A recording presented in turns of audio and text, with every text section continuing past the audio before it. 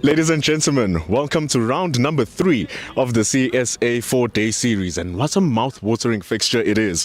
The shared defending champions, also geographical rivals, to make it one of the most hot games in domestic South African cricket. It's the Momentum Multiply Titans versus the DP World Lions. And we're at the toss with our match official, Mr. Shahid Vadvala, and our two captains, Mr. Dominic Hendricks for the Lions and Donovan Ferreira for the Titans. Donovan will toss the coin and Mr. Dom will go for the call. Tails the call. Tails is the call. And heads is the call. Titans have won the toss. Donovan won the toss, and what will the decision be, and for what reason? We're going to bat first. Wicket looks a bit slow, so I think we're going to try to take advantage of the conditions early on. Any changes to the side from we've seen in the last game? Yes, Rivaldo and Sammy's back in, and Janku Smith's back in. Wonderful. We've seen some difficult starts to the season. What is the mindset and the change that the team is trying to propose with the first game at home, importantly? Yeah, I think obviously we're trying to create this as our fortress. You know, what happened in the past happened in the past. Luckily, the game's played in the present. So we just need to focus on today's challenge and take it session by session. Donovan, all the best with you and the team. Thank you very much. Blessings. Dom, what would your half decision be if you had won the toss, and why? We would have also had a bat first, but I've seen a case for both really. I'm not too disappointed that we're bowling first. The wicket does look a touch on the green side, but yeah, I'm sure there'll be a bit in it for the bowlers this morning. And any changes to the side from the win that you had earlier in Durban? Yes, we have a couple changes. So Bayeswana pulls out, Sia Plaiki makes his debut for us, and then Riza and Bjorn are also back in the team for us. Wonderful, and you guys have scored piles and piles of runs. Unfortunately, down in Durban, not resulting in a victory. What are we expected to see here with the Lions and you bowling first again? Yeah, always a heated affair, the Lions versus Titans. It's obviously for bragging rights over the XK. So yeah, we're looking forward to it. We're looking forward to it being quite a tough challenge. And yeah, I'm sure there will be a lot in it for the bowlers over the next couple of days. So runs might not be the easiest to come by. It's going to be a bit of work back on the high felt, but yeah, still looking forward to the contest nonetheless. Don, all the best with you and your team. Thank you very much. Fantastic. Toss is done here for the Yuckskate Derby. It will be the Momentum Multiply Titans who have elected to bat first.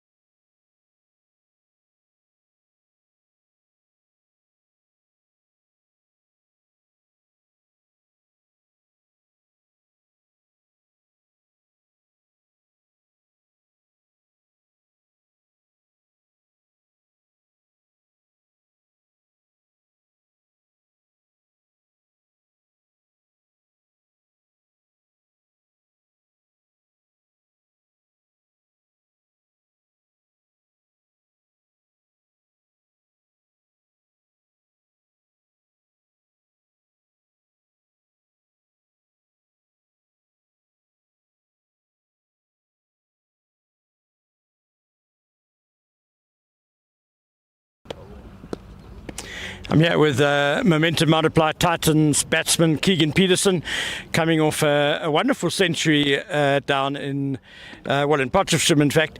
Keegan, you must be really pleased with the way you've started the summer. Yeah, I'm always happy to score a runs. Unfortunately, it wasn't a losing cause, but good thing for me. Gets me in a good space going forward for the season, and hopefully I can carry that on today. Yeah, you mentioned the team, obviously a tough start for the Titans, losing 2 away games in Paarl and Potchefstroom. I'm sure you guys are pleased to be back on home turf. Yeah, not the best of starts for us, but yeah, we always cherish playing at SuperSport Park. Hopefully we can keep it a fortress to us, and it's always nice having a local derby. Lions Titans is always a good game, so should be a good 4 days. Yeah, always a big game, the Gauteng derby against the DP World Lions. And of course, the last time you two met was in last season's final, where you managed to share the trophy. So it brings out the best in the two teams, doesn't it? Yeah, the rivalry runs deep. It's only my second year at the Titans, but I can see that the rivalry runs very deep. So it's going to be a hard 4 days, a tough game, like it always is. But yeah, we're looking forward to it. Thanks very much, Keegan. Good luck. Thank you.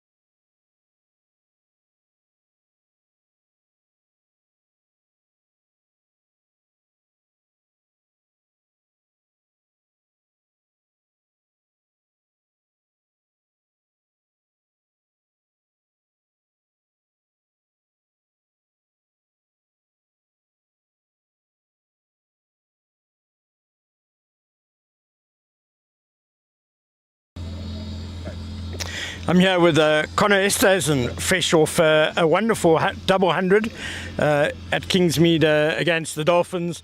And the weekend before that, 175 against Western Province at Newlands. Connor, you've improved on your best first class score 2 weekends in a row. You must just be loving the way you've started this season.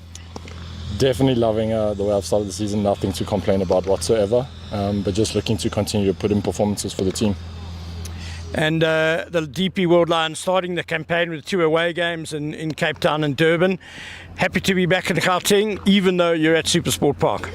It's very nice to sleep in our own beds, I must say, but it's nice to be back home in Joburg. But a massive challenge awaits us here at SuperSport Park.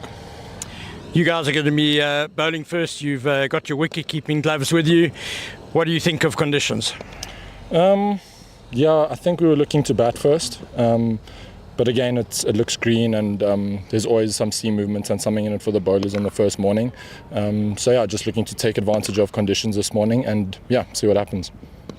Either way, it's going to be a really exciting opening session here at SuperSport Park between the Momentum Multiply Titans and the DP World Lions. Do join us for the live action at around 5 minutes to 10.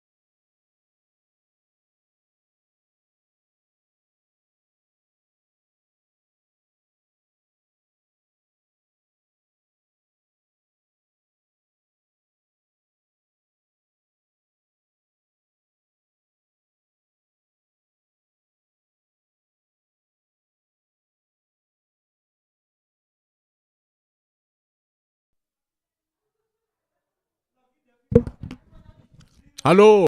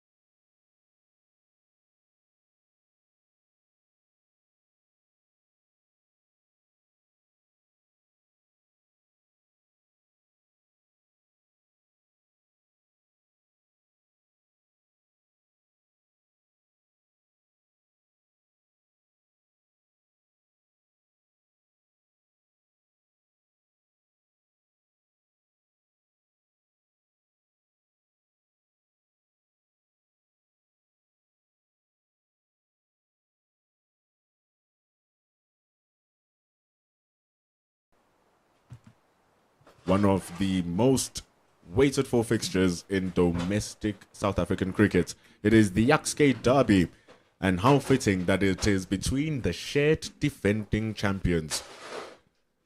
The Momentum Multiply Titans of Northern Gauteng versus the DP World Lions of Central Gauteng. So 2 umpires are now on the field. Umpire Brad White and umpire Pelele Gasa. We are coming to you live on SuperSport Park, and my name is Pendulo Makubane. Alongside me, Gert Maloney. Thank you, Pendulo. It is an honor to be with you once again, and what a prospect we have in store here for us today. It is going to be a phenomenal as we look at the starting 11 for the Momentum Multiply Titans. Senokwane, Van Skalkwyk, Peterson, and Luandre Pretorius, who made a big name for himself in the red ball cricket. And Pendulo, run us through the DP World Lions. 3 changes for the Lions. Bjorn Fortuin coming back after his trip to Namibia. Sipopotane, after his debut, takes a seat. Siaplaki makes his debut for the DP World Lions after moving from the Dafabet Warriors. He's in for Bear Swanepoel. And Riza Hendricks comes in for Kayafa Gute. And just look at that bowling lineup. Cody Youssef and Luto Sapamla is going to be something to reckon with on this track, I think. We were downstairs a bit earlier on having a look at the pitch, and it's been a long time since I had seen a pitch like that with the amount of grass that's on there. It looks phenomenal. You can see on your screen there as Cody Youssef just runs through, makes sure that everything is warmed up and in order. Look at the green tinge on that track, Pendulo. It looks awesome. We sat, we walked around, and we discussed the surface. And we thought that it was going to play a little bit slow, so it's going to be a little bit tough to start off, especially with all of that grass. But more than capable batters for the Momentum Multiply Titans. Lesego Senokwane.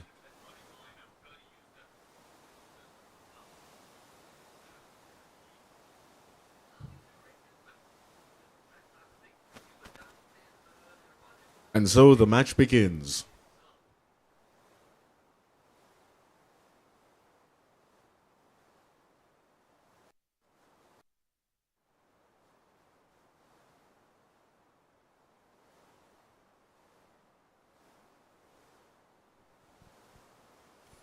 Cody Youssef starting us off. Bowls to Lesego Senokwane. Both went on to play in that Zimbabwe tour earlier on this year. Might be a bit of understanding where to bowl, where to attack. Cody Youssef been a workhorse. Lesego Senokwane captures his first single and first runs of the match. Be interesting to see what lengths they settle on this deck. I don't feel you have to bowl really short to get something out of it. This new ball is going to be the determining factor.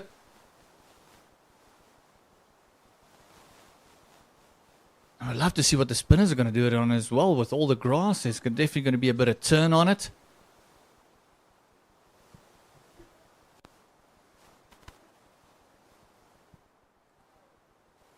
Jorik Van Skalkwyk made his debut last round when the Momentum Multiply Titans played East Val Reno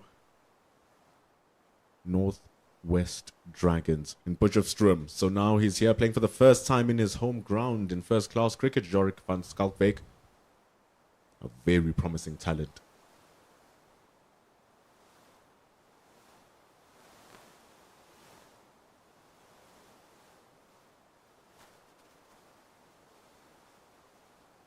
It was unbelievable for South Africa under-19s.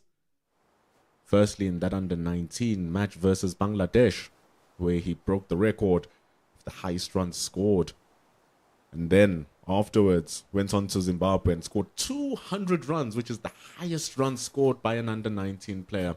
And here he is now in his first-class career, only 18 years old. He already has a high score of 41 runs, Jorik Van Skalkwyk.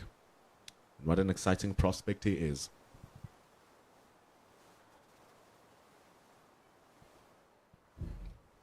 going to be hard though. Bowling against Cody Yusuf, who was the Lions bowler of the season. He's a young man. Very mature batter. He takes a bit of time to get going, but once he flows, he's a lovely timer of the ball. Very good technique as well. Has to fend off 3 slips and a gully. He really has to fend it off. Cody Yusuf, pretty neat bowler himself. He will not stop running in and he will not stop making you play. Finishes the first over. It's only 1 run scored off the bat of Lesego Senokwane. It's 1 for no loss after 1. Yeah, the Yixkay Derby, always something to look forward to. There's a lot of pride between these two playing against one another. A lot of history with the Yixkay River running between them. And there's Luto Sapamla comes into the attack. He's got an economy of 3.5. He's got 185 wickets. You can see him just running through. Having a look down at the track where he wants to pitch it. You've spoken about Cody Yusuf being a workhorse. Luto Sapamla has kind of been there as well. Had a few injury issues early in his career, but it looks like he's strengthened up nicely. We'll just take a look at how he runs up and how he delivers the ball. Once he gets into full rhythm, he's one of the smoothest bowlers you'll ever want to watch. Really works the right-hander with the ball that nips back in. Just naturally does that. Sure, he and White Lightning, Mr. Arnold Donald, have been doing great work. He's been taking a couple of wickets. Now he bowls to Lesego Senokwane.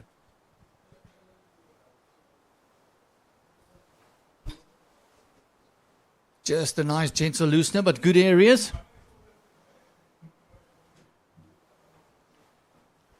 It's going to be important for both Jorik van Schalkwyk and Lesego Senokwane to just bide their time here. It's the first time that the Titans are batting first in the 2 matches that they've played. It was Borland who batted first down in Borland, and then it was the Dragons who batted first in Potchefstroom. They amassed tons of runs in those first innings. It's going to be a little bit tricky to start off, as you saw that ball from Luto Sapamla. And had a bit of late movement as well. Keeper had to go to his left. First ball, it just kept its line. This one swung in late. And this will all play a bit of theatre on the batter's mind. The thing is, they have that short leg. Very competent short leg fielder in Delano Potgieter, just in case for that in-swinger. And you just look at the length that he's pitching as well. Right at that back of the length, it will hurry the hip if that ball comes in as well and bring that short leg into play and might square him up with the ball moving in both directions now from Sapamla. Yeah, Sapamla, very educated bowler. Knows exactly how to manipulate that red kookaburra.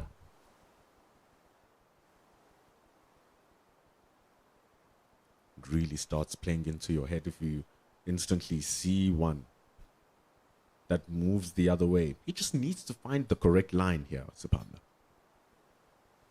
That's the line. That's it. Looks really good.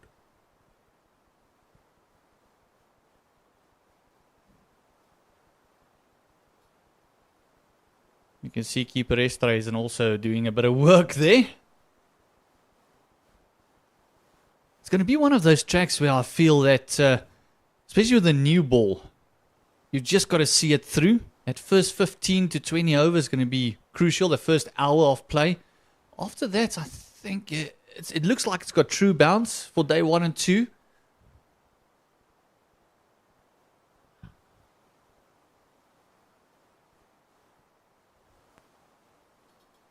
Just needs to go back to that previous delivery. Just goes a bit wider. And you'd expect that to happen if you're trying out that ball to move away, especially if there's still some healthy swing starting off the day. So he gets it correct when he moves it back in because it's his natural line, moving it away. First 2 balls that he's done so pretty wide, but must be careful. That slip cordon is very talented for the Lions. That's the stuff. Wonderful over from Lutosi Pamla. It's a maiden, 1 for no loss after 2. Were you surprised at all when the Titans won the toss and elected to bat first?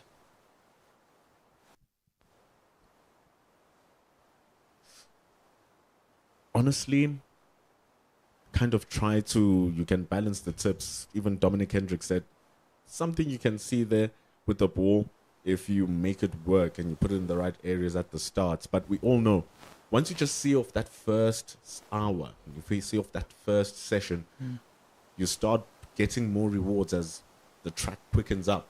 And it's always more advantageous to bowl last in the game as well. All in all, it's a regulation first-class decision to win the toss and bat first. And you trust your openers and your top order to see off that new ball. Yeah, they might just know this field a lot better than we would. Benz? I think they feel if they can see off the first hour, then they'll be in the driving seat. Must be something they discussed. Very happy to set up a target.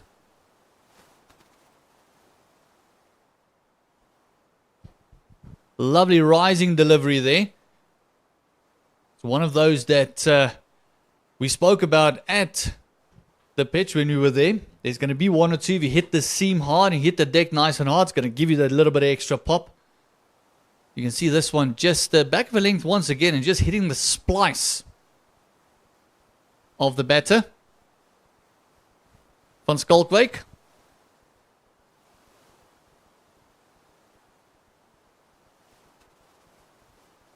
That is some good gas from Cody Youssef. Once you get into rhythm, it's going to be hard to deal with. And if you speak about hitting the deck hard, very few hit them harder than Cody Youssef as he bustles and runs in. He's going to get called for the first one in the over. He only has 1 more bouncer to use in his last 3 deliveries. What a good one to deliver to Jorik van Schalkwyk. It's almost like he was expecting it. He knows a fast bowler after that one that popped is going to give him something just to say top of the morning to you. Gorgeous shot. That is an imperious drive from Jorik van Schalkwyk to get the first boundary of the match. Straight driven through for 4. Showing the maker's name and nothing more glorious than an on drive. No real flurry. Just look at the timing on this. Just bang straight past the bowler. Absolutely gorgeous shot. Cody Youssef wouldn't mind that too much. You know, he might have got the length wrong there. Same line, about 1.5 meters shorter. Different story. But a lovely shot from the 18-year-old. Especially he's getting that ball to move away from the right-hander. If he hands it right there, just closer to the stump, slightly ever so close, especially since it moves away, that edge is going to start singing tunes. I wouldn't mind seeing bowling one right on the same line where you got driven from and moving it away from there. This one just a tad wide. Maybe trying to pitch it middle and leg and moving it away from there. I can even say 2 off. Middle and off stump, and it's quite hooping around. It's a nice ball. Right into the block hole from Cody Youssef. He errs once, giving a straight half volley that Jorik van Schalkwyk pounced on. Goes for 4 runs in the over. 5 for no loss after 3. Now that is the line I'm talking about. It just needs to pull the length back a tad. Just hit that 5 to 6 meter mark. Get it to move away from there. Then you're really going to bring in that big slip cordon that you have there into play.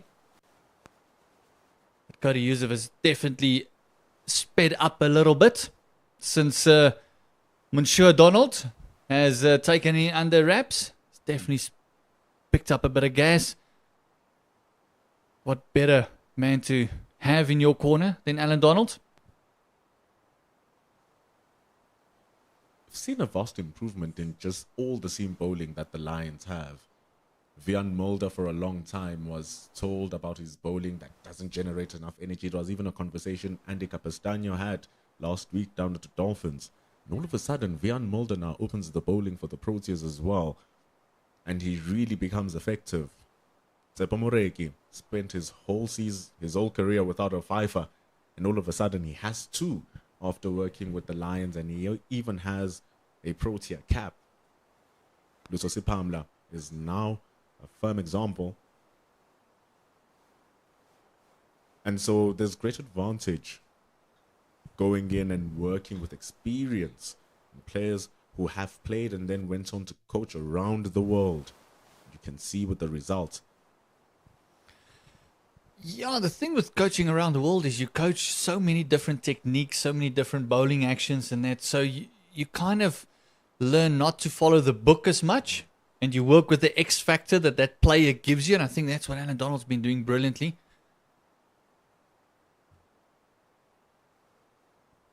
He's just been working on what the bowler gives him and then harnessing that talent, harnessing that X factor.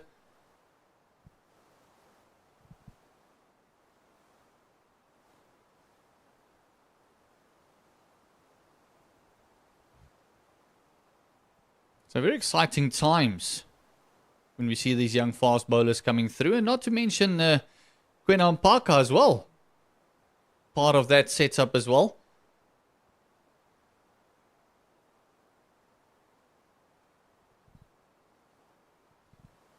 Wild flash from Lesego Senokwane. All of these wide deliveries from Lusosi Pamla. And he feels that at least one of them he can be able to pounce. Thought that was the one, but extra bounce from Sipamla and a touch of movement away from Senokwane misses that edge. He's 1 of 12. So maybe just feeling like he needs to get a go. But it's an uncharacteristic shot.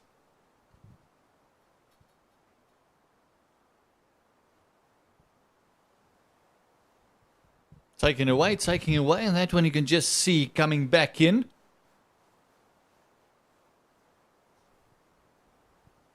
We're very early still in the season. So still a lot to play for. Bonus points and all that really counts this start of the season. Batting points, bowling points.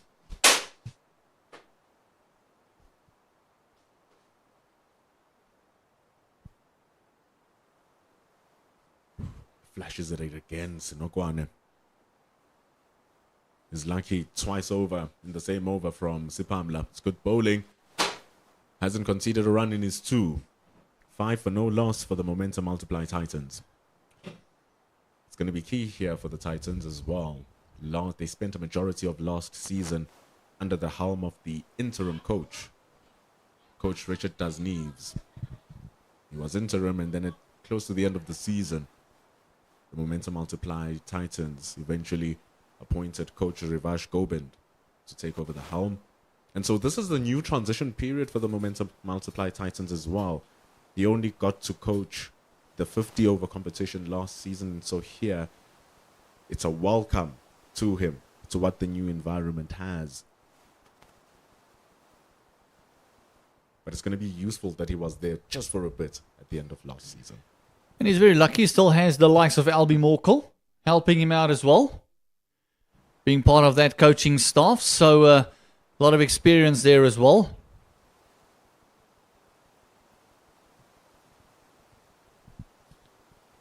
Coach Richard Dasneves now head of performance. And so he's still part of that helm, Coach Dasneves, meaning that he can lay input to the new coach. Coming back in to Jorik van Skalkwyk, just goes past Delano Borgeder. Gonna come back for 2 as Luso Sipama retrieves that fine leg. That's also the big part of the field. We're playing on the pitch that's a little bit more to the left So that means the offside of Van Schalkwyk will be the short side of the fence. And me and Ken will probably have another argument about meters later on. But the leg side is quite a big hit. So as soon as they hit the vast majority of land available there, it does make it very hard work for the fielders. So twos on the leg side, very much on offer. Which will also mean the chances of a big drive through the offside, which is shorter, are there. I think that's what they're also trying to target here, the Lions, big gaps. Conventional attacking field. It's quite aggressive here from the Lions, which is what you want to see. Short leg is right in your picture. 3 slips, a gully. And then there's a huge gap through the covers. A massive gap through the covers where they are asking Jorik van Schalkwyk to go for that booming drive. You bring those 3 slips and a gully in play. But also if you just miss out, Jorik van Schalkwyk has a full-blown drive through for 4.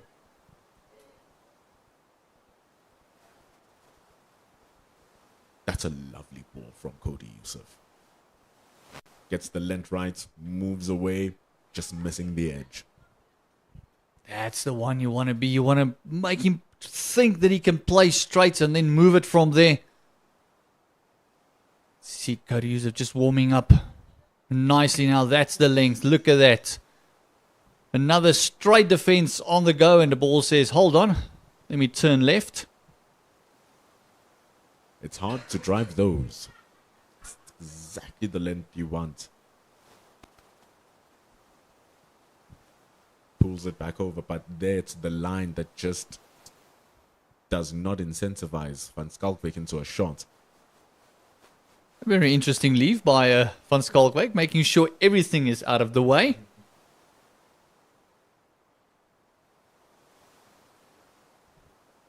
And is facing some quality bowling here from Cody Yusuf and Sipamla. So the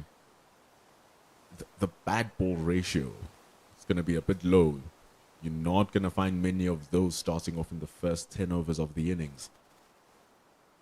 You're not going to find many bad balls in the first 10 overs of the innings. A good one to end it from Cody Yusuf. Doesn't carry to Joshua Richards, who's at gully. It ends over number 5. 7 for no loss. Yeah, just a tad fuller, that one. If that was a meter or so shorter, it would have been on the rise, and I think that would have been right down the throat of Gully. So 2 little let-offs there, a play and a miss, and an edge by Van Schalkwyk. Centurion in the last over from Luther Pamela got a little bit, I think, irritated with the dots. Just got a little bit impatient. Flashed at 2 of them. There's a lot of interest in Lesego Senokwane in the Proteas setup as a test opener. Very much a part of that South Africa A side. Got his call-up and debut versus Zimbabwe. And this was after a flying start last season when he was playing for the Knights of the Free State. He's newly here in the Momentum Multiply Titans. 2 scores of 200 last season for Lesego Senokwane. His season didn't start too great, but against New Zealand A, scored that 70 runs in the second match. So it's just patches of up and down form for Lesego Senokwane in 2025, and this is the opportunity to try and capitalize. Sipamla's not going to make it easy. Bad balls are few and far between. Yeah, these are 2 of the guys that's been earmarked in that SAA side. So he would have faced a few deliveries from Mr. Pamela, and vice versa as well. You know exactly where to bowl there. Lovely delivery.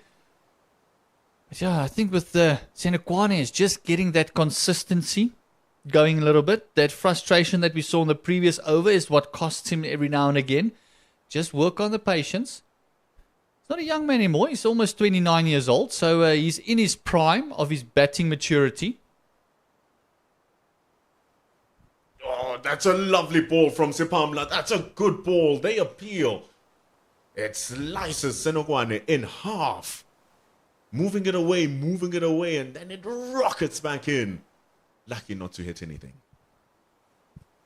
Well, they all thought there was something there, but it could just be in that late movement once again. As soon as he bowls that in-swinger, that ball just moves very, very late. And you can actually see Esterhuizen wasn't that keen on it. Keepers, when they do that sort of appeal, is almost like a polite ask. When they know there's something, the ball goes everywhere. But what a delivery. A beautiful setup.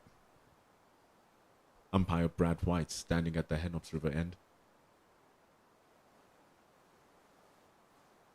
Quite experienced, umpire Brad White. One of the,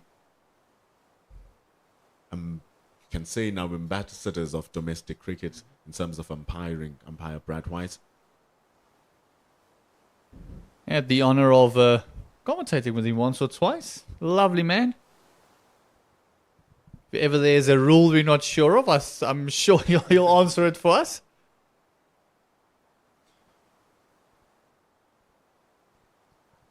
But Pamela has not been making it easy here for Senokwane. And it's his usage of both the in-swinger and out-swinger. It's so unpredictable, because so often you know that it's going to be first 4 balls swinging in, and then the 5th one is going to move away somewhere late in the over. We've already seen two come back in. We've seen the other 3 move away. It's the variations of the lengths and lines as well. You never truly know what you're going to receive next. And that's also what's making it hard here for Senokwane.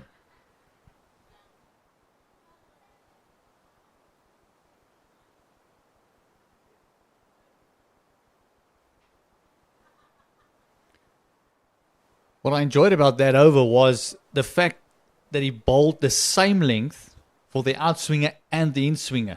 It's not a setup where he takes a couple away and then tries and fire in the full in-swinger. He kept the same length, he almost kept the same line, and then the one couple went away. He beaten the outside edge. So once you've beaten an outside edge, you don't really expect the in-swinger then afterwards. So brilliant over, lovely setup, and Luto Sapamla still hasn't done much because he's bowled 18 deliveries and hardly could get a bat on it. And also on top of that, after seeing the one that cut Senokwane in half, you'd think one of them would be a short ball, and how Yusuf got one to rise to Jorik van Schalkwyk. Just like that. You'd think that was the ball that was going to come in the previous over. But Cody Yusuf is showing impeccable control over that short ball. That hurried the young man a little bit. This was also the one that comes back in. Look at that. That just hurried him a tad, maybe just a meter too short. You really want to get it right up that badge area. You must almost think there's a possibility of a hook or a pull.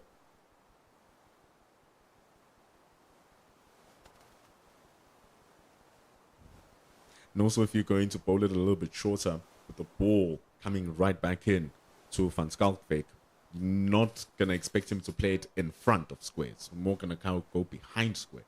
So that goes in line with the positioning of the short leg, standing directly in line with the crease. So if you're getting the ball to come back in at that length as well, you just want him to stand slightly behind the crease, just in case if it does get to that badge area and they try to paddle it around the corner, he's right there. But they push it into the gap here. It's going to be a chase. Richard Seletswane retrieves for 2 runs. Just a bit of proactive batting there by Van Schalkwyk. Just a little shimmy, just a shuffle, a one-step shuffle, just coming out of his crease, just meeting the ball. Not just waiting for it, being ready for it. Very important as an opening batter. Especially with the new ball swinging around and bending around the corners. And there's a bit of pace as well. So be a little bit more proactive. Don't just wait for the delivery to come. That's it. It's good stuff. Wonderful reply from Cody Yusuf. And I think now, understanding that the ball is coming back in, the adjustment of the line is key. Pitching it outside that off stump, so it's straighter to play for Jorik van Schalkwyk. And now the position of the short leg makes more sense. And also, you see Yusuf just ending up right underneath the nose of the batter there. He's never shy of saying a word or two, is Cody Yusuf.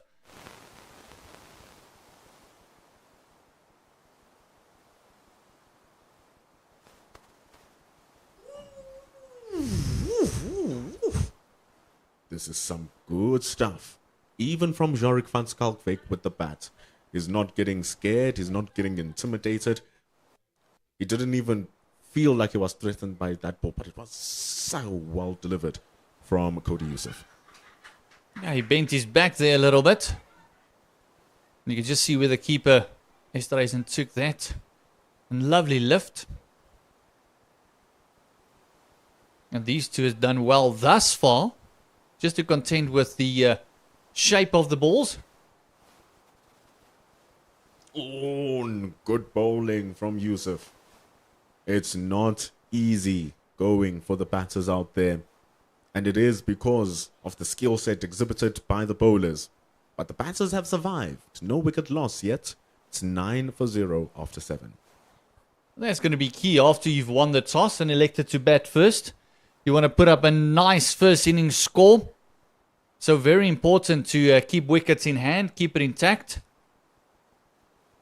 Making sure that you use your opportunity to bat to the full. Pendulo, maybe just run through the bonus points for us, how it works in this 4-day competition, because there's a couple of batting points that the teams can get. Coming from both sides here, those first 100 overs are so important in each team's first innings. Just punched through that open covers. It's close to Seletswane, who's at point. He's going to come back for 2 runs. And so they keep on accumulating these runs. It's important the momentum multiply tightens. Once they get to 150 within those 100 overs, they will get their first point. And then each run they score thereafter will count for only 2% of a point. So you're looking for 50 runs in order to make it 1 complete point. So every 50 runs after 150 will add a bonus point for the batters. But this only applies for the first innings, 100 overs. But if Lusosi Panda continues best bowling like this, the Lions might get bowling bonus points. Their wickets count. If you get the first 3 wickets, you will get your first bowling bonus point. And then every 2 wickets thereafter, wicket number 5, wicket number 7, wicket number 9, will get you a bonus point. So there's a maximum of 4 bowling bonus points that you can get. Get 9 wickets, you get all 4. You get 8 wickets, you only get 3. So it incentivizes both teams to go onto the attack and onto the aggression. Evan Jones fielding at gully. Joshua Richards off the field. It's a good stop from the big man. Yeah, we saw him warming up. He really is a bit of a unit. Just look at that. Just, for a big guy, moves very, very well. You can even see on the field there, a couple of low 5s there. He just says, oh, well done. Well done, Tiny. Jeez, that's a serious lip cauldron for the Lions. Dominic Hendricks, short in stature, great balance, great hands. Reza Hendricks needs no introduction. You've seen his fielding antics for the Proteas. Mitchell van Buren, you've seen his fielding in the SA20. And for the first time, it is Jorik van Schalkwyk who gets to face Lutosi Pamla. Yeah, Lutosi Pamla, 3 maidens in a row. Tulisego Senekwane. Beating him on the outside and the inside part of the bat. Van Schalkwyk just standing on the other end, just seeing the ball bending both ways. And seeing his much more experienced batter trying to figure it out. For the first time, here comes the short ball. Might seem like it's a strategy that the Lions are looking to implement to the young 18-year-old, saying welcome to the big boys leagues. But so far, so good from Jorik.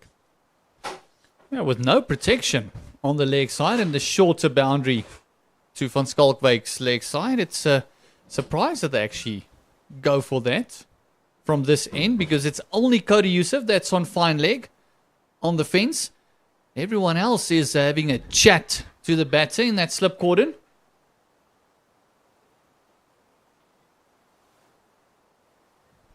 Wonderful ball. It is awesome bowling from Lutho Sipamla. It's one of those where you feel like on any other day you've already had one. Goes for 3 runs in that over, Sipamla. It's 12 for no loss after 8.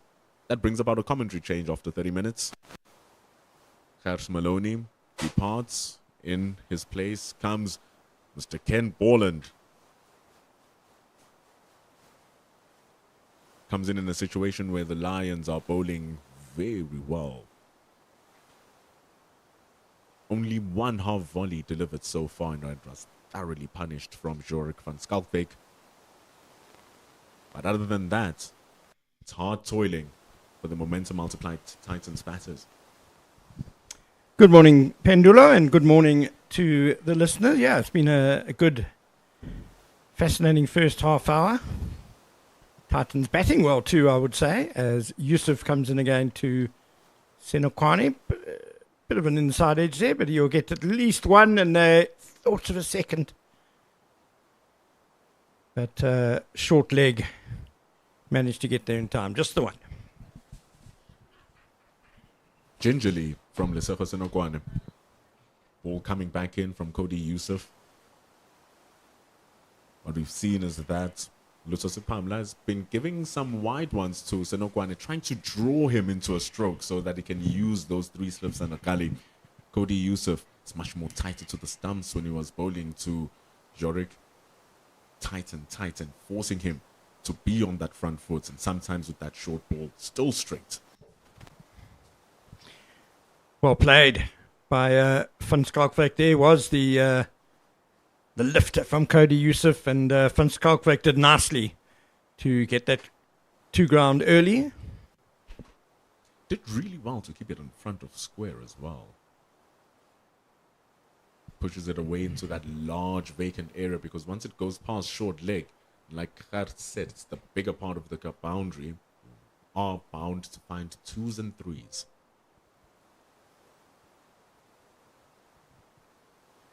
When we first went out there this morning, Pendulo, I think we were all a bit agog at how green the pitch was, how much grass there was on it. But it's interesting that both sides wanted to bat first, as Youssef comes in again.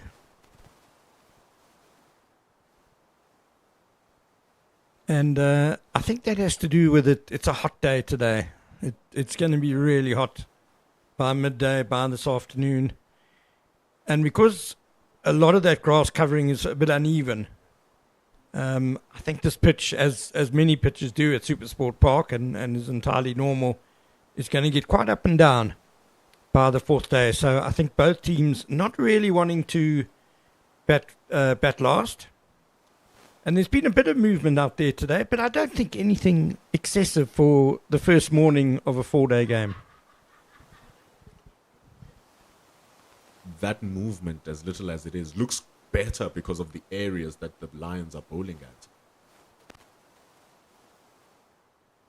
That's just normal movement, but because he's attacking that line of the stumps, forcing both the right-handers to play at these balls, all you need is just enough movement, Ken, to misalign the center of the bat and find its edge. That's why even now, 9 overs in, Dominic Hendricks hasn't relented on his attacking field. Still 3 slips, still the gully, still the short leg. The bowlers still attack.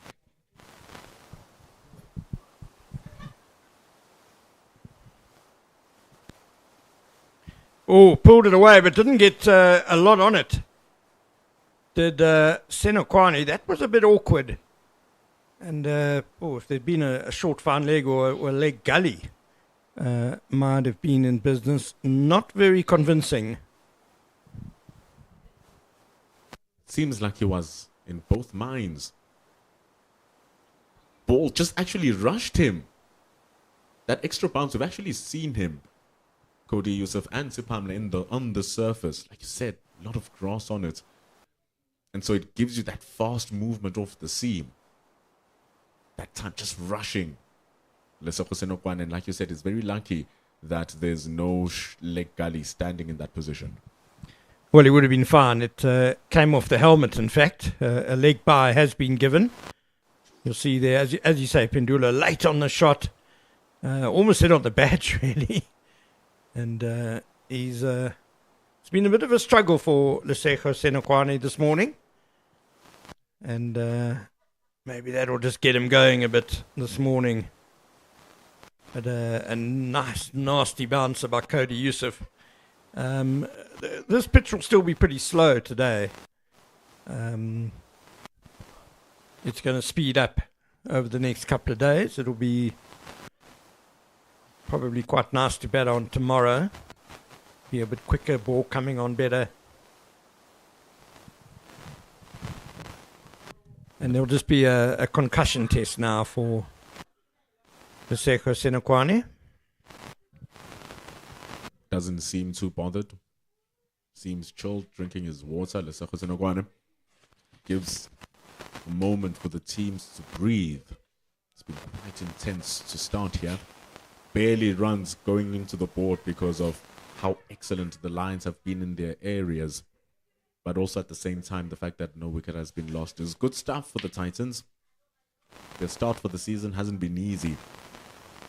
The 2 times they were bowling first, 600 runs they conceded against Boland, 616 to be specific. And then against the Northwest Dragons, 491. So that's already 1,000 runs conceded in the first innings for the Titans. And so they have an opportunity to dish out the very same medicine that they've been fed. See if they can get into day 2 still batting and maximize the quickening of the surface that you speak of. To be fair, I think a very different surface there at SuperSport Park than the ones they had down in Paarl and in Potchefstroom. But also, to be fair, the Titans didn't score enough runs in those 2 venues, in very good batting conditions generally. But they've done well here. They've started, I think there would have been a little bit of trepidation batting first. And probably the attitude was, suck it up for the first hour. Just try and survive. And they're on their way to doing that quite well. Just 15 without loss. There have been a couple of outside edges that have dropped short of fielders. Senokwane's been beaten a couple of times. But Jorik van Skalkwyk looking quite good. He got off the mark. Wasn't that a gorgeous straight drive down the ground off Cody Yusuf for 4? Their batting lineup is a little bit shorter than that of the Lions. But one thing we've seen, Ken, is that there have been contributions from the Momentum Multiply Titans, but they haven't been to the extent to capitalize on those flat surfaces you speak of. Donovan Ferreira scored 123. Luandre Pretorius has 350s so far.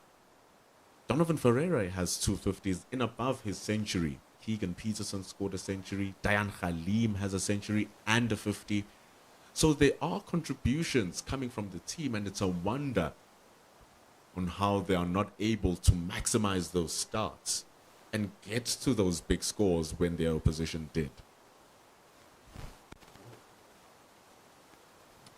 Nicely worked by Van Skalkwyk, and they will come back for a couple. Yeah, I think Pendula, the bulk of their runs have actually come from their middle order, from the lower middle order. Ferreira's had a really good start to the season. Dayan Khalim doing well with the bat.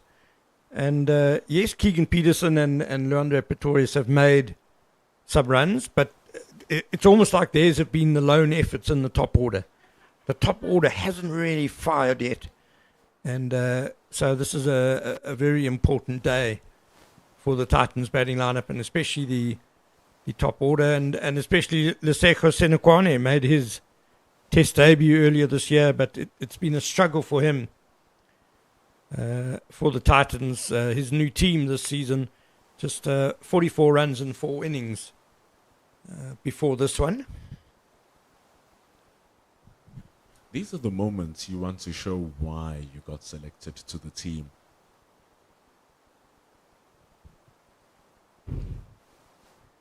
Yeah, you see there, it's just a tentative outside off stump. Wanting to play, wanting to leave. And I think he pulled the bat away a little late here, to be honest. Very late. And it's that movement away that Lutoso Pamla is generating. It's so good. And he pushes it wide every now and then to try and draw that drive from Senokwane, who hasn't budged. He's flashed at 2. They were around that area that he flashed at. But once Lutoso Pamla goes fuller and tries to get that drive out of Senokwane, he doesn't agree to the offer. That's why he's currently on that 5 from all of those deliveries. He's trying to be as selective as possible on which deliveries to get his runs from.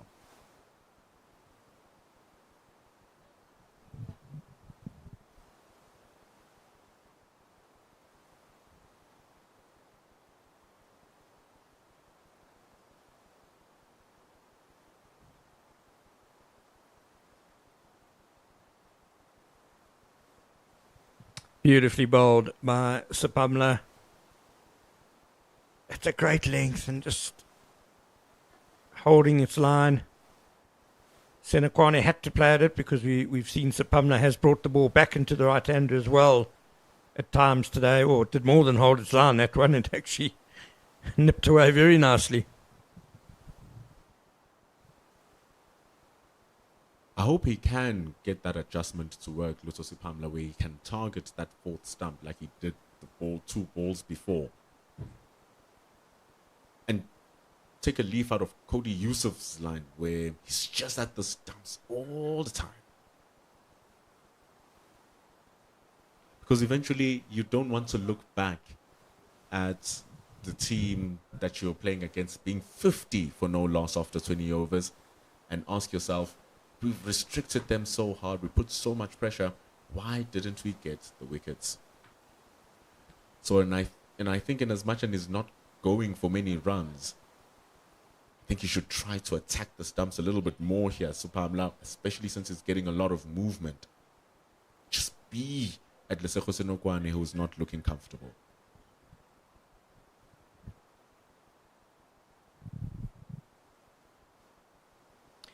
Yeah, I do think it's might be the best time to bowl this first session of the day. Hot weather predicted for all 4 days of this game. But this pitch maybe reminds me a little bit of an avocado. Just quite bright green this morning. But that's when the avocado is not ripe. You've got to wait for the avocado to... And so, don't be fooled by the bright green colour. It's not doing as much as maybe some people thought it would do. Nicely put away off the hip. That's a good shot by Lesego Senokwane, and I'm sure you'll be able to take a bit of confidence and momentum from that. He waited and waited and waited. It took only 5 overs from facing Lutosi Pamla's bowling for him to finally get one that he can get away. Just comes into the hips of Senokwane. It's a wonderful stroke because he still has to keep it in front of square because they have that short leg, and it does so really well that time. Senokwane, much needed boundary. First time Lutosi Pamla has made a genuine mistake. It's 21 for no loss after 10 overs. And that'll tell you that it's been a watchful start by the Titans. But they'll be very pleased to not have lost any wickets in the first 10 overs. And you've touched on it, Pendula. The DP World Lions will maybe be a little bit frustrated that they've bowled well, just haven't got reward yet. But Cody Yusuf will continue from the West Lane end. 3 slips, gully, backward short leg.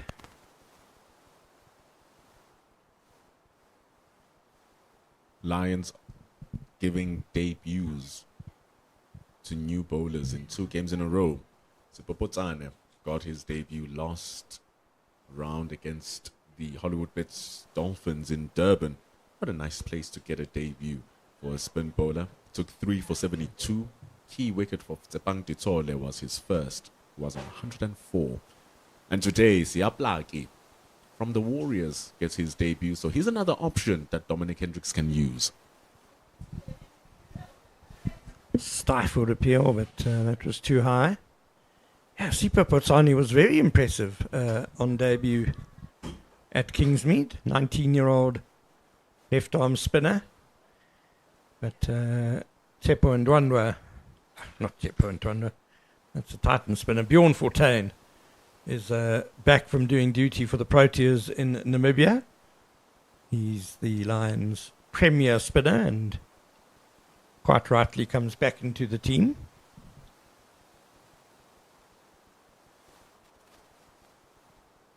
It's been a great performer for the DP World Lions, Bjorn Fortuin. One of the players who surely would have loved to play some test cricket but utilized in the Proteas for the white ball stuff. 2 seasons ago, Bjorn Fortuin was the leading wicket taker in the CSA 4-day series as the Lions went on to win the whole championship. So great skill from Bjorn Fortuin.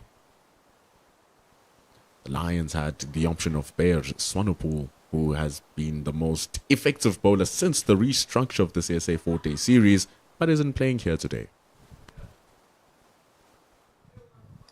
And I fancy Bear Swanepoel would have really enjoyed bowling on this pitch. Looks like his sort of surface. A little bit like the ones he had at St George's Park. Just in terms of grass cover. We're presuming Swanepoel has some sort of niggle, but we will find out for sure. And he's had a knack in both games so far. Bear Swanepoel has taken a wicket in his first over.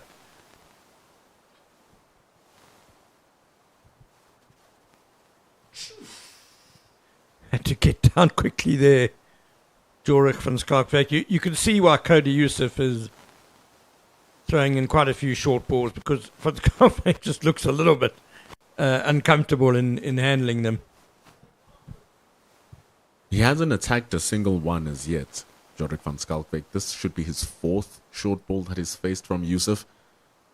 Hasn't attacked a single one. That was the lowest of them all, which is why he had to get down to the ground.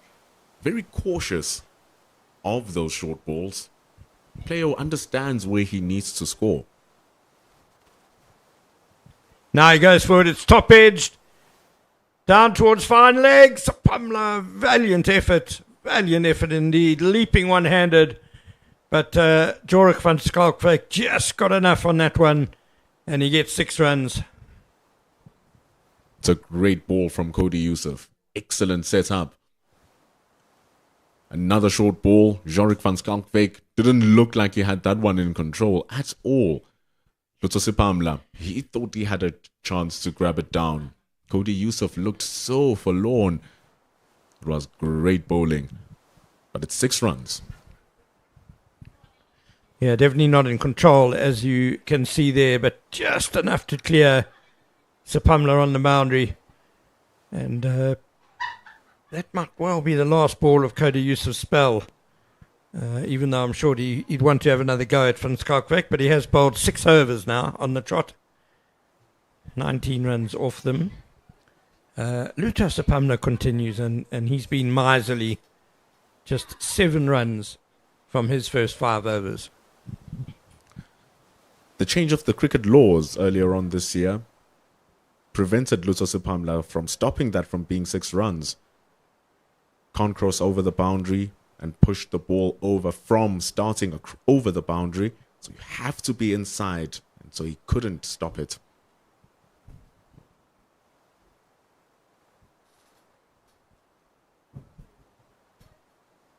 So it was luck there for Jorik van Skalkwyk. But sometimes luck follows you if you've been disciplined enough till you can be able to score those runs? I always think opening batsmen deserve a bit of luck, especially here in South Africa. Tough place to open the batting. Conditions, especially on the first morning, are generally loaded against you.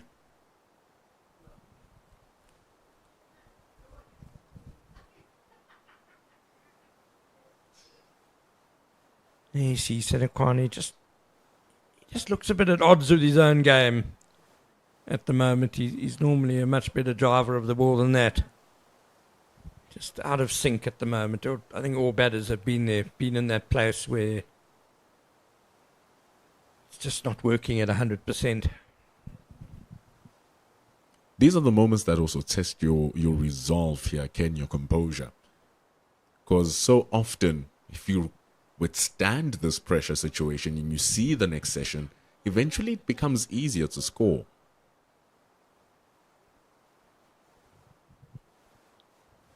Rather optimistic LBW shot from Sapamna. The one thing we do know about Senekwane is that he's got the ideal mindset for an opening batter. He's certainly got the temperament. He's able to absorb pressure for long periods. He's patient. And I'm sure he'll just be saying to himself that he's been through all this before, and he just has to fight through it. I think you also just want to see off these two opening bowlers who've been nothing short of brilliant for the DP World Lions and wait for those changes. It's a cracking shot from Senekwane. There's been tempters from Lutho Sipamla. This is the first one that he's got full contact of. And once you stay long enough, Ken, the runs will start flowing. Yeah, he's done well to wait for the ball in his area. Wait for the one that he can attack with minimum risk. And that really was just too short and wide from Sipamla. Probably the poorest delivery he's bowled this morning. And Senekwane did really well to capitalise.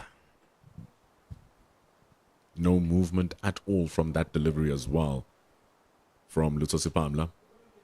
Want to go back and attack those stumps.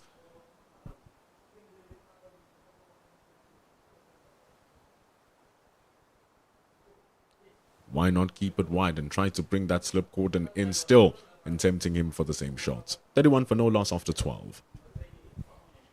Yeah, I don't think Sipamla wants to get too wide though. Otherwise you're kind of wasting the new ball. And ideally perhaps wants to be a little bit fuller as well. Try and get the batsman on the drive. In his previous over, he bowled one cracking delivery. It was just wonderful length, drawing Senekwane forward and then nipped away. That was the sort of template he wants to bowl. Maybe just outside off stump, on off stump. Senekwane drives. It's off the outside half of the bat, but he'll get 4 runs for it. It was controlled well enough, straight through the gully. And a second boundary in the over for Senekwane will take him now to 17 not out. It's really well played from Senekwane. Was there batting with Jorik van Schalkwyk. Donovan Ferreira, new captain this season, in place of Neil Brunt, who's not in the side here. It's playing against a very strong DP World Lions team. So a few changes to both those teams, just to run through them again. With that Proteas T20 in Namibia, we mentioned earlier, a lot of players were, from both sides, were away in that event. So Reza Hendricks is back for the DP World Lions, as is Bjorn Fortuin, who mentioned, and MP talked about Sia Plaiki on Lions debut, and he's going to come on to bowl now. There's his first-class career, just in the early days still. Best of 5 for 19. I think right on medium, from what I've heard, might be a bit of an underestimation. Apparently he's quite slippery. A replacement for what Tsepo Moreki brought to the Lions. Almost of the same ilk as well. In terms of their bowling, Sia Plaiki and Tsepo Moreki.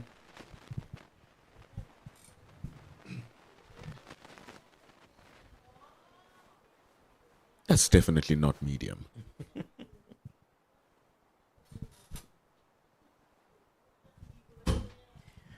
Just on those Titans changes from the team that went down in Potchefstroom, they've got Rivaldo Moonsamy and Lazard Williams back from Proteas duty. They come in for Sibonela. No, not Sibonela Makanya. He's playing. Gerald Kutsia, of course, missing from the attack. He injured himself, unfortunately, in Potchefstroom. And Tsepo Ndwandwe comes in for Skalk Engelbrecht. Sibonela Makanya has been replaced by Rivaldo Moonsamy. And then young Chris Smith, the tall pace bowler, in for all-rounder Andile Petlakwayo.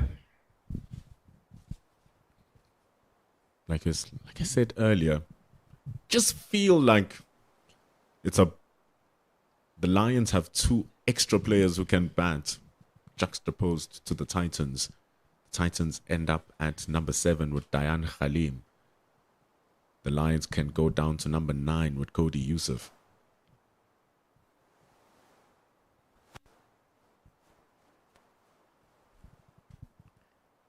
Well, Judge Single, it was interesting last weekend to see, obviously, that epic partnership between Connor Estes and Delano Potgieter of 330 for the 7th wicket, breaking the all-time first-class record for Division 1 cricket, I must add, in South Africa. The previous record was held by Delano Potgieter and Bjorn Fortuin, and that was 301. So it kind of emphasizes your point, MP, that at number 7 and 8, you've got guys who can put on 300 together.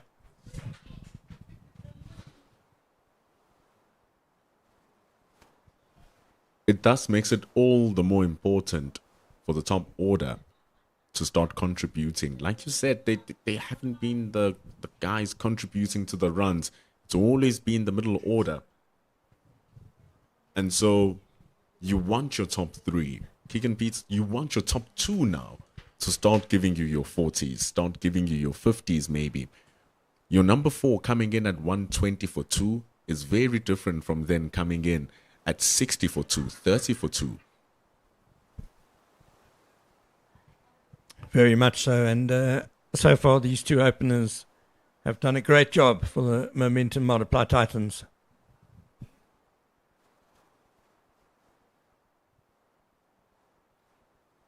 There you see the pitch still quite easy paced at the moment. Blakey really trying to dig that one in short, and Senekwani just seemed to have plenty of time to play that. He's not he's not right arm medium, but he's not as gassy as Cody Yusuf is. And starting off a little bit wider, there's less attacking options for him as well. They've removed a slip fielder to reinforce the covers.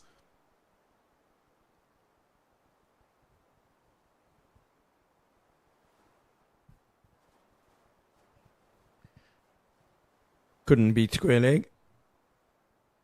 And Sia Plakey's first over in Lions colours goes well enough, just a single off it.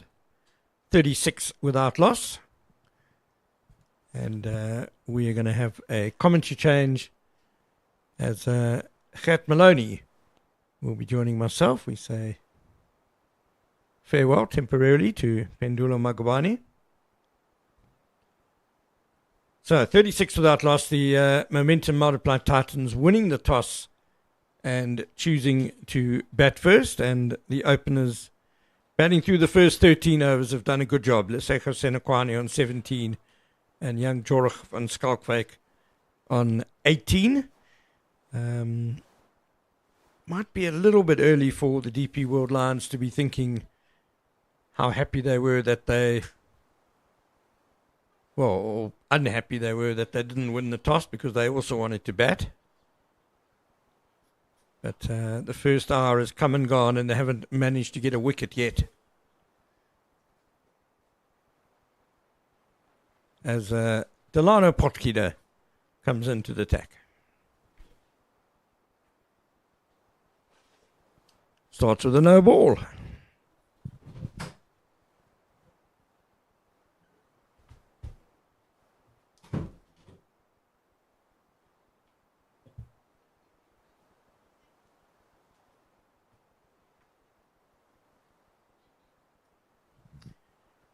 What an excellent record that is, Delano Potgieter, in his overall first-class career. 121 wickets at 23.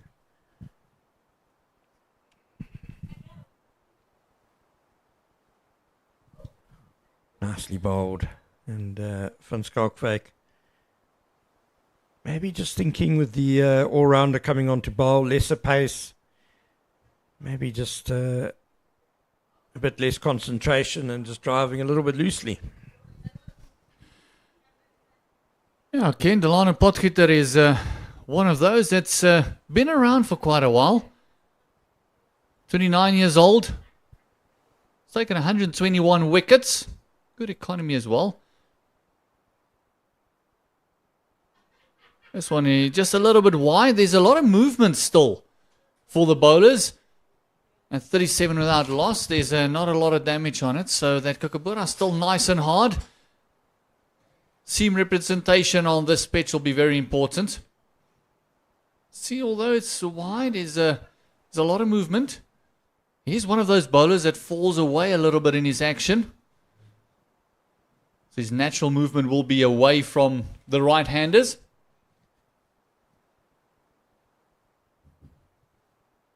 Oh, he's found the edge and it's gone through the slip cordon. And that's a lucky break for Van Skalkwyk. Edge found, Delano Potgieter very nearly had his man. Should wicketkeeper Esterhuizen have gone for this? Let's have another look. Yeah, I think probably wicketkeeper's catch there. Dominic Hendricks reacting a bit late as the keeper didn't move. Yeah, I was always dying on that first slip. So the keeper had it to go. Would have been a low catch if he even went. So just in front. So a little bit of a let-off for Van Skalkwyk.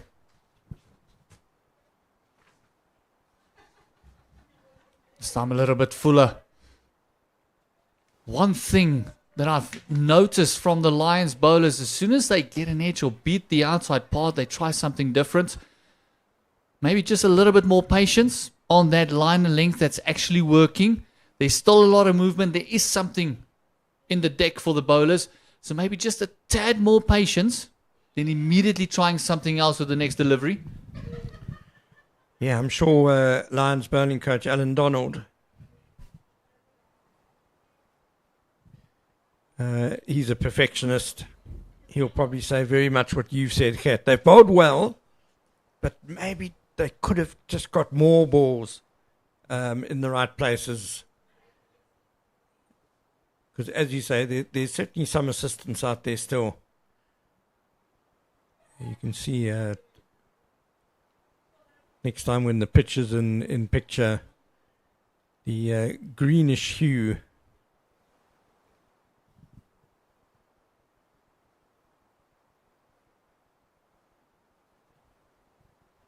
Oh yes, a bit more attacking there by Potgieter. End of this first over, and that boundary that's in that over was a bit of a fortuitous one for young Van Skalkwyk. It is 42 without loss, 14 gone. Looks like the players are going to enjoy something cold. It's a very hot day here at SuperSport Park in Centurion. So it is 42 without loss after 14 overs. It is the Yukskay Derby, Momentum Multiply Titans taking on the DP World Lions. And we'll be back in about 5 minutes. Let's just go get something to wet the goggles, maybe a cup of coffee, and we'll be back in a bit.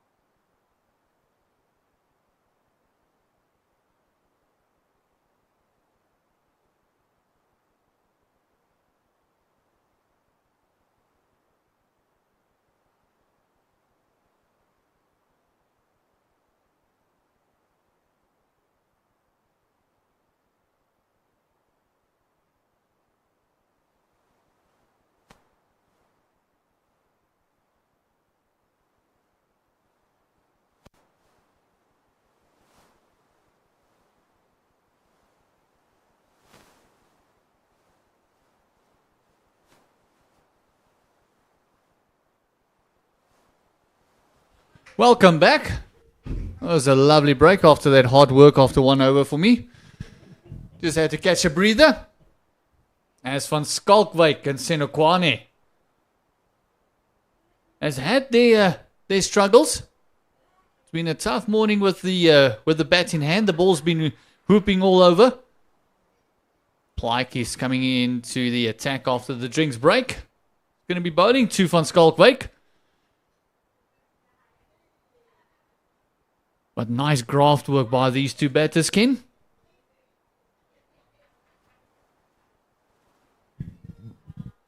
They have done nicely. Yeah, I think getting through the first hour unscathed.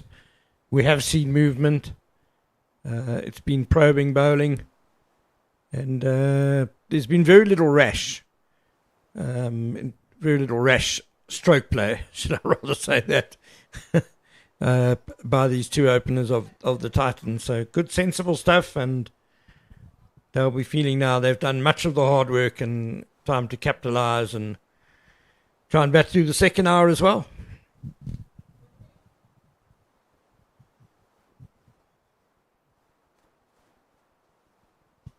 I honestly think that first hour was crucial, especially after winning the toss and electing to bat first. You want to back your decision, always. Plyke is going in nice and full this first two deliveries of his second over. Really attacking. Going right at the toes there.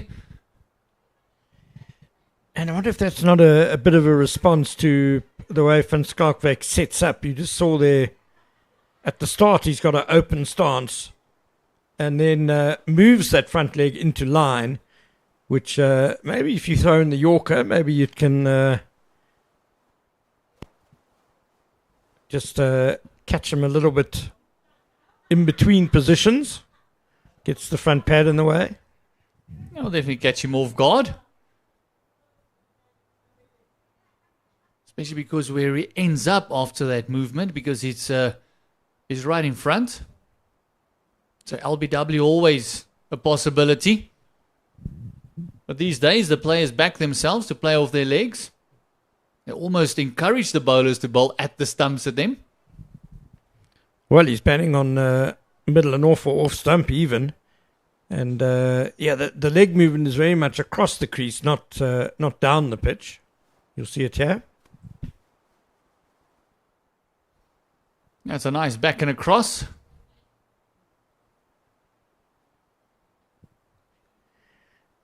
Evan Jones on the field, the 12th man, one of the 12th men.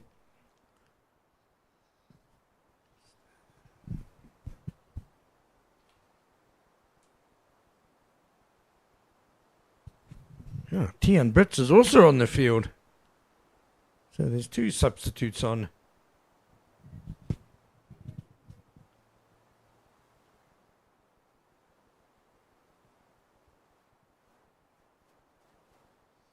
Oh, this one just back of a length and very well played. Getting right up on the toes is van Skalkwyk. He showed so much maturity for an 18-year-old. Almost 19, if I'm not mistaken. His birthday is in November. Yep, the 8th of November. He'll be turning 19. Still a bit of graft work to do before then. Did nicely in his debut for the Titans. Made 41 and 9. Good effort. Oh, lovely quick single. As we see the 12th man coming in. Really going at it. Evan Jones. Some earlier in the gully position as well.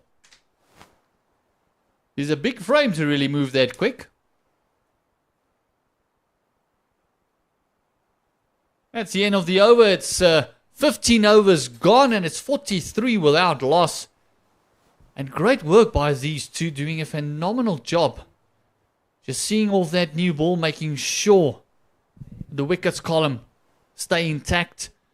Setting up for a nice big score, Ken. And I think that would go would want to go beyond that 300 mark. Well, it'll be interesting to see how this pitch behaves through the day as it speeds up. Obviously, the movement will quicken up as well. Might get a bit harder to bat, you never know. But set fair at the moment, the Titans.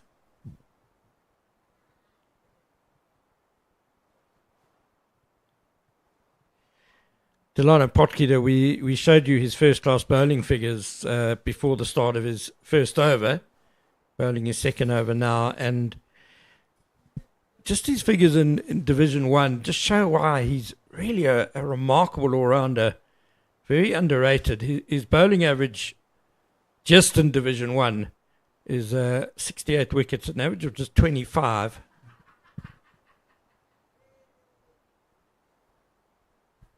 And then you add in his batting, which after his 169 not out last weekend, he averages 49.5 in his 38 innings with 3 centuries. So 49 with the bat, 25 with the ball. That's a very, very handy cricketer indeed. Yeah, made his way to the Lions from Northwest. Did a phenomenal job for the Dragons down there. And now just trying to cement his place in this Lions team as another all-rounder. And the Lions are really producing all-rounders at the moment. There's a couple not even playing today. Look at the likes of Vian Mulder.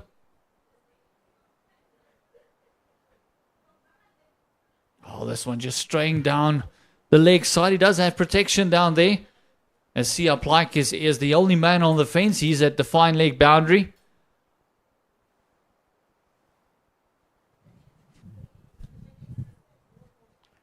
Baz Sonapur not playing. Evan Jones not playing either.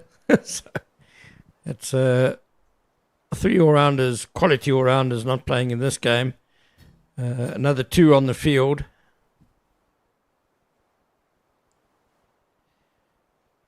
Not on the field at the moment are Cody Youssef. Not surprising. He's just probably gone to freshen up after bowling 6 overs up front with the new ball. And I think Bjorn Fortuyn's off the field as well. The left-arm spinner. Hasn't bowled yet, so he'll have to serve some time before he's allowed to bowl.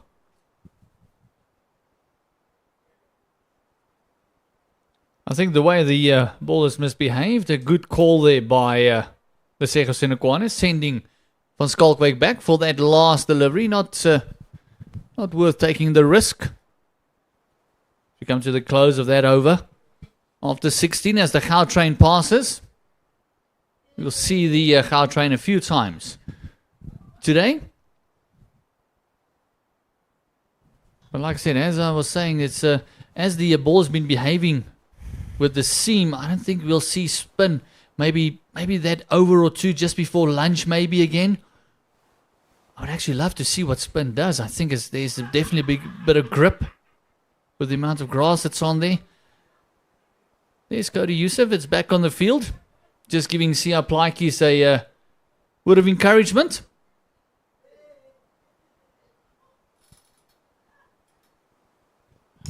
He's made a tidy start. Plyke just 2 runs from his 2 overs.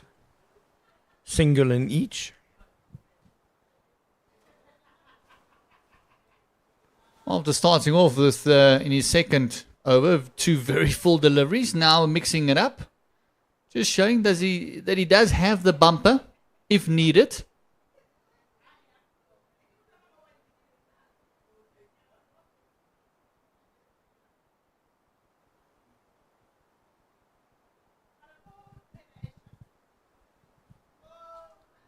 Just looks like he's one of those bowlers in great condition again. Kept fit. Great bowling prospects for the Lions going forward in this competition. Again, just back of a length. They can really rotate their fast bowlers throughout this competition, make sure they stay nice and fresh. A lot of seam options.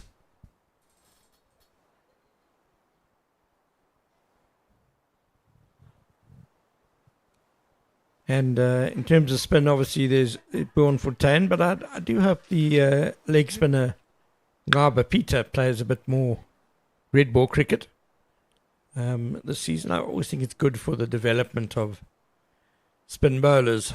Get a lot of overs under their belts in 4-day cricket. Just throwing onto the legs, and Senekwane just working it around the corner. And it's a leg bye given. He must felt that he kind of let the bowler get off with that one. See him practicing that shot. Any bats on it? Big part of the field. For Sia Plaatjes, they got 2 men back, as it is the bigger part of the fence, so he might employ that short ball a bit more. They've got fine leg and deep backward square out on the fence.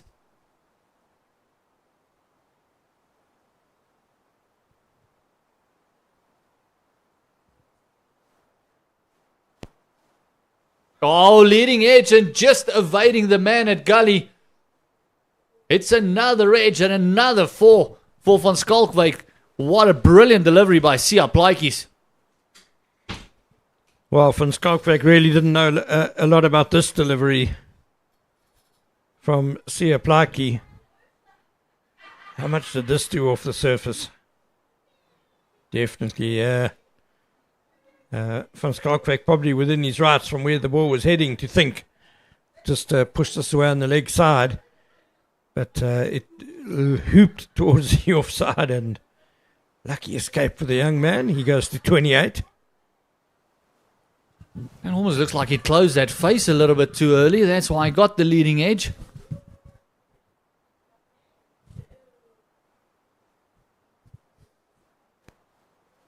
And again, another absolute jaffa by Plaatjes.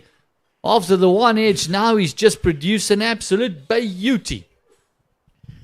Well, if Sia Plaatjes can get it consistently in the right place, as I suspect he does here, he could well be a handful, just a little bit short. If he can get that a little bit fuller. But that's left the right-hander beautifully. And he had to have a stab at that one. Plaatjes on the top of his mark already. He's hustling back. He really wants to get into the game. Last ball of his third over.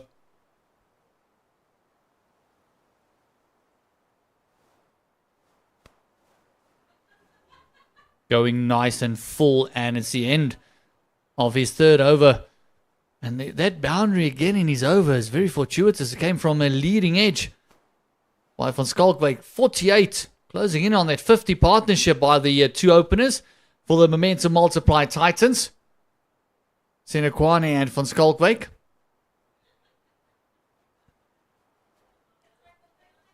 Just look at this. After the boundary, leading edge. Look at that. What a beauty. A lovely delivery. Plaatjes hitting his straps. It's a lovely day in Centurion. Not a cloud in the sky. Nice and hot. It looks like we are lucky. We're in the com box with a bit of a cooler going. The Lana Potgieter nearly sneaking through the defenses of Lesego Senekwane. Bit of a lazy shot there by Senekwane. Almost just wanted to hit the ball into the deck.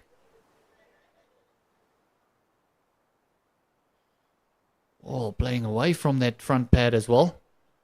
Very nearly snuck through.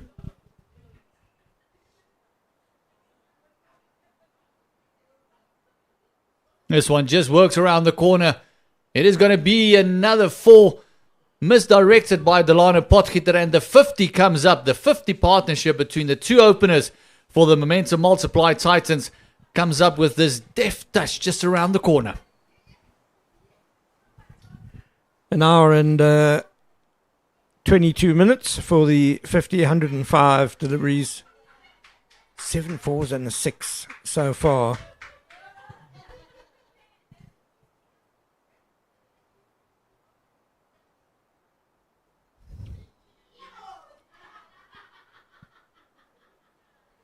This one just dropped into the offside.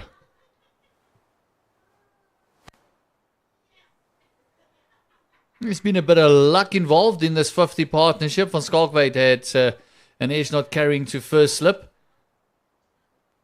And he also had 2 leading edges as well.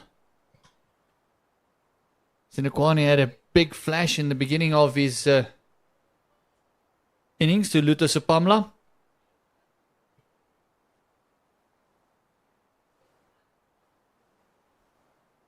Still a lot on offer. That Kookaburra is still nice and hard. A lot of sea movement still available for the bowlers. But their target must be lunch, I feel. If these two can get into lunch without losing any wickets for the Titans, very much in the driving seat, I feel, Ken.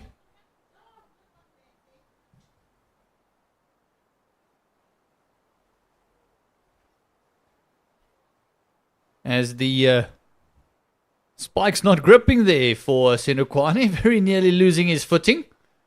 See him having a look there.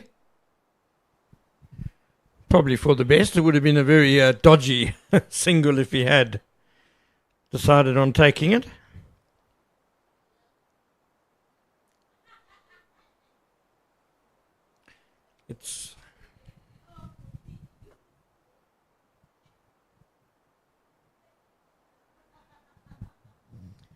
It's the third innings these two have opened the batting together for the Titans. First time past 50, so a little milestone for them, for their partnership.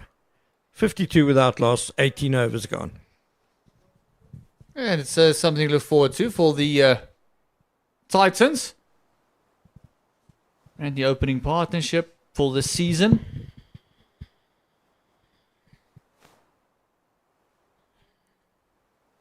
And the new captaincy as well. And with the young man van Schalkwyk only being almost 19 years of age, there's still a lot of cricket for him to play. And Sinekwane is trying to cement his place in that Proteas lineup on the top of the order as well. As Plaatje goes into van Schalkwyk. Looks like he's going to start off the way he did in the previous over as well, hoping for the same results. Start off with a bumper as well. This one just getting carried away a bit, way too short. Easy for van Schalkwyk just to bend the knees and get under it.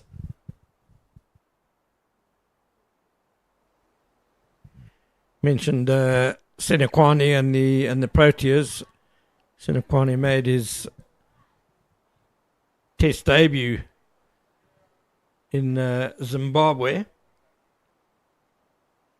back in July. He's had a bit of a rough start to this season, though.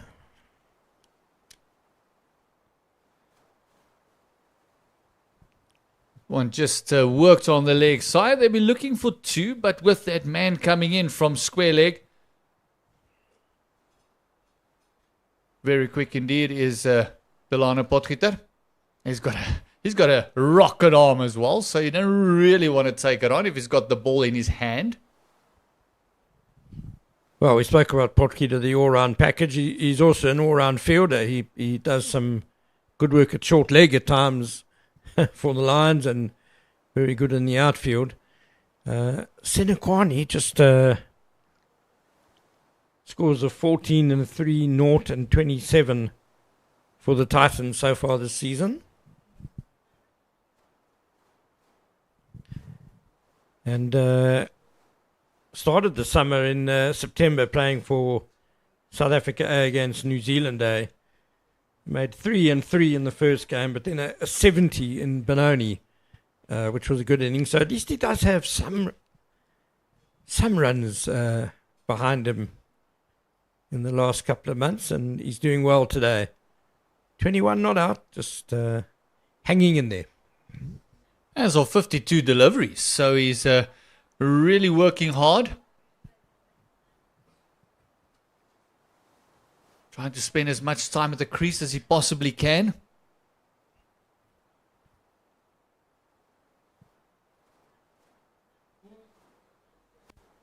Very well watched, well left.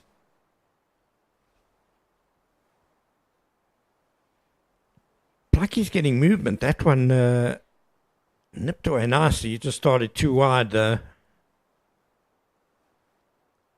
a bit Also the carry. yeah, exactly. We haven't seen Connor Esterhuizen take too many around head high. That one was. Yeah, and from where we're sitting, it looks like it's really thumping into those gloves. So I got to agree with you, saying that Plaatjie is a gentle medium pacer. Might be underselling him a little bit.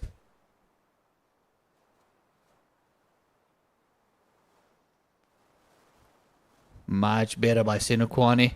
Getting that gap between bat and pad a lot closer than he did against the Delano Potgieter.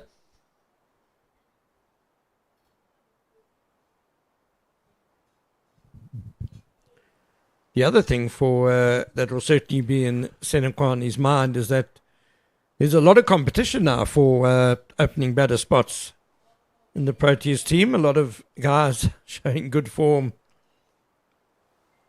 domestically.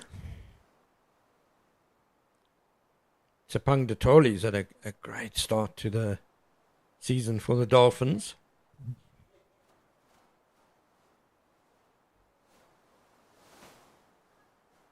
That's the end of the over. It is 17 overs gone. It is 53 without loss. There's the Yixkay Derby. Is the Momentum Multiply Titans hosting the DP World Lions. Titans winning the toss earlier, and they elected to bat first. And they veered off the storm from the Lion Quicks. And the two openers have gone past 50 partnership for the first time in their short-lived partnership. Lesego Senokwane and Jorik van Schalkwyk. Van Schalkwyk on 29 of 60 and Senokwane 21 of 55. It looks like we're going to have a change. In fact, as Bjorn Fortuin is coming into bowl. A left armer. See if there's a little bit of purchase there. See if there's a little bit of turn. Talking about turns. The return of Pendulo Makubane. Change in bowler. Change in commentary. Change in fortune for the Lions, perhaps.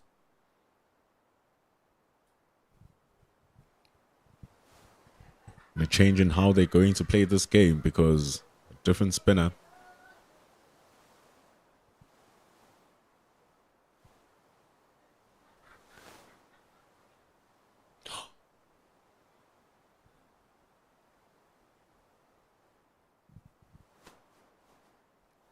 Bjorn Fortuin is one of the spinners you wouldn't mind having in your team, and actually giving a ball that is a bit newer.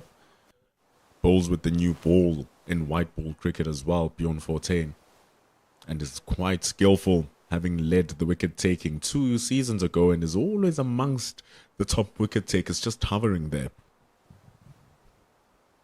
He's got a fantastic arm ball against right-handers. Just slides on. And talking to a couple of batters who's faced against him, as we see a single just on the leg side, is that arm ball of his actually swings into you as a right-hander. So there's a bit of movement as well if he bowls that arm ball. So it's not just bowling it a bit quicker, it gets a bit of swing as well. So very skillful, as you mentioned, always in that top tier of wicket takers. And also, in as much as your seam bowlers have been bowling well, Siaplaki has been brilliant.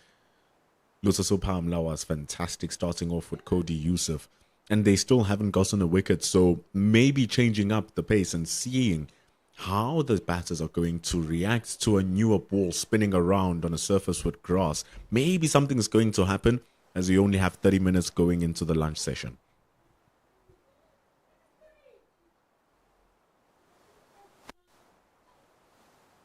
And he's always making the batters play. I feel that's what puts him apart from a lot of the other spinners. He's always attacking. You always feel something's going to happen.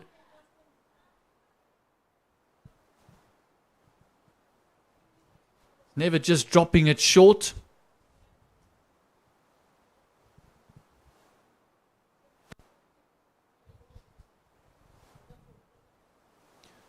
Given the fact that he played so well versus Bangladesh, Jorik van Schalkwyk.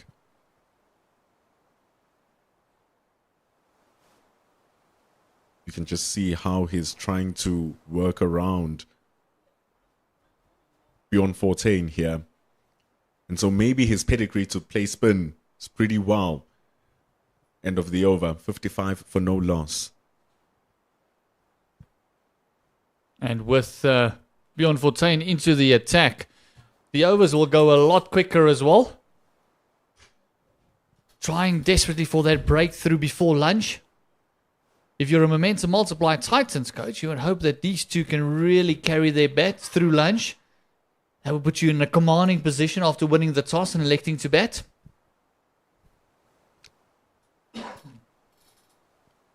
And look, they didn't start off pretty, Lesotho Senokwane and Jorik van Schalkwyk, because it was the Lions who were bowling beautifully. And so in instances like that, you have to recognize when momentum is against you, and they did that fantastically. They just waited and they scored at a snail's pace. But sometimes that's what you need, just to ensure that you keep those wickets when your opponents are bowling really well. And that has been the case here.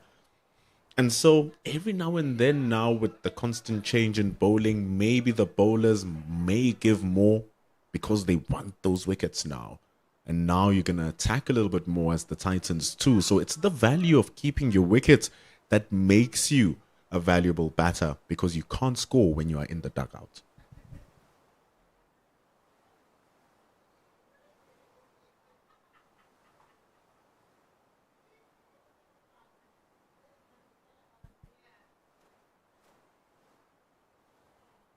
Ends up like he just nice and attacking. He's also one of those bowlers that will keep you busy, keep you guessing. And that's why Dominic Hendricks still keeps those two slip fielders out there. He's shown some good action on the ball. It's doing a lot for him. It's getting some good bounce, good pace through to Connor Esterhazen. And the fact that his lengths are so full, they tease you, making you believe that it's something there for you to play. It's a nice debut here for Siaplaki to start off.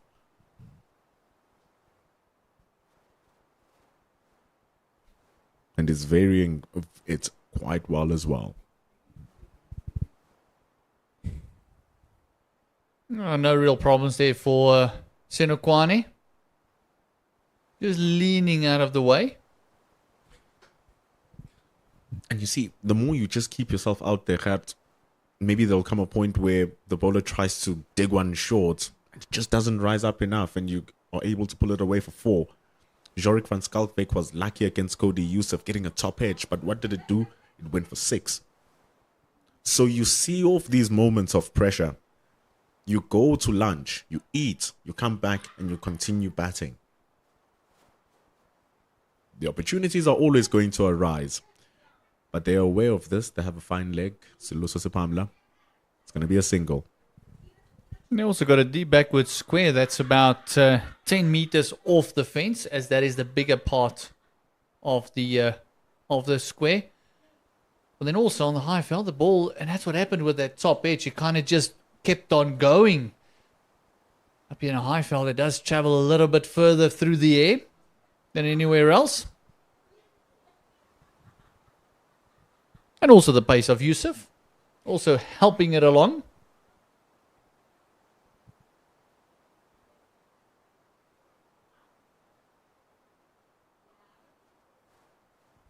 Popped up into the air, through the gap of the covers.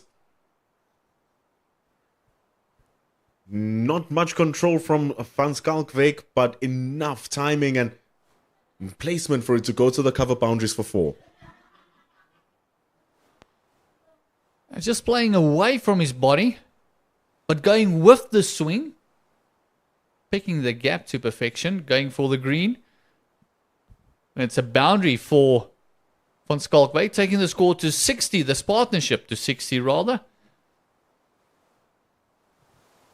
Just felt like it slowed on its way to Jorik Van Schalkwyk. Never really got through the ball.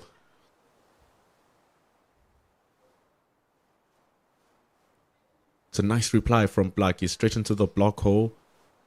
There's no pace that's going to be left in the surface if you don't pitch it.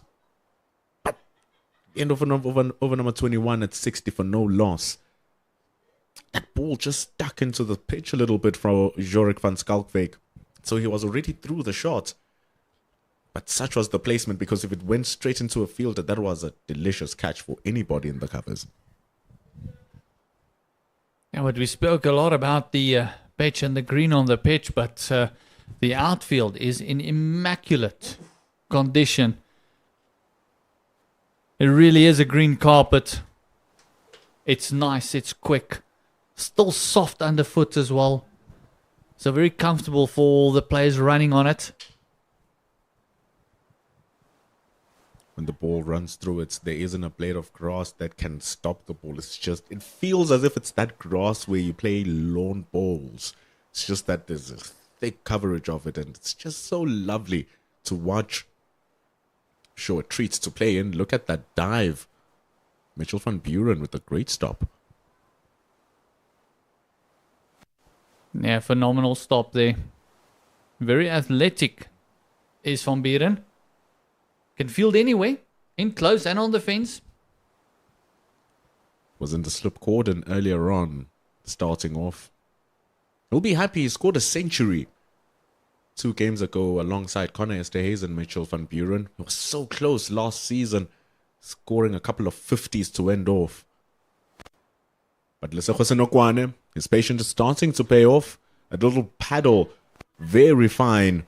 It's going to go for 4 runs. Wonderful stroke.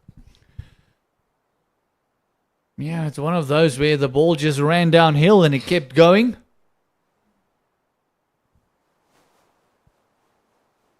Lovely work just around the corner.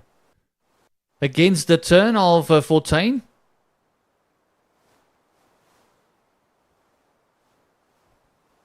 With the ball spinning into Senokwane. Spinning away from Senokwane. If it's going to be bowled onto the leg side, it's going to spin towards him. And so it's just going to dabble onto that bat, and it's going to be easier for him to guide it down to that leg side. So an error in line for Bjorn Fortuin. You don't want to drift down to that leg side at all.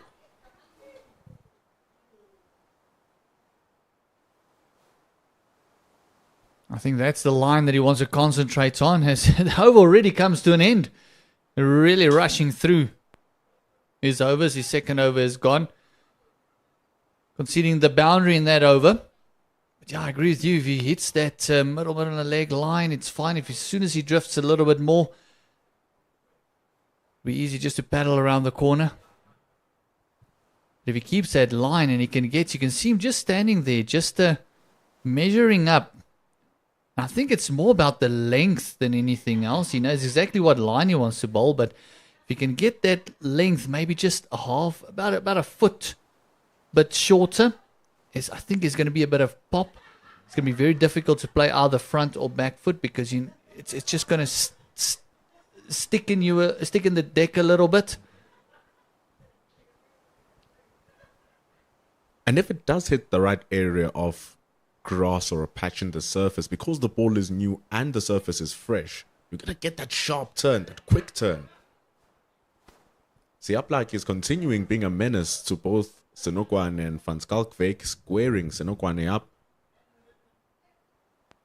And so this shows that the surface has everything for everyone if Bjorn Fortuin is able to start getting those strides in. Yeah, I think this will be the frustration for the DP World Lions. given that the batters had a bit of luck. Balls not carrying, balls into nicks into gaps.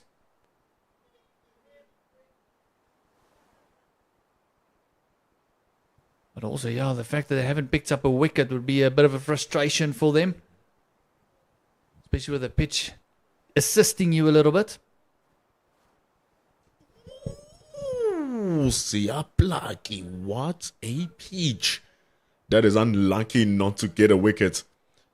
It's been the tale of the day, I suppose. Exemplifies exactly your point here, Gert. All these good bowls, no wicket. Just look at that, an absolute beauty. Even Senokwane is standing there and thinking, I meant to miss that. Absolutely beautiful here. Siaplaki is looking like a neat little addition to the Lions setup. It's fitting in like a glove to the work Sipamla and Yusuf did earlier on.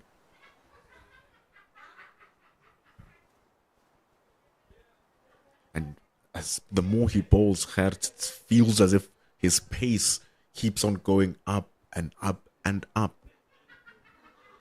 Now, Esterhuizen took one earlier on right in front of his nose. And even from where we're sitting and on the screen, you can actually see the ball thumping into those gloves. Nice strong man is Blakey. And he comes in with great intent. I think that's what we get to see watching him live. You can see the intensity that he's charging up in, and I love this angle so you can see it for yourself. Absolutely rushing through the surface. And Jorik van Schalkwyk is dealing with these short balls pretty well. Not getting baited anymore. The only one he got baited on almost cost him his wicket.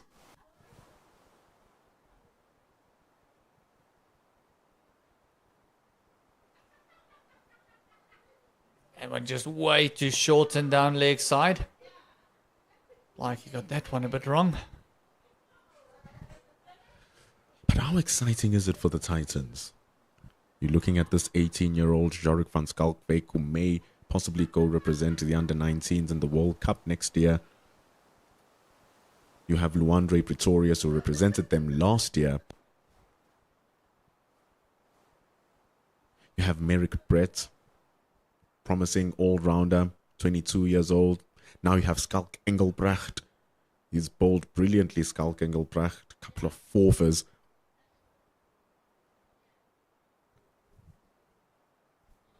Wild flash, though, from Schalkwyk. In fairness, the ball was there to be hit. No one back in the fence, so even a top edge would have been safe. So glad to see that he's got a positive mindset. If it's a loose one, I'm going to have a go at it. The exuberance of youth. 18-year-old Jorik van Schalkwyk. It's lovely hands. Good field placement. Sipamla right there. It's going to be a single. And ends over number 23. 67 for no loss. He actually timed that better than I think he wanted to, because that was one bounce to Sipamla. If he timed it any better, it would have been right down his throat. So lovely hands, lovely flick of the wrists.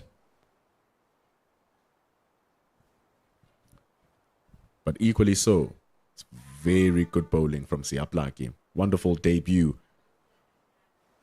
Chats with Dominic Hendricks, the captain, surely happy with the work of Blakey, finding out if he's good for another over as well.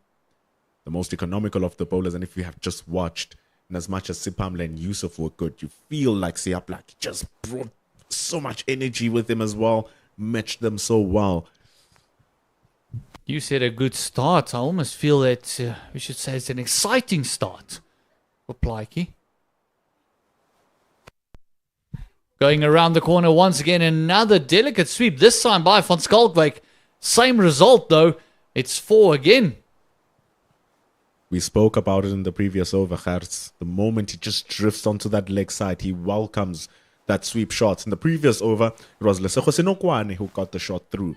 This time it's Jorik van Schalkwyk, which shows that it's not in as much as it's the batter's skill, it's the bowler allowing the batters to play that shot. So you want Bjorn Fontaine to be a little bit straighter. But now maybe in attempts to try and get the wickets, they put Dominic Hendricks, number 77, behind the hips of Jorik van Schalkwyk.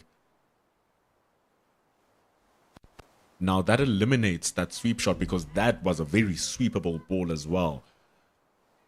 Slight adjustment here for a ball that is much more down the leg for Bjorn Fontaine. But still very much attacking. They've got now the two slips, a leg slip and a conventional slip. Forcing the batters to play straight, forcing the batters to play in front of the crease instead of just behind. That's why Joshua Richards is there at mid-wicket. We've seen the good hands from Jorik van Schalkwyk. Even the fine leg is basically a backward square leg. There's no fine leg. So it really speaks to your point. They want him to play that straight. They want him to go to that leg side. It's a 5-4 field.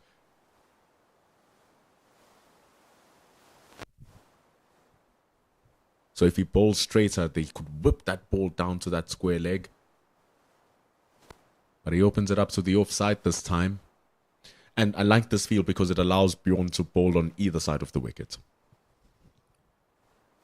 Yeah, I think it all depends on which batter is on strike. I think that will determine the line for him as well. Maybe attack a batter in this way. Maybe Van Schalkwyk in a certain way, and Senokwane in a different way, not to let them settle.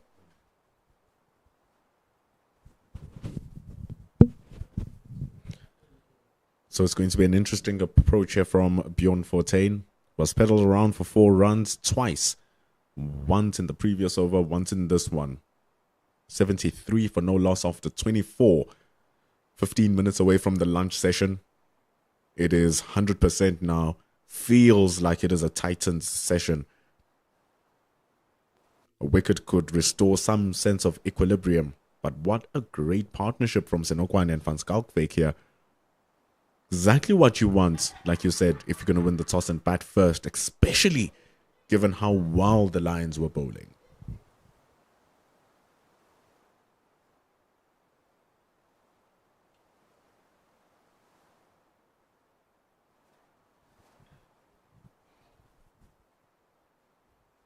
Don't think that Plaatje would mind them driving.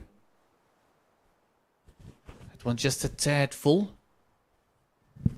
It doesn't mind them showing the full face of the maker's name. He just needs to be a little bit more patient on that line because he does get a lot of movement. Just a little bit more patience. And with a deep fine leg and a deep square leg also implemented, we've seen those short balls from Siaplaki, and Senokwane actually engages them more than Jorik van Schalkwyk. So this too allows Blackie to bowl in different areas. And the conventional back of a length outside the off stump, nip back inner, does the job. Senokwane practicing the leave. It's a good ball from Blackie.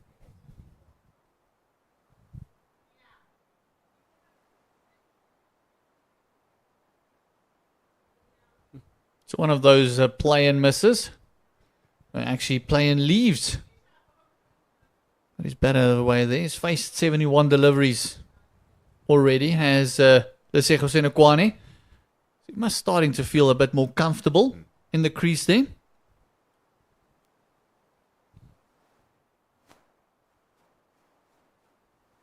Apart from that, you're looking at the score now, it's on 29. You feel like, okay, I have a good platform now. I've set myself up well. And now I can start just nipping it more and more and more, because now the small singles and the small ones have a heavier effect, taking you close to that 50. It doesn't matter how the 50 looks. It doesn't matter how the milestone looks. And I know people say that milestones don't matter, but the milestones contributes to the team. 100 contributes to the team. And if you are in the periphery of being selected for the national team, those performances matter a lot.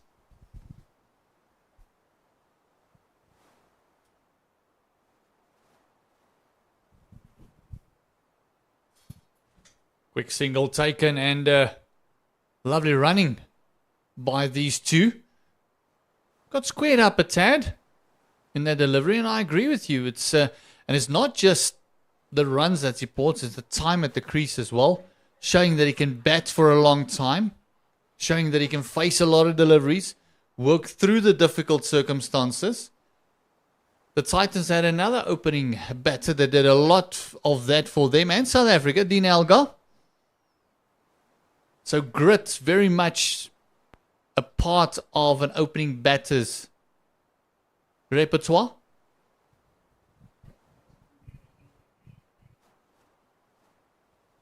The DP World Lions have a player who is one of the few ones of that make. Their captain, Dominic Hendricks.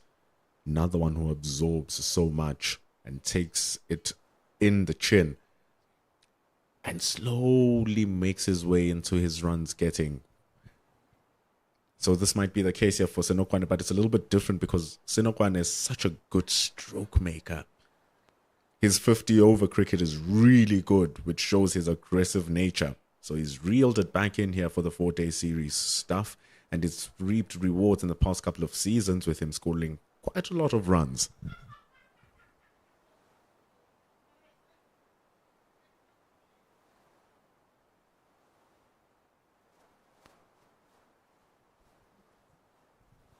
Maybe just getting a little bit tired is Plyke. He's busy with his 7th in a trot, although he had a drinks break in between after his first one.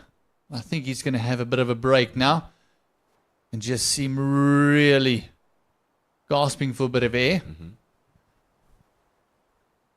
Couple of minutes to go to lunch. Interesting to see if they actually would bowl 2 spinners. If they got a golden arm, maybe just an over or 2 before lunch. I would probably bring back Luto Sipamla. He looked dangerous, but the thing is, he was not bowling from the West Lane end. He was bowling where Bjorn Fortuin is bowling.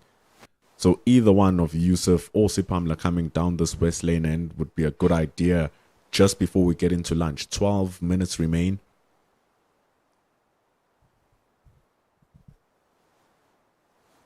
So because Bjorn Fortuin rushes through his overs, you can maybe even try to squeeze in 2 overs off the quickie.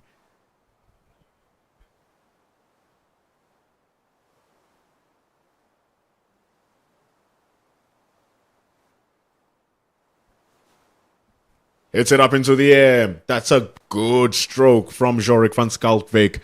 It's not even good. It's magnificent. Over the top for 6 runs. The second one of his innings. This one a bit more controlled than his first 6. It's a maximum for the young man. Again, he went down on his knee and a lovely whip and work of the wrists. Flicking it over that deep square leg.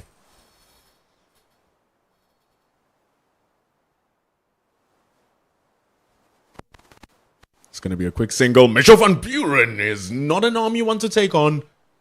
Is not an arm you want to take on. Jorik van Schalkwyk had to employ a dive.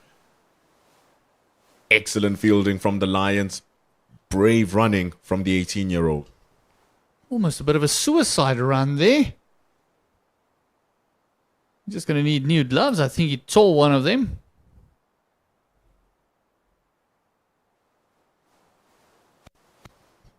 That was not the real, the right man to take on for the quick single.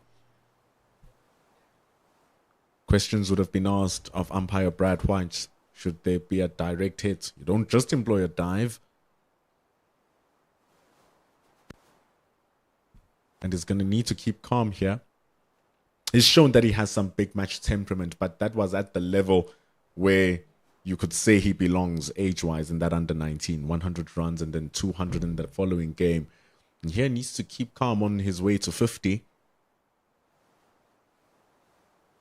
Richard Seletwane last week for the Lions lost his wicket on 49 runs as he was on his way to his debut 50 or his maiden 50. So Jorik van Schalkwyk, of the same age, would want to keep it calm. After 26 overs, 83 for no loss. And also, they want to go into lunch without losing wickets. That would be the ideal scenario, as you called it. Pendulo, Lutusapamla coming in. I've always said your voice travels. So they must have heard you. I can't take the credit for great captaincy. It's good work. I love this idea of bringing back Lutusapamla. He was the most aggressive with that new ball to start off. The only thing was that he did bowl from the Henops River end. But a bowler of this level should be able to bowl from either side of the pitch, from either side of the wickets. And here he comes to Lesego Senokwane. Right onto the stumps.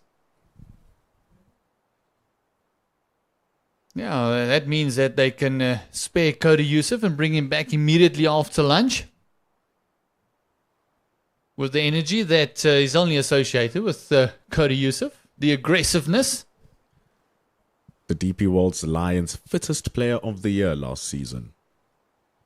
An official award that he got amongst the many, Cody Yusuf.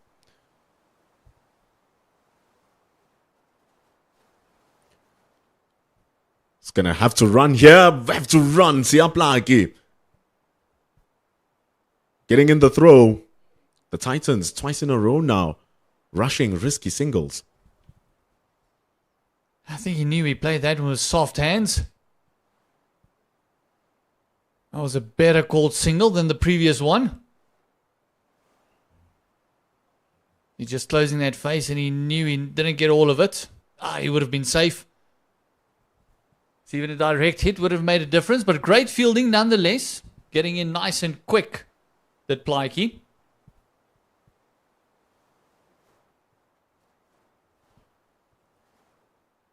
An instant change to his work here, Lutusapamla. In his first spell with the ball moving a lot, he was getting a lot of shape away from the right-hander, and it was deliberate shape away, and it was pitching it quite wide, trying to draw the expensive drive from Senokwane and Van Skalkwyk. He had 3 slips and a gully for it. But here, he's contained that line much more straighter. With the ball doing less, he's putting more pressure onto the stumps so that the batters play more. And it's a lovely adjustment to see here from Lutusapamla, understanding the moment and using it very well.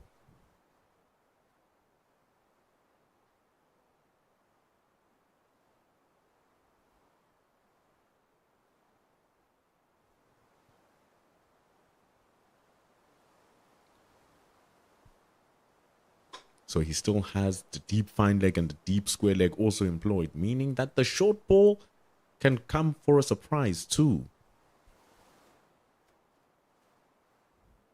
A wild flash from Jorik van Skalkwyk. It's the only one he's given with and nearly baited the batter. Yeah, there was a bit of whiff there, so I'm not sure why he wanted to play that with a straight bat. You can see him practicing a very odd-looking shot there. Maybe practicing the pulling out of the shot than anything else. If he wanted to have a flash at that, he could actually have try and cut it through or even square driven it through the offside.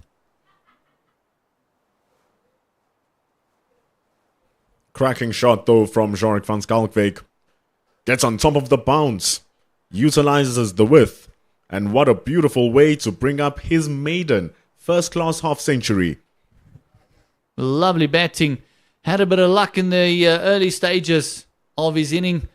But from there, and look at that, the previous one he could have done exactly the same. But now he's over 50. And the young man has got an early birthday present. Now he wants to push on. He knows it's only halfway to where he wants to be. The bat he's using is kind of where he wants to go to. He wants to go to that first ton of his. Nothing played straight down the line. Only 4 runs down the V. Everything has been square or behind the wickets. 6 fours and 2 sixes in his innings, Jorik van Skalkwyk. Talk about a player who's understanding his scoring areas. with the ball moving around so much, playing straight down the line is such a risky shot because you introduced that edge. So he waited and being patient for those wide and straight deliveries so that he can be play on the square.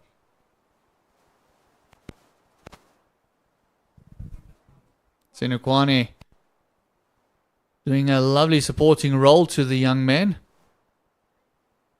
Being the senior of the two. I think would have had a couple of chats with him during overs. Say, be a bit more patient. It's coming.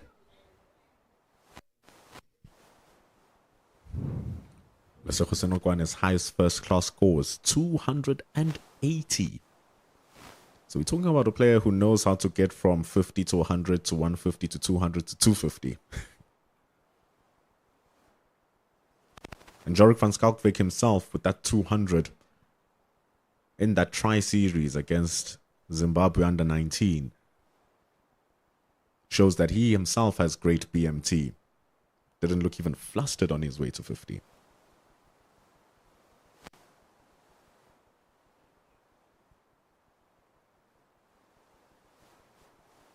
Yeah, he does look very composed for a young man. Even after he got beaten and had a few edges, he didn't look like he was panicking. Just reset and did it again. Wonderful hands. That's a great shot from Lesotho Senokwane. It was slowed down though from Bjorn Fortuin. It's why it doesn't travel to the boundary. Sweet hands, and they run 3. Lovely placement. A lot of work to be done by Delano Potgieter. That's the first 3 we've seen for the day. And they are really closing in on that 100 partnership. Between the two of them and their partnerships, they've never scored 50 and now they're closing in on 100. They're looking more and more comfortable. That run rate at one point was going at around 1.5 runs to the over. It's now at a consistent 3.5 runs to the over. Lutso Pamla will bowl the final over of the session. After this, we do go to lunch. And so, this is the over that Lions want to maximize as much as.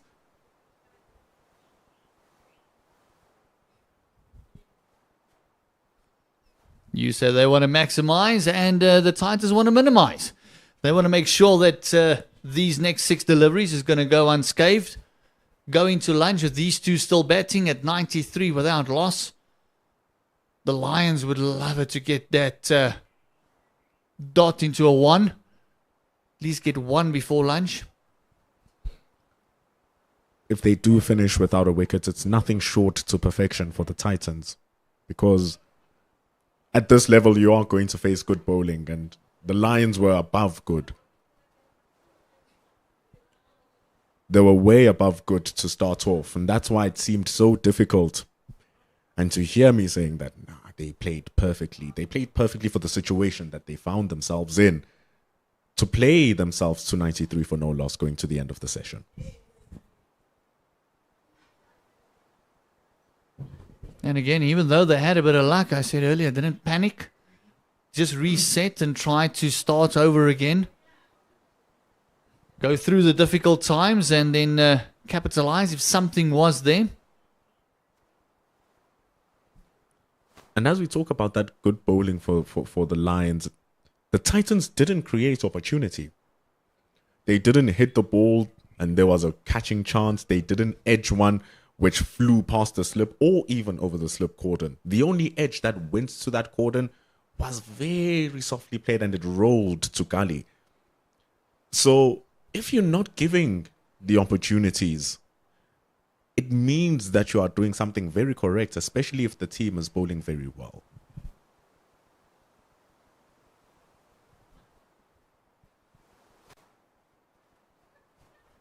Bowled in front of square.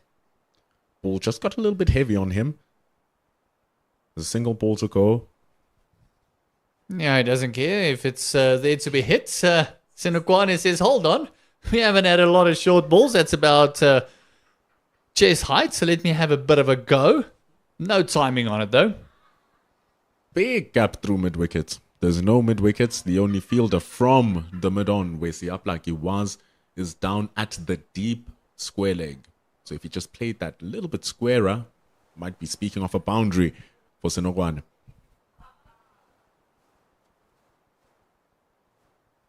That's some nice lift. Yeah, the carry has looked better from this end. One more delivery to go. So Pamela started off with 3 maidens in a row. On his way to his 4th maiden. My only issue with this particular maiden is that the batters are leaving too much. Leaving way too much if you want to get that wicket. His previous over was excellent. They played around 4 of those 6 deliveries. But here, it's a maiden where you didn't get much action from the batters. That's where he needed to be a bit more. Just closer. Just get a bit more closer. Just get a bit more closer. He knows it as well. He's getting the ball to shape pretty nicely. And it ends the over and ends the session. Not a good one it has been for the Momentum Multiply Titans. Fantastic one by these two as well. Their first 50 partnership, and they're closing in on that century as well. A 93 opening stand after winning the toss and elected to bat exactly what the coaching staff would have wanted. With the Lesego Senekwana going in 36 of 88, and the young Van Skalkwyk maiden 53 of 87. Titans session, no doubt. 93 for no loss, going at 3 runs to the over. Yusuf, Sipamla, Blaki, Potgieter will feel like they got a little bit undone. But sometimes when you grind it out and you stick it in, you're able to get the results. And that's what Jorik van Skalkwyk and Lesego Senekwane have done. Join us after 40 minutes on Cricket South Africa's YouTube channel. We'll come back for session number 2. It's 93 for no loss with a wonderful partnership and platform set up by the Momentum Multiply Titans. And also stick around, there might be an interview or two. We see the man Ken Borland running around the edges there. So stick around during lunch. He might have a chat with 1 or 2 of the players and get some inside info on what the deck is playing like. But it is the Titans 93 without loss. And it is lunch here at SuperSport Park in Centurion.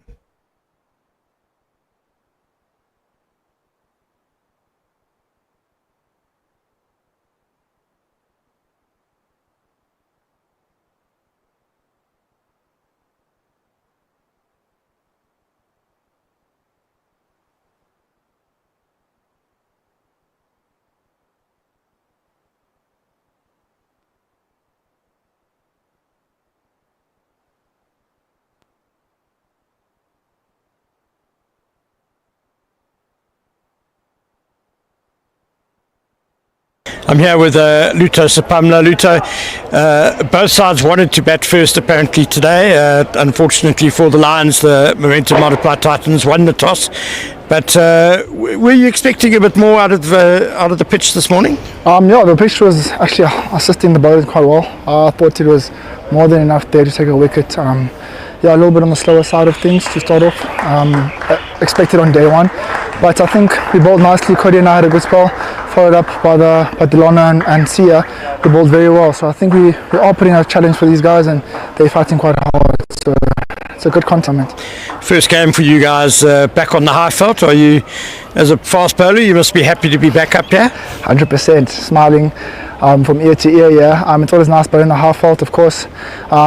But you have to be extra disciplined at the same time because batsmen can score. So with that being said, I'm happy with being back up here. And then just lastly, after lunch, what are going to be the key sort of focus points for you guys? I think it's keep on putting the pressure on the batsmen, being disciplined in our lines and lengths, asking the right questions for long periods of time, and the pressure will build. And hopefully they can crack under the pressure. But as I said, they're batting very well, they're disciplined at the moment. It's about us being our A game after lunch and continuing with the work we've done so far.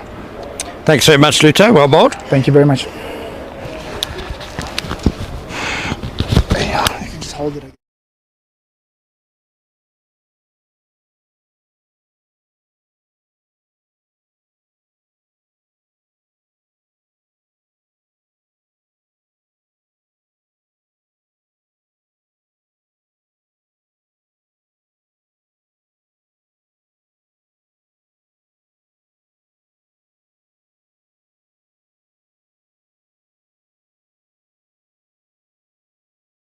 Three under the belt, how does that feel?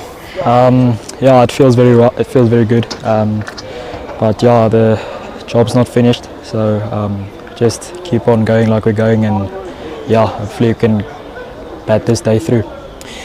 At the start of the day, there was quite a healthy covering of grass on that pitch. How did you find conditions? I felt that it was very, how can I say, a bit too paced. Some lengths were popping, coming up, staying low. Not really staying low, but good bounce. And yeah, I felt the bowlers bowled very well. And yeah, it's all about just trusting your process. And yeah, hopefully we can keep on doing that. Momentum Multiply Titans have been away from home in the first two rounds of this competition. Presumably you guys are very happy to be back here at SuperSport Park. Yeah, it's my first game here, but yeah, I've played here for other teams, but it's always nice playing at SuperSport Park. Yeah, just love it. Thanks very much, George. Well batted. Thank you very much.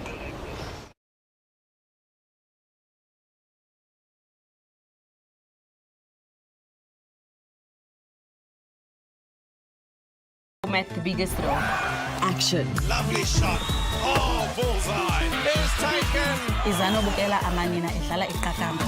And remember, entry is free. The Hollywood Bets Pro Series from 4 October to 15 March. Remember those blissful long summer days? Bright smoke drifting across the stands. The hiss on the grass banks. And the thrill of getting your hero's autograph? Remember when we came together for more than just cricket? For the rivalries, the banter, and for those moments that brought us all to our feet. Sensational catch. Right out of the stadium. What a shot that is. Remember that feeling? It's back. Every team, every format, from the fire of the T20 Challenge to the battles of the One Day Cup. The intrigue of the 4-day series and the brilliance of the Hollywood Bets Pro Series. Boulder! This season, it's time to make new memories. Book your ticket to the best of South African domestic action. Head to cricket.co.za for all the details. With hometown pride on the line. Uza nawe. So tell me, these Proteas, are they talented? Yeah. Fierce. Yeah. Dynamic. Yeah. Do they have the passion? That is an outstanding catch. Yeah. Is ambition a part of this team? Yeah. Do they look unstoppable? Yeah. Unbreakable? Yeah. Unafraid? Yeah. Will they win the Cricket World Cup? Absolute class from Laura Volpar. Oh, it's out of here. Oh, just like that. This is thrilling. This is unbelievable. This is fantasy cricket. Join the charge. Support the Proteas women on their journey to World Cup glory.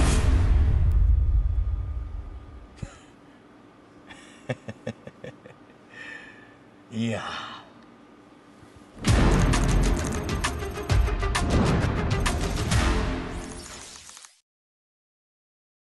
Hi, my name is Dominic Hendricks and I am the captain of the DP World Lions Red Ball team.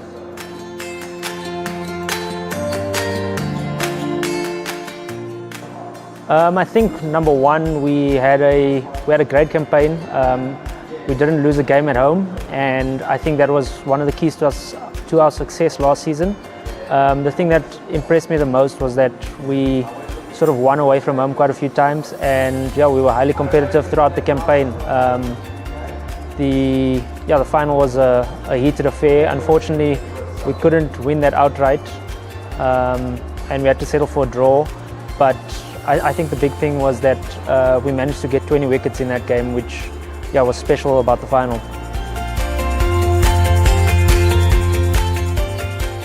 To me personally, it's a massive honour. Number one, I think we've done some good things over the last couple of years in terms of our team and our environment, making sure that our culture is really good. So again, looking forward to another successful season, and hopefully the boys can start the campaign off really well.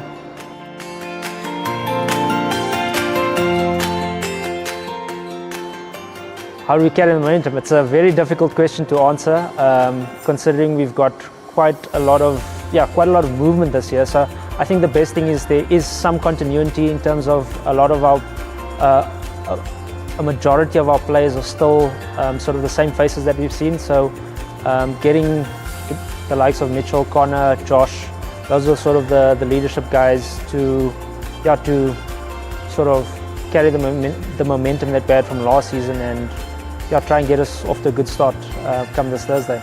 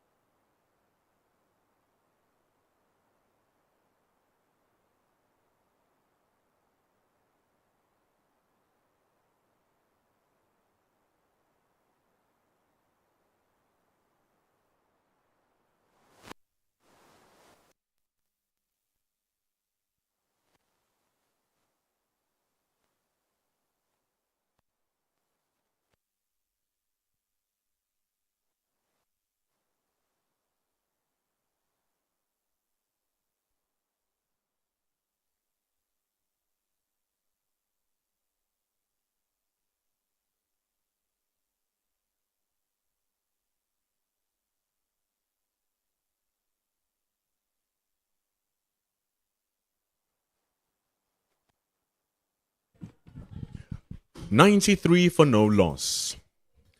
Lesego Senokwane, 36 undefeated, but the story of the session, maiden half century for under 19 South Africa star Jorik van Schalkwyk.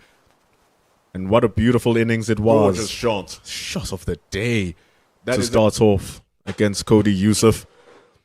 But then his selection of strokes were absolutely impeccable. That was the only one which he was rushed by Cody Yusuf. But he was so selective. Soft hands to ensure that the opportunities don't catch on to hand. And like we were speaking with Gers Maloney, sometimes you do need a little bit of luck to go your way, especially if you're going to stick it in there and face really good bowling, which was the case for the Lions. His short balls, he didn't hit many, fended off the pressure, and when Bjorn Fortuin came into the picture, he started letting loose and eventually made his way to a wonderful half century.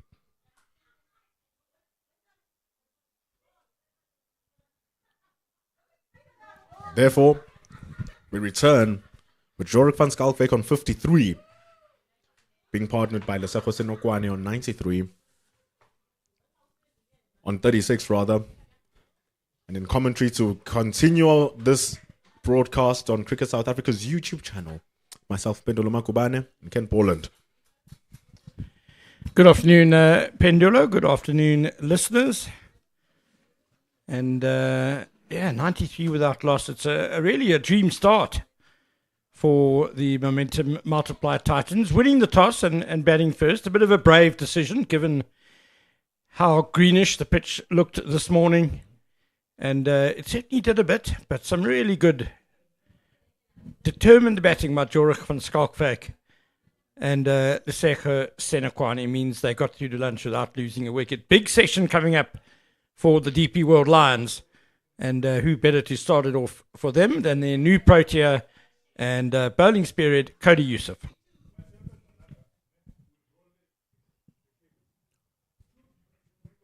Jorik van Schalkwyk, you saw that montage of his 50. Some shots and some boundaries, a little bit streaky, owed to the good bowling for the DP World Lions. But it's in withstanding those deliveries and making sure that you have your fundamentals correct, which prevent the ball from carrying with soft hands and all these other things, that has worked in his favor so far.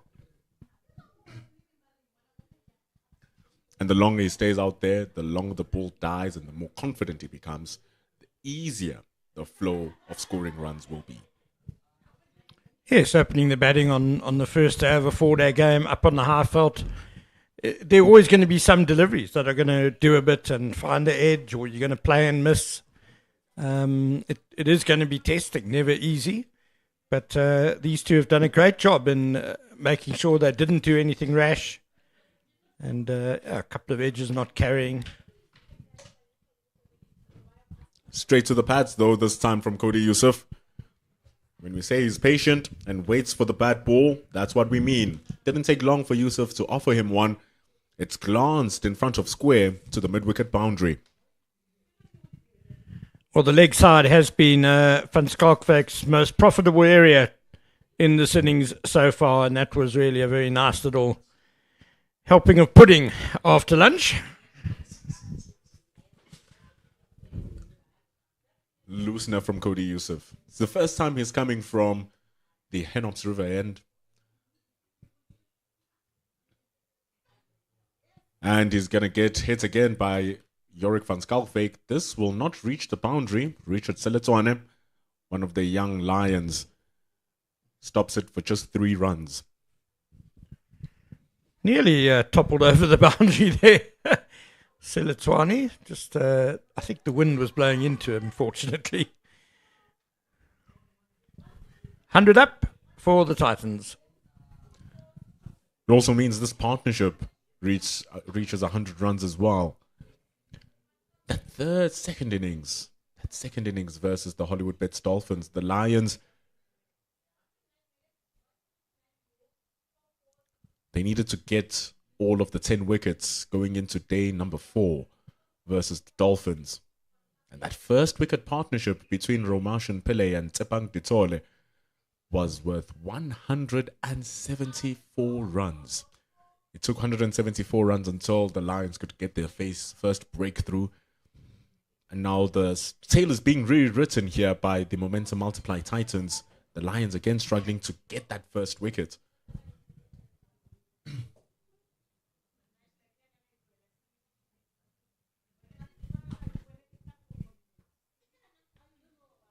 But it's truly to no fault of their own. Look at that ball by Cody Yusuf. There's been many of those, none of them going to hand, none of them hitting the bails.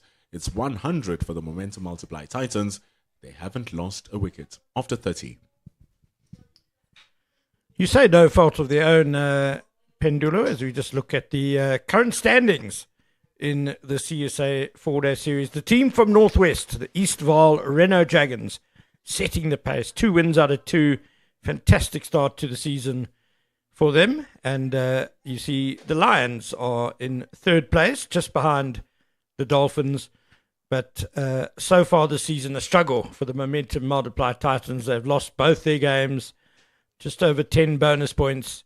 So you feel this is a really, really important encounter for them, their first home match of the campaign. And so far, so good. Delano Potgieter from the West Lane comes into bowl. And if you take a look at that graphic, actually, Ken, the most important thing you will see from that graphic are the bonus points for each team. They can tell you a picture of how well a team bowls or how well a team bats. And the Momentum Multiply Titans have good batting bonus points, the 3rd highest, but it's that bowling that's the problem. They have their inability to take quick wickets at the beginning of the innings.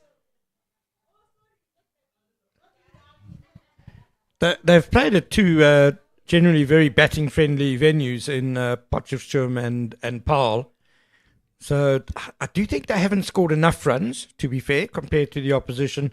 But definitely the bowling attack has struggled, and so they'll be hoping that in this game they have pretty much probably their A choice bowling lineup with Lazard Williams, Junior Dala, Janko Smit, and then the spinner Tsepo in Ndwandwe, as well as Dayan Khalim. So they'll be hoping things go better for them with the ball and in conditions that they're well acquainted with as well. So it's going to be important here, even for the Lions now, to not fall into the trap of just letting runs go. But you were telling me, Ken, not truly a fault of their own that they haven't gotten a wicket. Yeah, I just think the Lions have bowled well, certainly.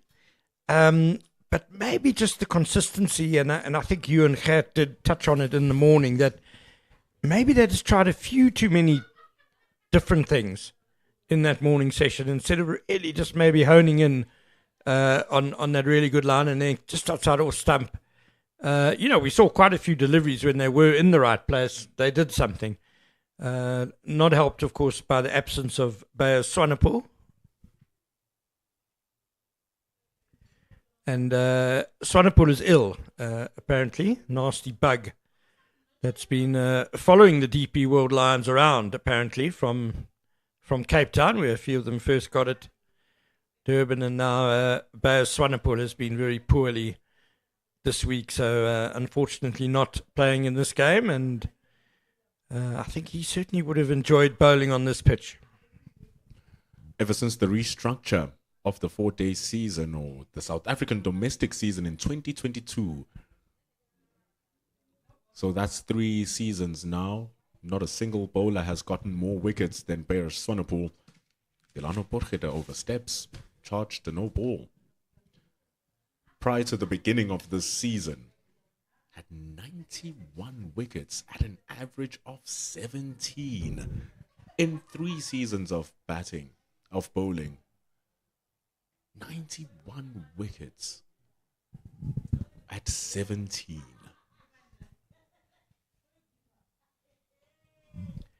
probably the big thing the Lions have missed in this game is Sonapul's ability to strike early with the new ball. In both of their games previously this season, he's taken a wicket in his first over. How they could have done with that today. But that's 31 overs gone now, and still no wicket down, and the Momentum Multiply Titans have got 101 on the board already. It's a good unit, this DP World Lions team. It's a very strong unit. No Bear Swanepoel. It allows the introduction of Siaplaki, who has a strong hand here in this innings. 16 runs in his 7 overs. Has really kept it tight. Cody Youssef, a Protea in himself. His bowls well. So it's a strong team with a strong coaching lineup, the DP World Lions. And what I like the most is how they are bringing in their academy players and graduating them up into the senior side. So it's always a lot of players down in the pipeline.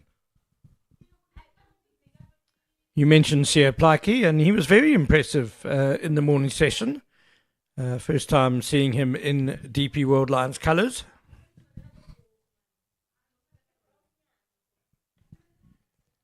And just had a word with Alan Donald, the bowling coach, during the break, and he's very happy for Plaki. Says he's been working really hard since the start of the summer, and a very good start by him with the ball for the Lions. So no doubt he'll be waiting in the wings once Yusuf and Potgieter are done with their opening bursts after lunch.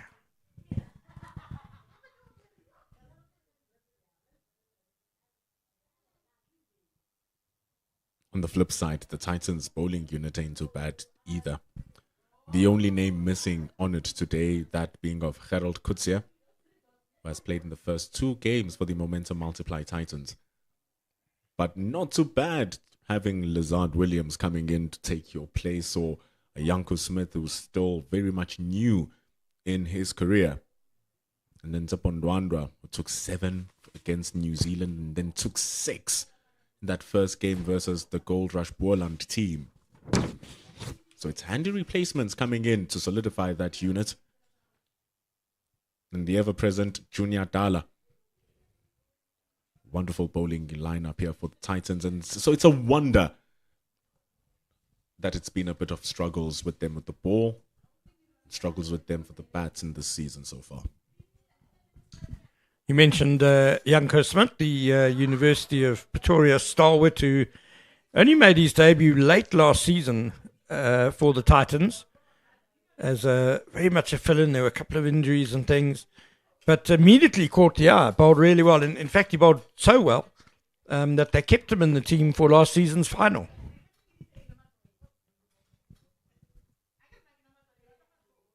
As we see a leg bye being taken.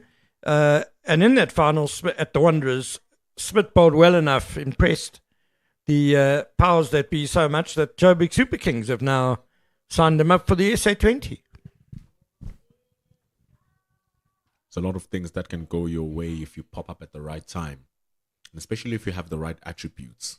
Everyone is looking for a fast, tall bowler, especially on South African surfaces in the SA20, where if you're going to travel to the slower surfaces in the coast, your pace can still make up for it. So Janko Smith popped up at the right time, performed at the right time, and had the proper eyes looking down on him, and what a sight to see. It's 103 for no loss. I wouldn't say Smith is express pace, but he's certainly sharp. But as you say, his attributes, he's a tall lad. He hits the deck hard. Gets awkward bounce for the batsman, and certainly an impressive display at the end of last season. He's got 7 wickets in 3 matches now for the Titans. So a good unit for the Titans. To think you still have the services of a Corbin Bosch, should he not be with the Proteas, you still have the services of a Marku and a Dwan Jansen both the twins newly signed from the Dragons. And then, on top of that, you still have your all-rounders in Andile Petluwayo and Merrick Brett.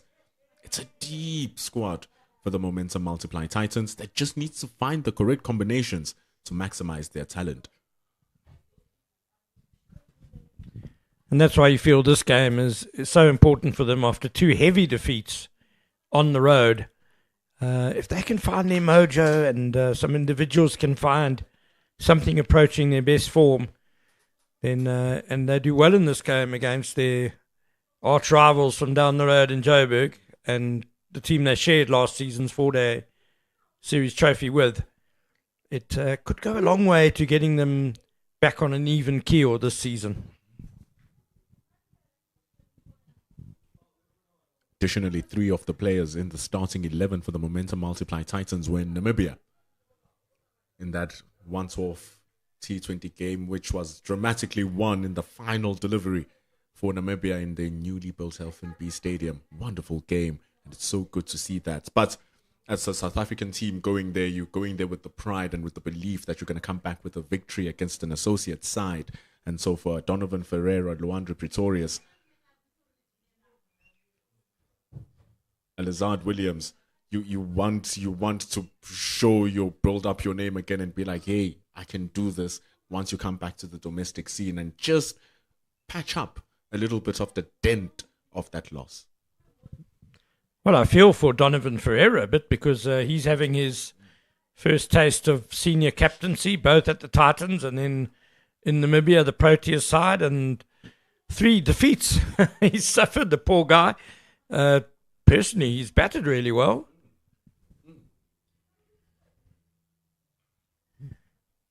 And by all accounts, his captaincy has been very good as well. So just hoping the rest of his team chip in, get behind him and produce the goods as we know they can.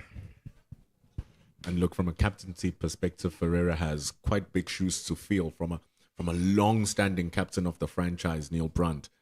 And to be very honest, Neil Brunt has brought some good success for the Titans through his captaincy. I remember very specifically 2 seasons ago when the West Indies A were coming here to travel and he had to be called up to the SAA squad to captain that team up there. They eventually won that series 2-1 through his captaincy. But whilst he was not gone for 2 games, the Titans encountered their only defeats in the season until later on losing to eventual champions, the Lions. So his presence was able to steady the Titans. And so it's going to be big shoes to fill for Donovan Ferreira from that leadership perspective of leading men and ensuring that when spirits are down, he can make the creative changes to inspire the rest of the team. Good point, Pendulo. And you just mentioned the bat. We spoke about the bowlers who the Titans still have in reserve. And on the batting side, not playing in this game, Sibonela Makanya and Neil Brunt, as you said, 2 very experienced campaigners and who've been consistent performers for the Titans through the years. So there's certainly depth waiting in the wings. Competition for place is always good. And it's important to note that the newly called up Proteas from the Titans, that being Corbin Bosch and Diervald Brevis, have been strong contributors for the Titans over the past 2 seasons. That's why they got the called up to the Proteas. And so Brevis, 200s last season, 200s the season before. Corbin Bosch with that extra enforcer pace that balances the team out. Team needs to reshuffle and fill in those very heavy contributors who've left the side.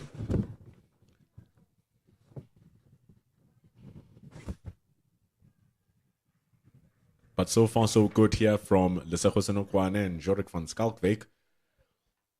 Speaking of depth, they want to ensure that they will always have their feet dipped in the pool to play the game.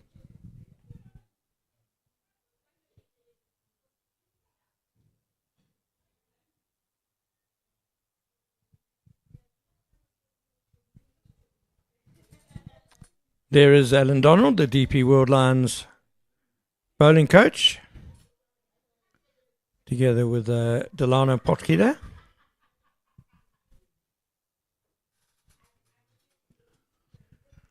Donald was doing a bit of shadow batting before that delivery, with obviously just trying to make a point, suggesting something to Delano Potgieter. Evan Jones, the 12th man, bringing a bit of water to the conversation as well. Will feel hard done a little bit, Evan Jones.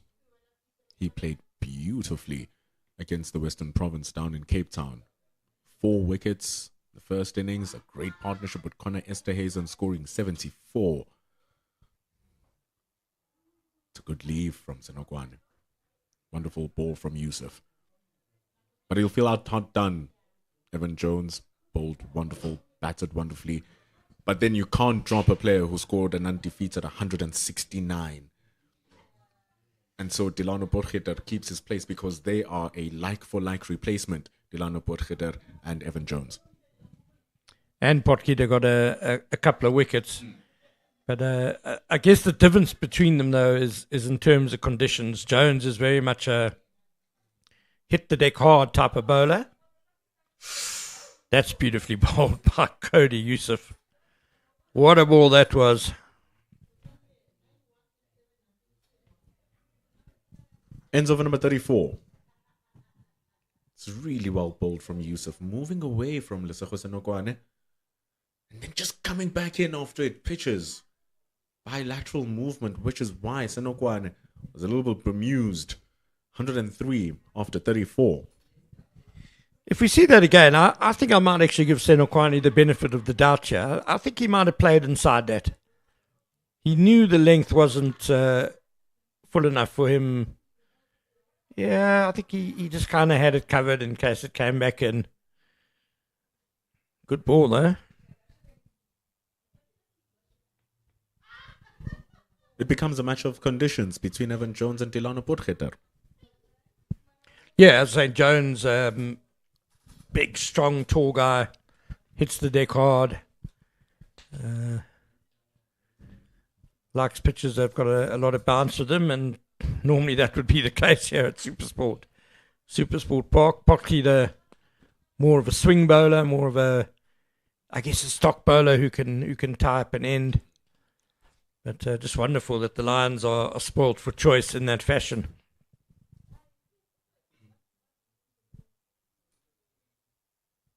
Wild flash from Senokwane. Very loose, far from his body, there to be hit, just bouncing over the bat. Well, both these batsmen have got starts now. They've batted through the morning session, 37 and 61. And they really don't want to be giving it away now, having worked so hard in the morning. That shot was really wild by Senokwane.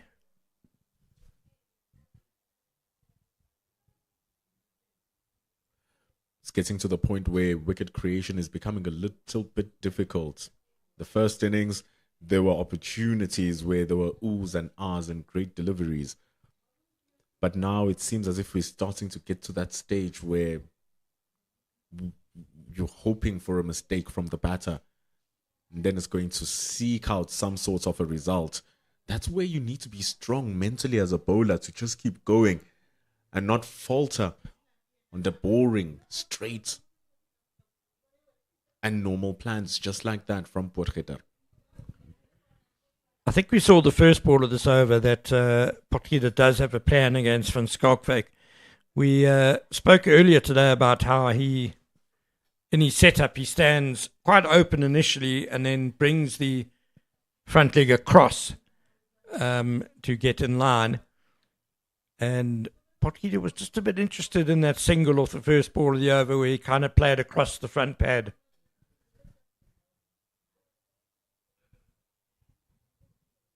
It's going to be a quick single. Siaplaki with the fielding efforts.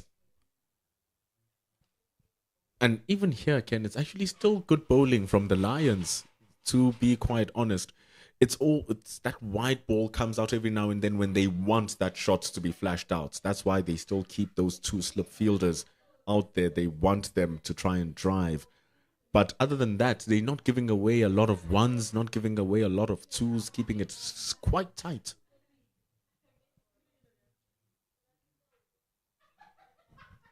Good efforts to end the over from Delano Potgieter, 105 for no loss after 35. Having played their opening 2 games on the coast, the DP World Lions, you have to bowl different lengths when you're on the coast. They played at Newlands and Kingsmead, and perhaps just struggling to find the exact right lengths up here on the Highveld.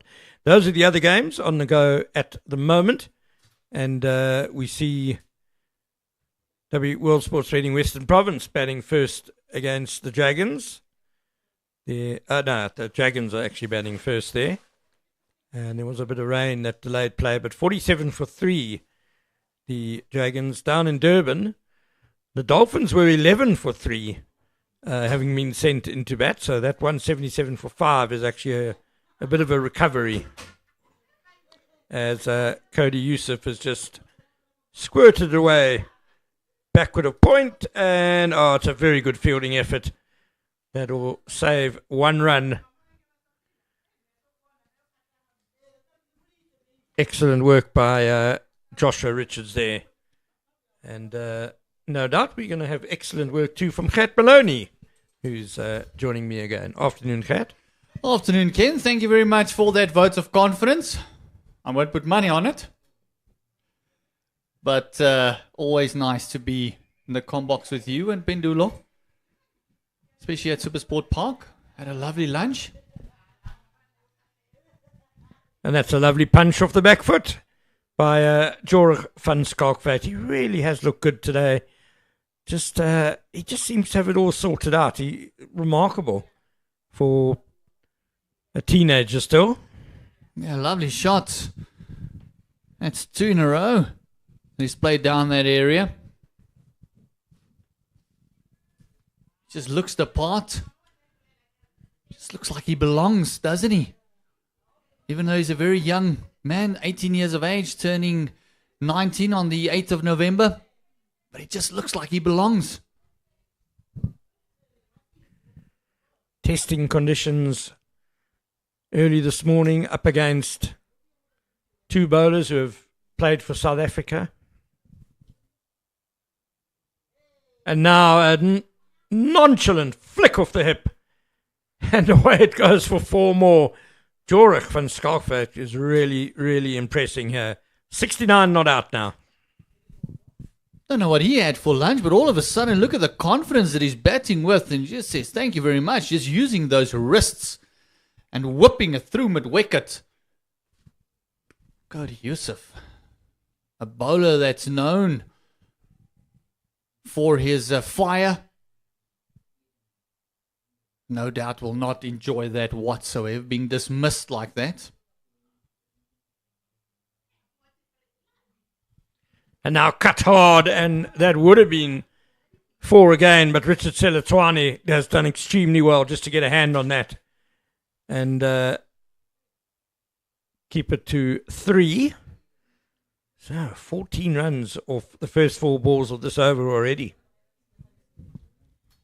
Quite remarkable.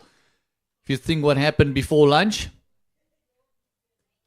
They're almost dealing in dots. All of a sudden, free flow of the arms after they've reached that 100 partnership.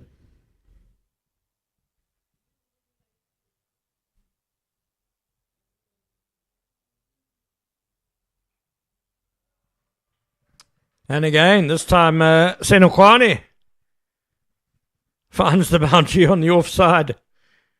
18 off the over now. Goodness me, Cody Youssef. He's taking a lot of tap in this over. I think it must just remind them, remember, it's a 4-day game. It's not a T20. But what a lovely shot. Lovely shape. Beautiful composure. Pushing it through the offside. It's 4 runs. 1 delivery to go. What does Cody have up his sleeve? Or is the batters just going to continue to rock the boat?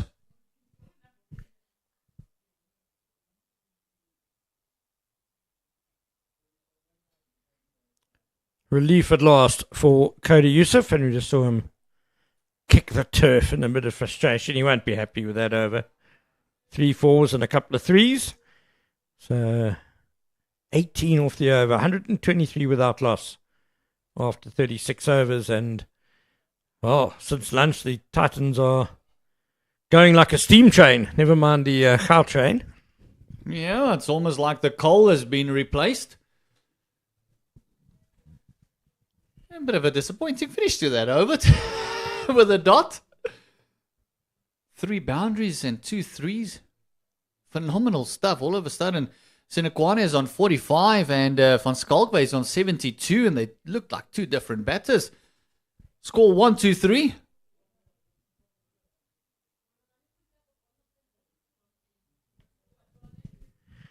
Lions just need to tighten up things now after the lunch break. It wasn't a great morning session for them in terms of results. 0 wickets. Not that they bowled that badly, but they really needed to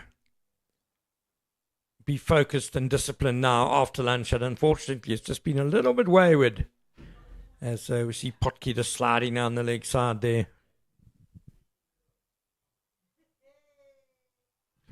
There we go, targeting the front pad and giving out LBW. That's what I was talking about in Potgieter's previous over. Van Schalkwyk just with that little shuffle across, getting into line, but then having to play around the front pad. And Delano Potgieter's plan has worked. A vital breakthrough for the DP World Lions. Especially after the previous over, where they looked like they're almost going to take the game away, and finally breaking the drought. Pitching it up, swinging it back in. That was crashing into middle and leg even maybe, but that was definitely hitting the stumps. Great decision by the umpire.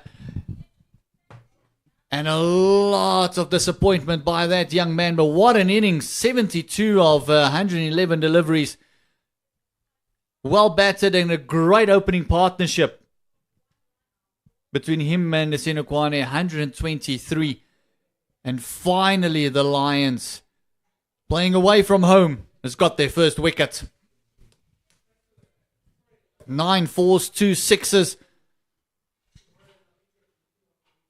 Jorik van Schalkwyk can see the disappointment as he walks off. Frustrated. Knows he was on the boundary of really getting a big one. But again, that man, Delano Potgieter, we've seen him throughout the years do it so many times. Come in and just get that vital breakthroughs.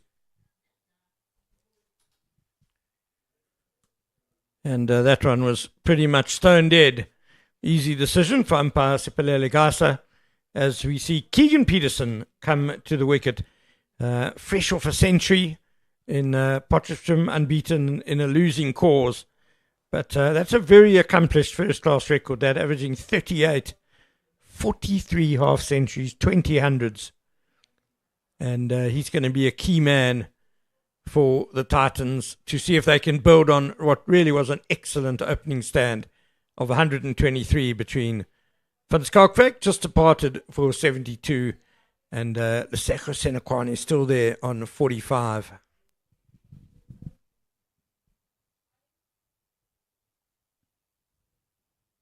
Yeah, Keegan Peterson almost feels he's one of the lost childs of South African cricket. He was earmarked to really get a push in the Proteas side and just fell away a little bit. I think that average, he would love to get that over 40, like any batter would. Facing Delano Potgieter. He's got his tail up. A little bit uppishly, but on the other side of the pitch to the bowler. And a very good scrambling save there by Bjorn Fortuin. Yeah, had a shy at the bowler's end, and then he hit the striker's end. Stumps, very good field in his own right. Just that LBW once again. Big shuffle, and just look at that, playing around that front pad, as you mentioned, Ken. Oh, easy decision for the umpire.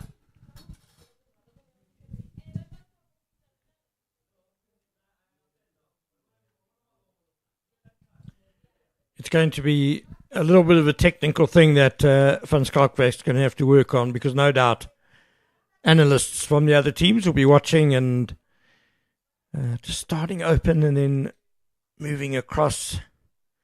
Gert, you're a coach. You'll tell us the pros around doing that, but surely just better to be as still as possible before the ball comes. I know batsmen like their trigger movements these days, and that's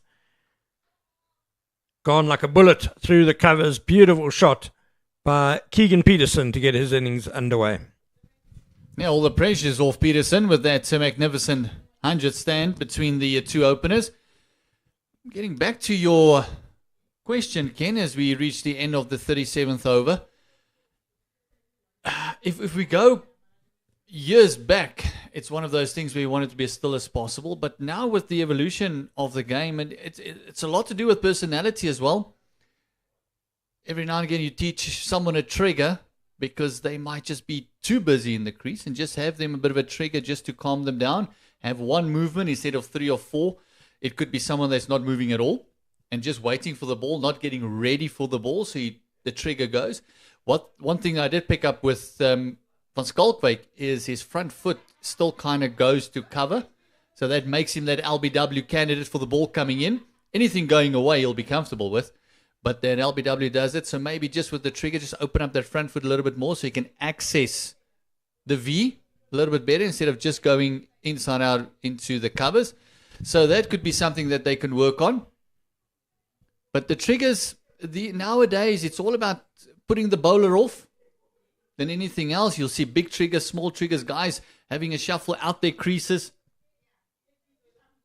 As Plaatje is going to come and start his 8th over. He's impressed as well. Someone like Plaatje is a perfect example. When he hits his straps and he kind of hits that length, you want to put him off a little bit, so you got to be proactive. So the trigger is not necessarily just back and across. Sometimes it goes forward. So it's all about getting ready for the delivery.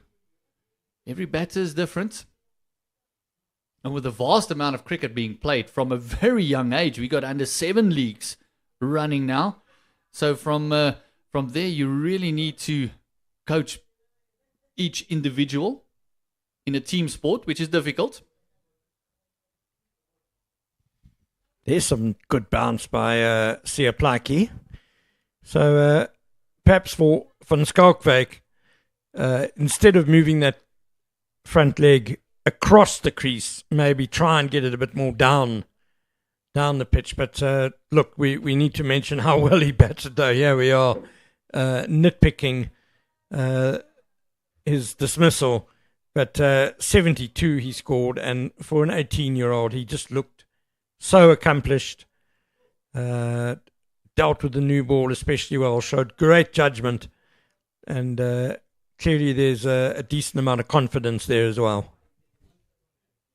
Oh, mercy, that's a dreadful delivery from Siya Plaatje, and umpire Brad White has the hands up for bars. No one could get anything on that. Esterhuizen will not be happy with those buys going to count against the keeper. Just everything went wrong there. Falling away in the action, wrist breaking.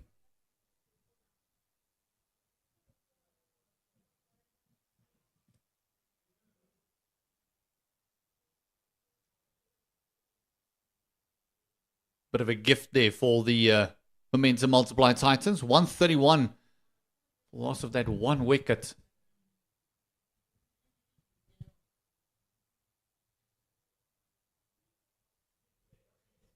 You touched on something earlier on that was definitely lacking, was Bayer Swanepoel not playing in this game. His knack for picking up wickets, even when he was with the Warriors, he's got that knack of just with that new ball, picking up a wicket or two, getting the breakthroughs, putting pressure back on the batting team.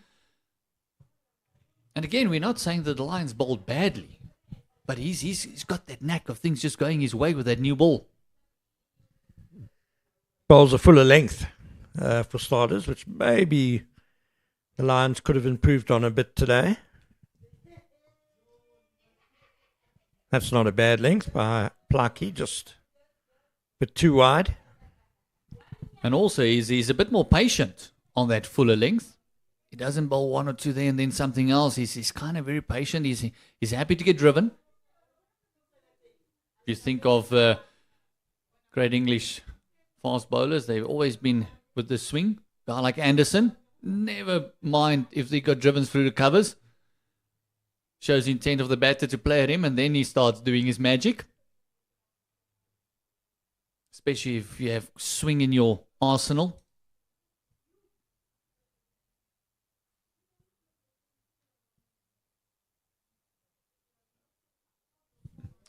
Nicely clipped off the toes by Lesego Senekwane, and he'll now march to within 1 run of his first half century of the season's Cricket South Africa 4-day series. Nice way to end the over for him. It's 135 for 1.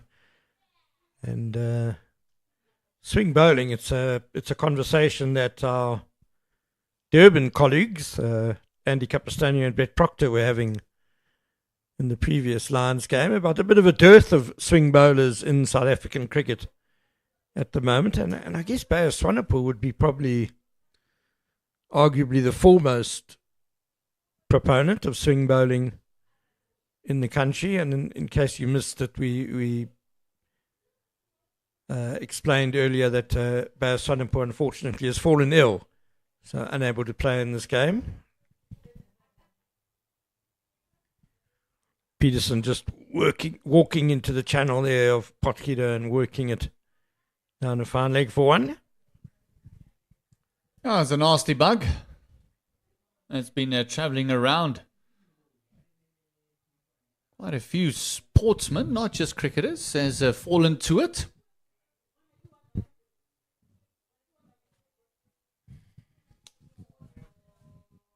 So all the best to Bayer Swanepoel. Hope he gets well very soon.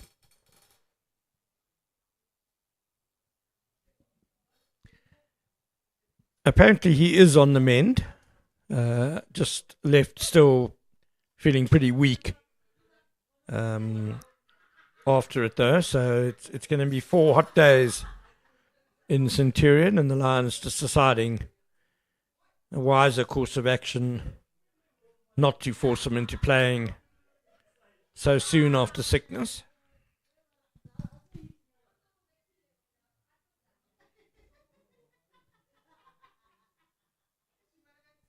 Beautifully driven by Senekwane, and that'll be his 50. Through extra cover for 4. He's grafted really hard, but once again just showing his tenacity, his composure at the crease, and his patience. A 10th first-class half-century for Lesego Senekwane. Lovely. Didn't try and overhit it. Just leant into it. Just caressed it through the covers.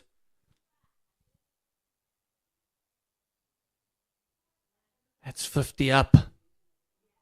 Job half done for Senekwane. Delano Potgieter just doing something different there. Just trying the bopper, but way off target as well. If I'm not mistaken, this is Senekwane's first 50 for the Titans this season. That's correct. He got a 70 for SAA in September against New Zealand A in Benoni, but previous to this knock had just 44 runs and 4 innings for the Titans. So he'll be very happy to have got stuck in today, and is really giving the Titans a good foundation in this first innings on this first day. How close was this, Kat? Well, we'll give it to Senekwane. He's on 50 of 117 deliveries. We'll say well left.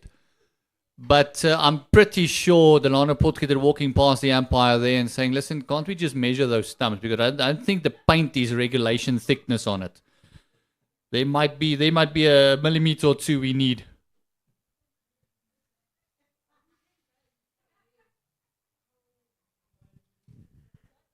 I could tell Gert was a bowler in his days. It's always an equipment failure, that not the wicket.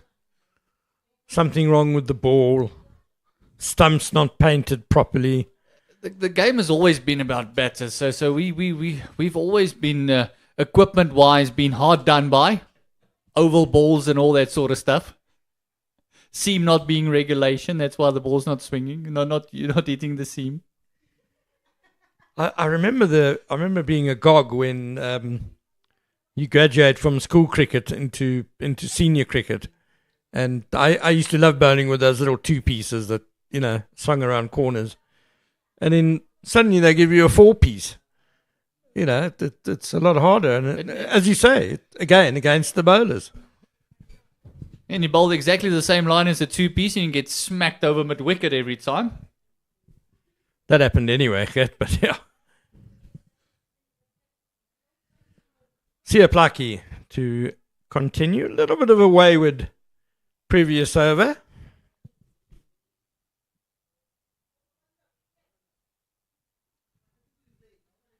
Again, just the radar not as good. He's also changed ends. He bowled nicely from the West Lane end, now at the Henops River end.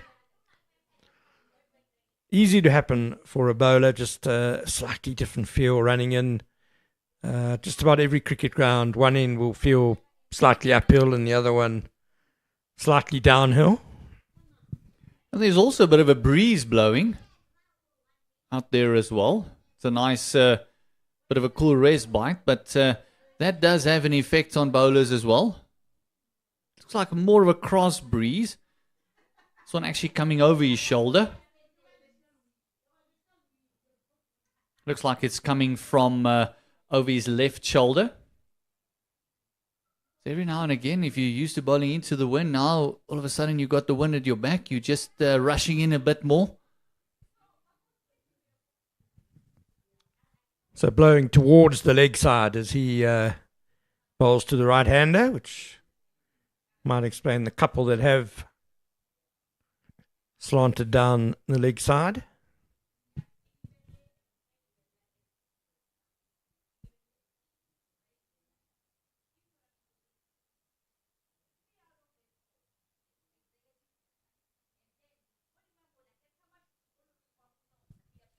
Nicely worked off the toes again by Keegan Peterson. He's a wonderfully wristy player, and as soon as Plaki put it too full and anywhere near the pads, Peterson has just clipped it away for a comfortable boundary.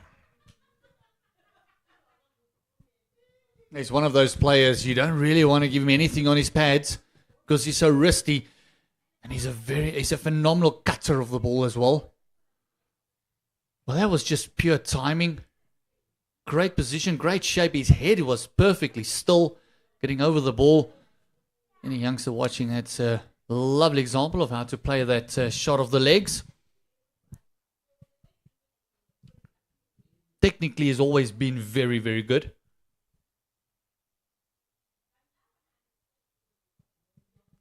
And clearly in form after that 100 in Potchefstroom in the previous game.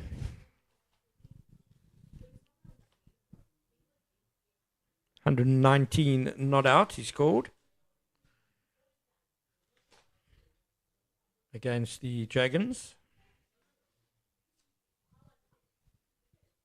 And as you mentioned, a lot of pressure on him there as well because it was in a losing battle.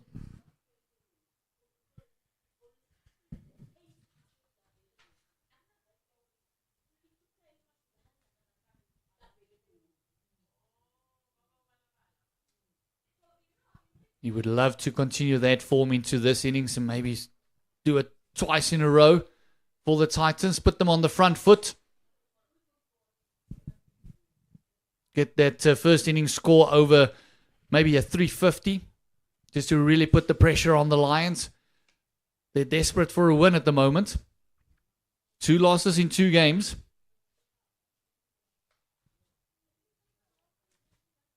They need to kickstart their 4-day campaign. Being shared title holders with their opponents today, the Lions.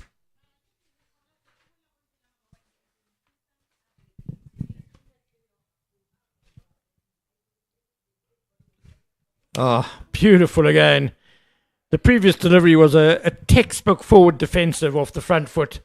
And that one now just the aggressive drive through the covers. Absolutely faultless and beautiful to watch. Yeah, 148 for a loss of 1. Comes over 100. Look at that, just leaning into it. Lovely stride and great hands. Picking the gap to perfection.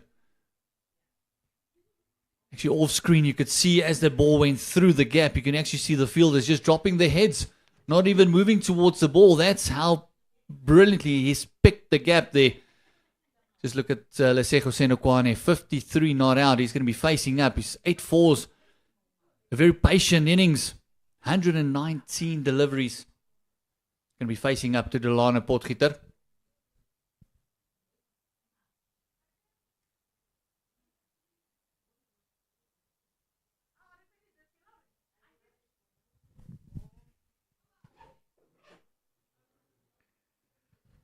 And not forgetting to get the singles either.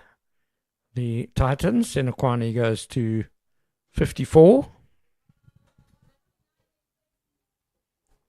think it's very important for him now just to keep rotating the strike with someone like Peterson who's timing it to perfection.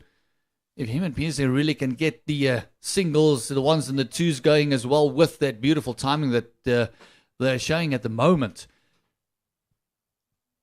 I think this could be a handful for the Lions.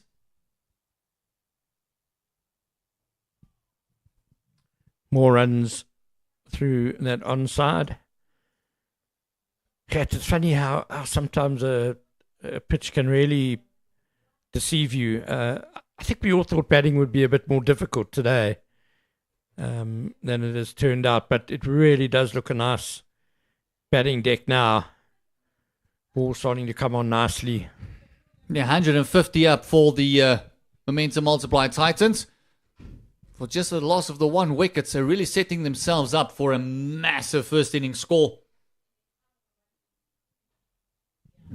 Beautiful again. This time by Senokwane through extra cover. Lovely punch. And Potgieter at times, he does like to pitch the ball up, but just over pitching now. Yeah, lovely shot. Just full face, just caressing it through the gap. We spoke about the pitch, and I think we assessed the pitch. We said that first hour is going to be crucial. The new ball is going to be the one that they need to strike with. And once they got through that first session, that up until lunch, there was still something in it for the bowlers, but it just looks like it's flattened out. 4 more. Too short now by Potgieter. Overcorrection. Short and wide and slapped away by Senokwane. Even the bowlers look like the tank's a bit empty because they had a lot of zip before lunch. All of a sudden, Plaatjie has come down in his pace. Potgieter picked up the crucial wicket. Hasn't been patient enough on those lengths, especially.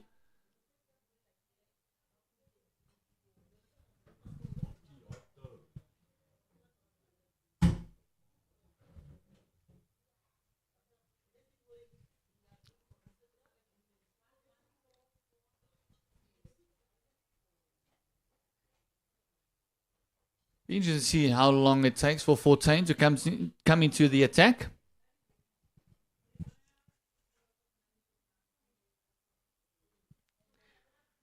Yes, I was thinking of him just a couple of balls ago because the Lions need to stem this flow of runs. They've got to stop the bleeding a bit.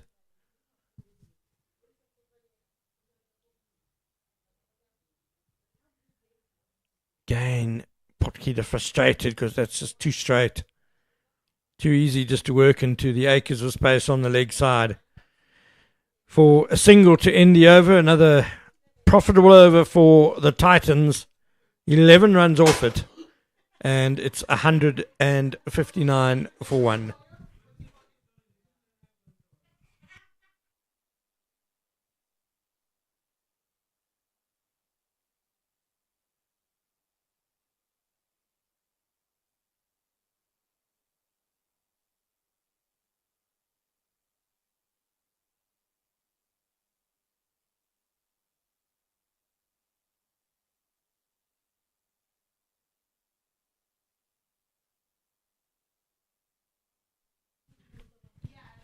So 159 for loss of 1.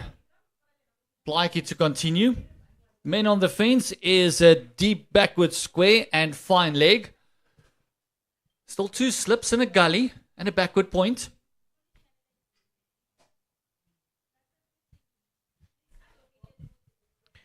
First time Senekwane has lost a bit of shape from after lunch. You could see the frustration even he had with himself. He knew that one would have gone through the covers as well. Look at him just practicing the shot. Just lost a bit of shape there. I'm impressed with how Senekwane has gone about his business today, because it was a struggle for him in the first hour. He clearly wasn't totally in sync with his game. But he's battled through it and has really played some lovely shots in this 63. Struck on the pad and given out by umpire Brad White. Oh, just as I praised Senekwane, how far forward was he here? It definitely nipped back into him and he looked a little bit like he was only half forward. But Blakey has got one in the right place and he's nipped a couple back into the right-hander, and this time he's got the LBW decision. Oh, yeah, no real stride. He's trapped on the crease. Even while he's standing there, it's giving umpire Brad White a lovely view at where it struck him. Right in front. It's the second wicket down. It's the openers, both back in the hut. And you got to feel that the Lions might feel that this might just be what they were looking for. And then all of a sudden you see Luandre Pretorius walking down the track, coming to the crease. A young man in his own right that's made his name in red ball cricket last season. Phenomenal season he's had. But again, second wicket for the Lions. And it's the big wicket of Senekwane. Luandre Pretorius coming in, closing in on 1,000 runs. With a higher score of 153. Of course, Leandro Pretorius, the man who almost single-handedly denied the DP World Lions winning the 4-day series outright in last season's final. That magnificent 153 he scored then. Really astonishing effort that just absolutely rescued the Titans from a parlous, hopeless position, and a staggering innings by the young man who, unsurprisingly, has gone on to play for South Africa since then. But he'll have another big job here for the Titans, because they dominated the morning session, did all the hard work, and now just a couple of wickets lost in the first hour after lunch. They won't want to give the Lions a foothold back in this game. So a partnership necessary now between Pretorius and Peterson. Just look at that. Everyone was absolutely convinced. So was umpire Brad White. And also right-left combination now for the Titans.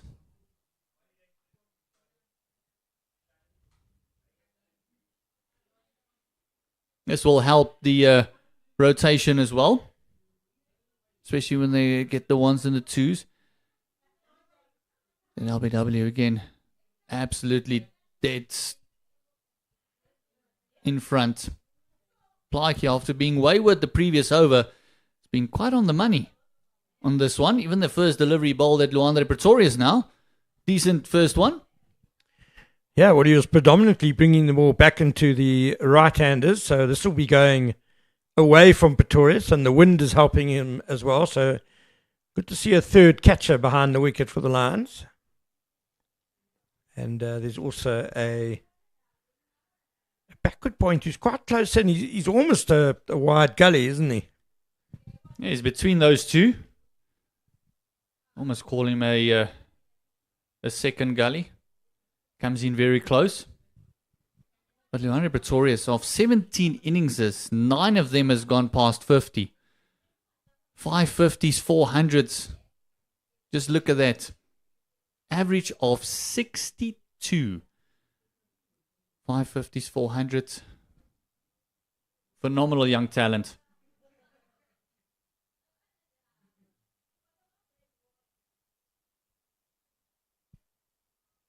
And he's one of those that we spoke about with trigger movements and getting to different positions. He's one of those that's very busy at the crease.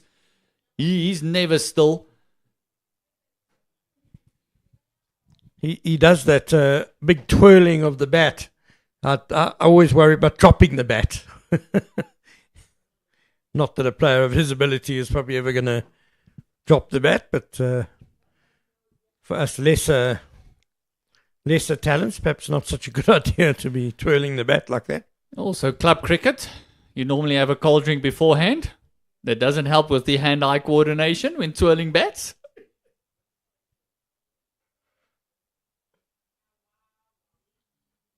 I just see Blakey lifting his hand, just apologizing. No, that wasn't the plan.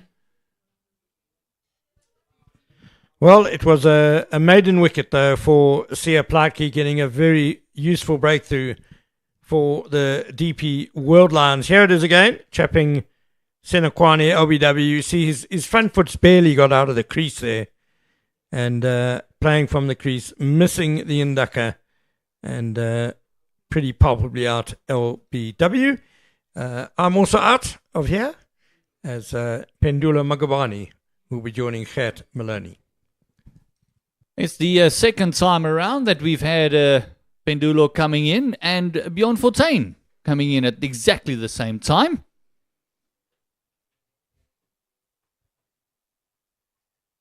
He's gone for 25, 2 4s and a 6. The compliments of Van Schalkwyk, who was very wristy, flicking it over deep square against the turn. We're bowling to Keegan Peterson. Momentum Multiply Titans winning the toss earlier on this morning and electing to bat first.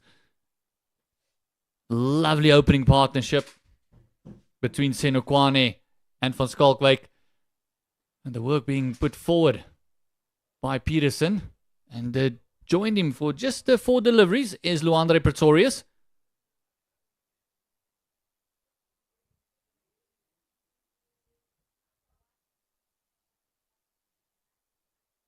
We were waiting to see when Fortuin will come into the attack just to stem the flow of runs. And with that wicket of Senokwane, it will also help. Using his feet and trying to get it down the ground, but not a great contact by Peterson. Just closing the face onto the ball.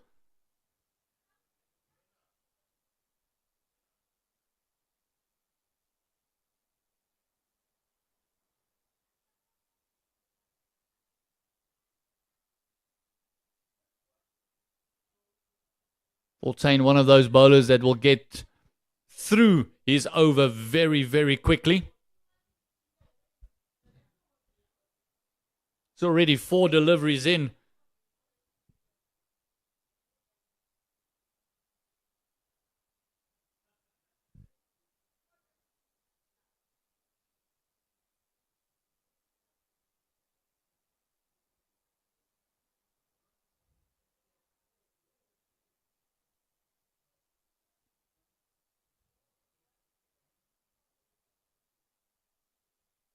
Fortuin doing exactly what his captain is asking him to do.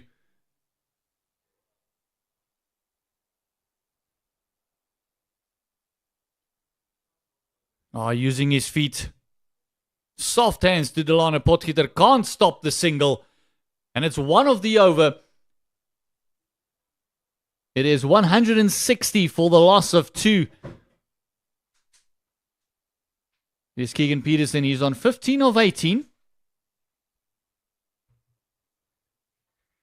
As the Momentum Multiply Titans has moved on to 160 for a loss of 2. Both the openers back in the hut after a phenomenal opening stand.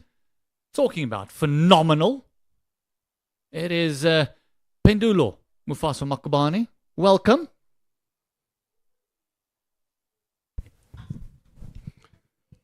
Well, returning and 2 wickets are down. What a change for just the session. Because it really was going away, wasn't it? So good way to reel it back. First wicket for in Alliance shirts for Sia Blakey. That's going to give him confidence and he's deserved it really. Delano Potgieter also with the breakthrough.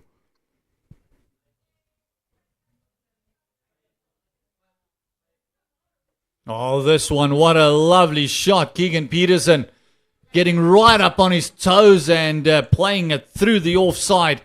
Lovely timing, lovely shot. A player in form, Keegan Peterson. That shows it. Just jumps onto the ball, gets on top of the bounce. So difficult because the ball is still rising with him. And is not the tallest figure. Gets right on top of it and placement right into a plum. Beautiful shot.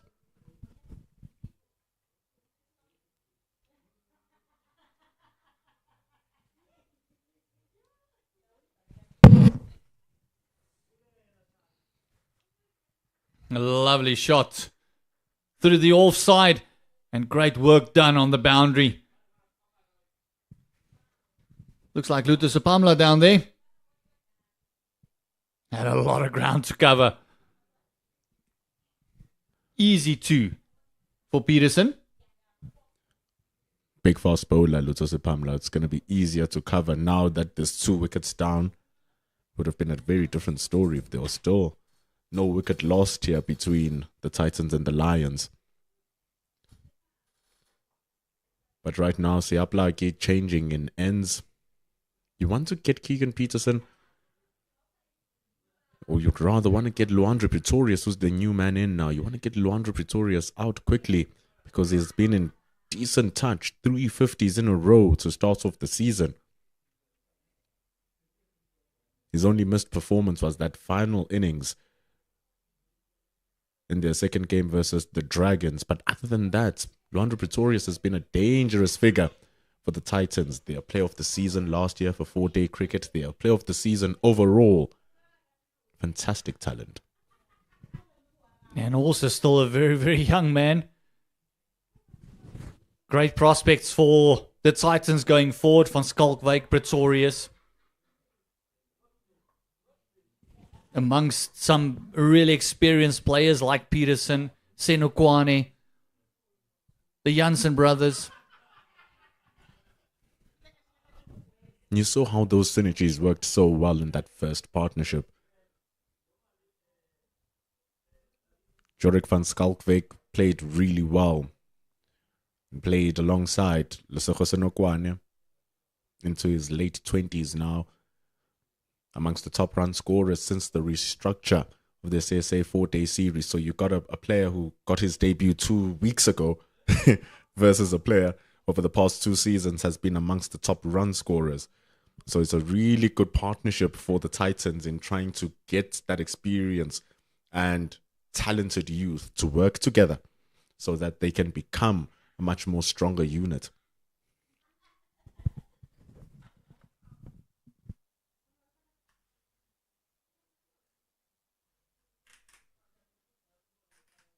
Oh, he got away with that one. That Plaatjie. A leg by given. Could have so easily just flown off the bat, but you could see the way that Peterson was just almost walking through. He's not happy with himself, especially the way he's been timing it. Almost looks like he's been batting on a different pitch. 21 of 23.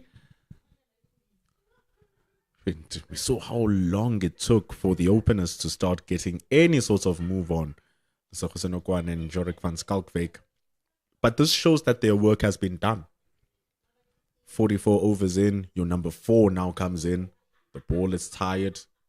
Bowler's not so fresh anymore. So it becomes easier to pounce. It becomes easier to score. And it's showing now. It does make it a little bit easier. As Luandre Pretorius just gets off the mark. Gets the one on the leg side. You can see the field for him is placed there. He's got a deep square, backward square, and also a deep fine leg. As the sun is beating down here in SuperSport Park, it is very hot, and the players are going to have drinks, and so are we. Pendulo, you must be exhausted after that over. So we're going to have a drink. We'll be back in about 5 minutes. The Momentum Multiply Titans, 168 for the loss of 2 after 43. It is Keegan Peterson and Luandre Pretorius resuming their partnership just after drinks.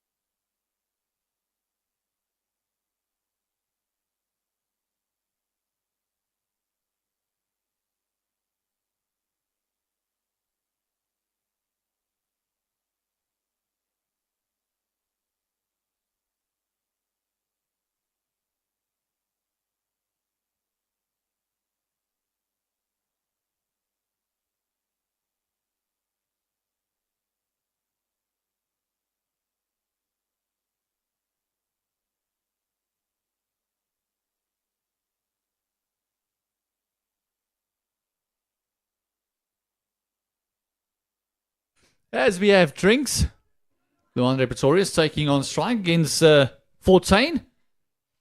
Their first run for the day. We saw a lot of this in that final last year. Faced a lot of deliveries from 14. Undoubtedly the two best performers in that final last season. Bjorn Fortuin grabbing a fifer and 64 runs. Let's rework that. He got 64 runs and then got a fifer afterwards.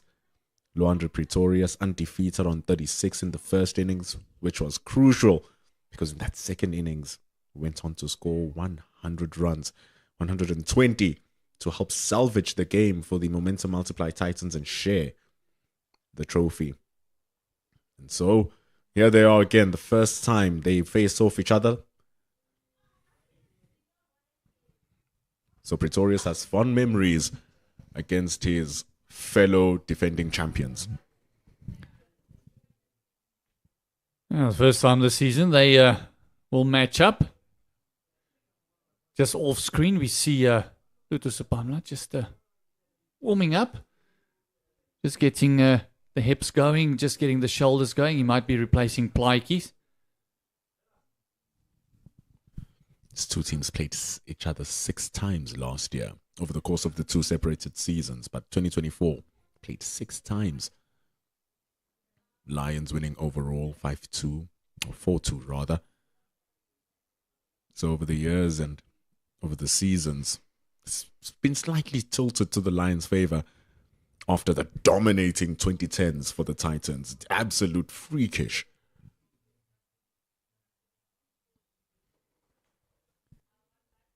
There's been a rivalry that's gone on from way back in the day.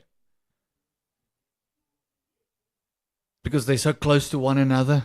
They always feel like the one is almost trespassing on the other one's turf, especially when it comes to players and that sort of stuff.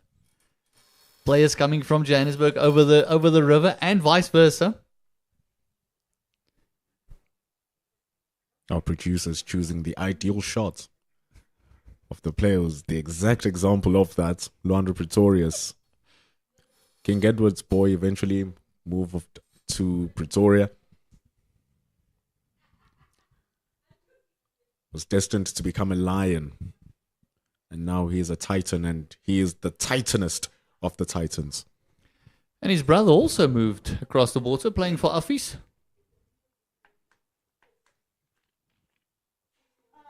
So no wonder these two has got a bit of a rivalry going, these two teams.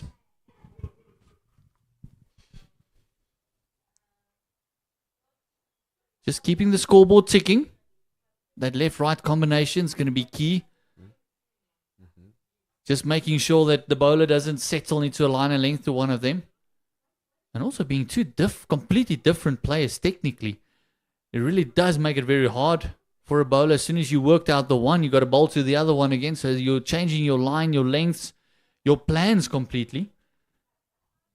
It's easy if it's a left-right combination that bats very similar. But these two are worlds apart. And what makes it worse, Gert, is that they are both within the runs over the past couple of weeks since the start of the season. 350s for the man on your screen, Luandre Pretorius. A 119 not out last week for Keegan Peterson on the other side. And so you have 2 in-form players, and actually the rest of the 4 players in the middle order for the Titans are where Lions need to be worried. So they bring Luto Sipamla to try and strike. And he's met by a lovely shot through the covers. And Luandre Pretorius says, thank you very much and welcome to the crease, Mr. Sapamla. Wide half volley from Sipamla. Takes nothing away from the superb stroke from Luandre Pretorius. Takes a couple of steps across the stumps. Makes it easier to reach the ball. It didn't even have to do much because the ball was there to be taken. Squeezes it past Mitchell van Buren at the covers. Wonderful boundary.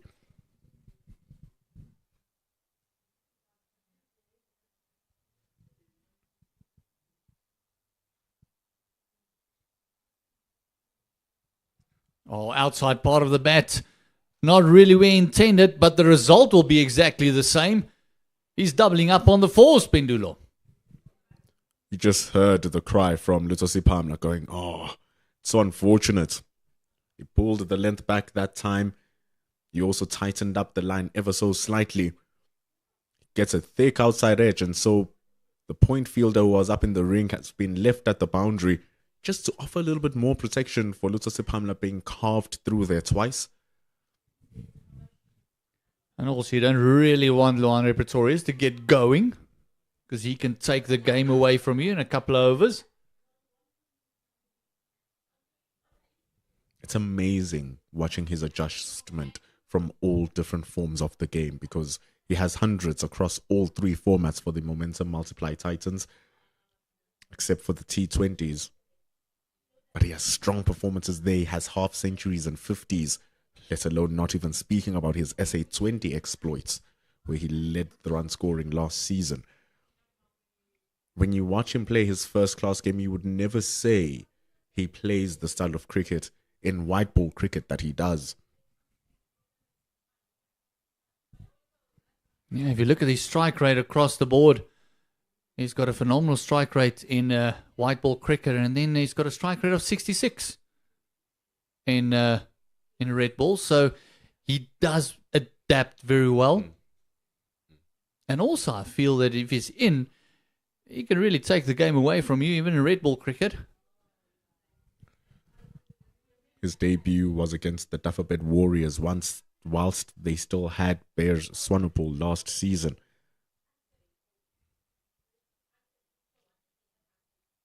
Wonderful ball. Very good stuff from Sipamla. That's a lovely delivery. Beating the outside part of the bat from Pretorius. Lovely carry there as well. Oh, what an absolute beauty. You could even see that Pretorius just looked back at Sipamla and says, where did that come from? Where's those half volleys? I enjoyed them. Ball shaping away from Pretorius as well. Really squeezing him out of his comfort zone. And this time just a punch through Sipamla. Getting a hand to it, slowing it down. Just the one.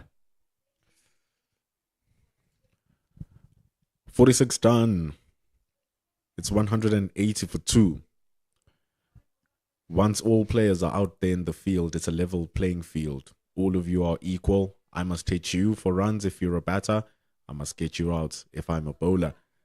There's no looking at an 18-year-old as a 29-year-old and saying, "Hey, lose your wicket now. I'm your elder."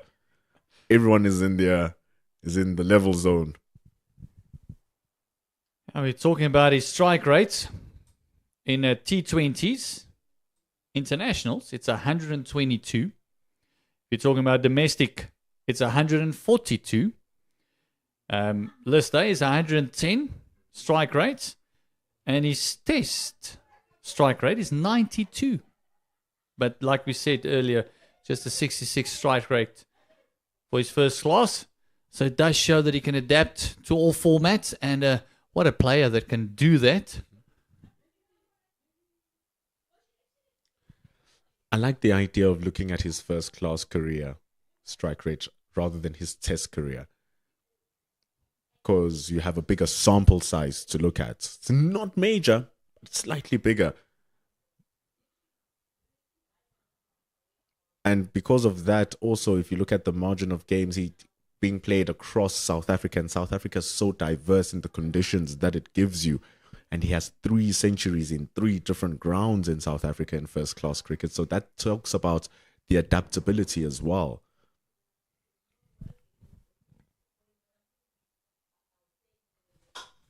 This one just punched through point. It's another 4 for Pretorius. And he's getting a slight move on. We're talking about his strike rate, and all of a sudden he's on 100. 3 boundaries would do that. See, this one just punched through point.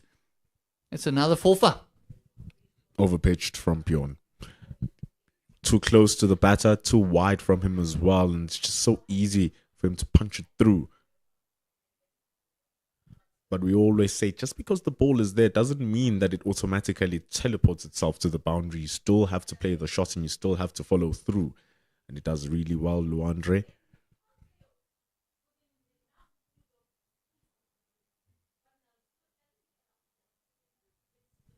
Much better area there by Fontaine, a lot tighter. Doesn't give Luandre the opportunity to free those arms, but they do have some protection on the fence. Man at cow, and also a deep square leg. This one just punched through the other man on the fence at long on. They know the strength of Pretorius. If he can go with the turn, he'll back himself to clear any fence. That's what I was just thinking about as I'm watching the construction of the field and how Bjorn Fontaine is bowling to him. It's 185 for 2 after 47. It's the shorter side of the field. Ball is spinning into Luandre. You speak about the three fielders who are guarding the boundary, which is where you'd normally find the fielders, cow corner, long on, and the deep square leg. But with the ball turning into him, are you, and him being in fine touch, are you really expecting him to not clear the boundary, even if he mistimes it? 8 times out of 10, I would back Luandre to clear the boundary, even with the top edge. It's a risky strategy being employed by the Lions against Pretorius for Fontaine. But at least it's a strategy that they're trying something different. Maybe entice a false shot, top edge. Maybe in trying to force him playing a lot straighter than he actually would, with the ball turning into him. I think for those plans to start getting into action, you have to buy the plan to work. You have to earn it. You have to give yourself 2-3 overs of complete dominance where you are chaining the runs up.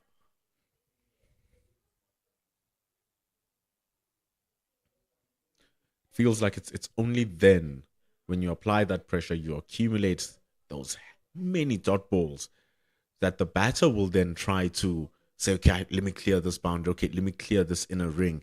And that's when the mistakes come. So right now, if you're going to have a certain plan and then the ball that deviates slightly from the plan gives you a boundary, it makes the whole thing fall apart, because then there's no incentive to attack you if I already got runs from you.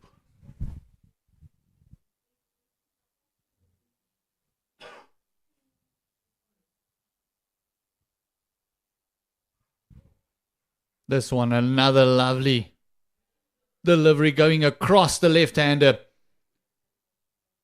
That looks like one area that they might want to target a little bit more against Pretorius. Oh, another play and miss. It's just that one back of length going across him. He just has a flash at. He just has a push a little bit. So the Lions might want to concentrate. They do have 2 slips and a gully in for Pretorius. They might feel that they're in with a shout.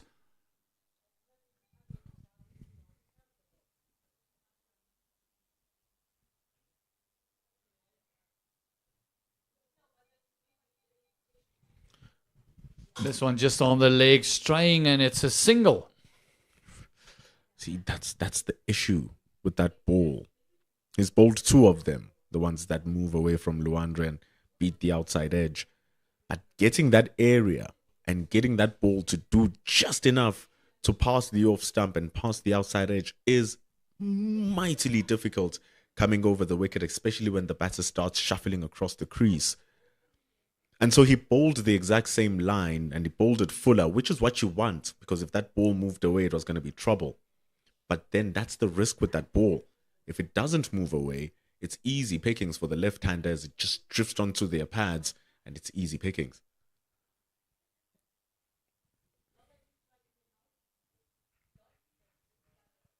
Good adjustment by Sapamla. His experience, he'll be comfortable against a right-left combination.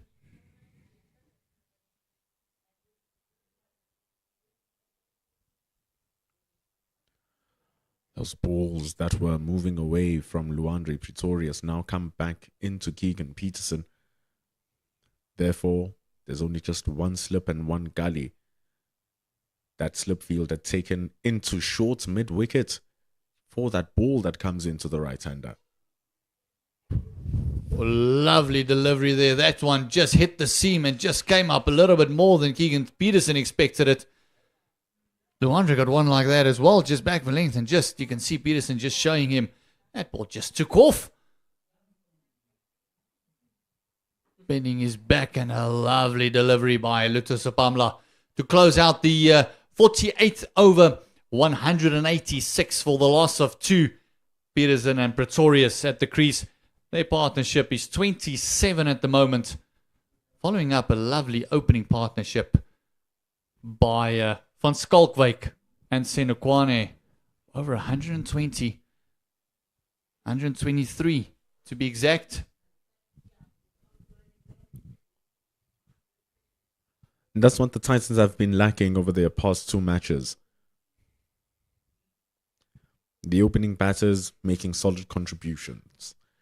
Keegan Peterson came into the party very late in the second innings in their last game, where the Titans were trying to get a draw, but they couldn't survive. But the set of batters that are coming next for Titans are where the Lions should worry. Currently, Peterson and Pretorius. Rivaldo Munsami comes in next, and when he gets going, he becomes a little bit of a menace. Got his debut, got a call up to the Proteas for the first time. Rivaldo Munsami. Then you have Donovan Ferreira, who has a century already in the season and 2 50s. Then you have Dayan Khalim, who already has a century and a 50. So these next 3 batters who are going to come in for the Titans is where they make bulk of their runs.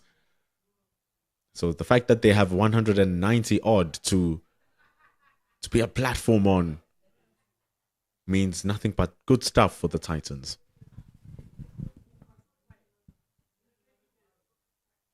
Yeah, a couple of singles just to keep the scoreboard ticking, keep that right-left combination, making sure that Fontaine doesn't settle into a line and length or settle into a batter. Keegan rocking back and cutting it. Great work there by, it looks like Cody Youssef. Phenomenal work there at backward point. It's how times have changed from fast bowlers.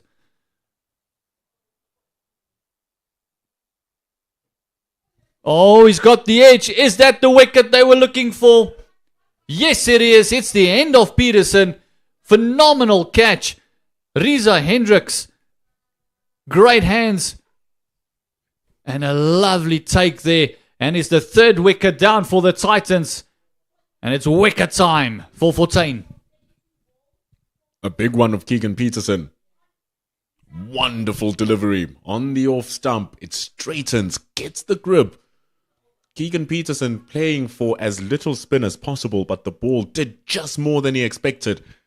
Gets the outside edge. And the fact that Riza Hendricks dove to his left, unsighted ever so slightly by Connor Estes and the wicketkeeper. Keegan Peterson loses it for 23 runs, and after a century last, you can see the disappointment in his face. Yeah, he's not happy. He knows he was on. He was looking solid. He was looking good. One mistake, and it cost him his wicket. Just pushed a little bit hard to this one. And what a phenomenal take. That was all reflex. Nothing else, all reflex. As Rivaldo Munsami comes into the crease, joining Luandre Pretorius. And I wonder what this discussion would be. Probably saying the top run scorer between the two of us will keep. And it was this exact partnership that broke the back of the Lions in the final last season. And when we say last season, it's not too far. It was late April 2025. They put on a monster partnership, and it wasn't about the runs that they accumulated. It was about the time that they spent on the crease, batting across 2 sessions in one of the most important days of the match, and which led to the Titans salvaging a draw because they were in a very tough losing situation. Right now, the situation is much more friendlier, touch less at stake, but still a lot to play for in order to set up a good platform for the rest of the season. And Pretorius will face up to Luto Sapamla. And with the score at 189 after 49 overs, that means that the first batting point, bonus point, has been achieved. The next full point will be on 200. And we spoke about this earlier about how it works. Every run that you score above 150 now counts for something. So right now they're on 1 point for the 150. You take 39, you times it by 2%, 0.02. Because each run after 150 counts for 0.2 or 0.02 of a point. So if you quickly do the mathematics, they are currently on 1.35.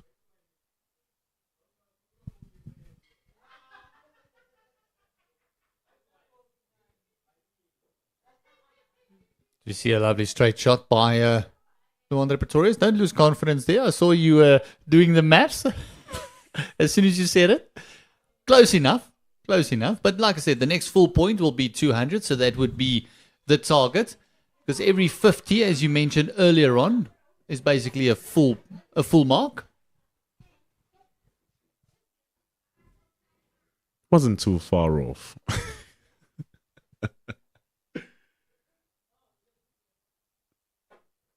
So they're doing pretty well. The Lions, with the third wicket of Keegan Peterson, they get their first bowling bonus point. Your first bowling bonus point comes at wicket number 3, and then you get an additional point for each second wicket. So the next bowling bonus point will come once the Lions get wicket number 5. So if they get the fourth one next, they still on only 1 bonus point. It's only once they get number 5 that they get their second. On wicket number 7, they get their third. And on wicket number 9, they get their fourth.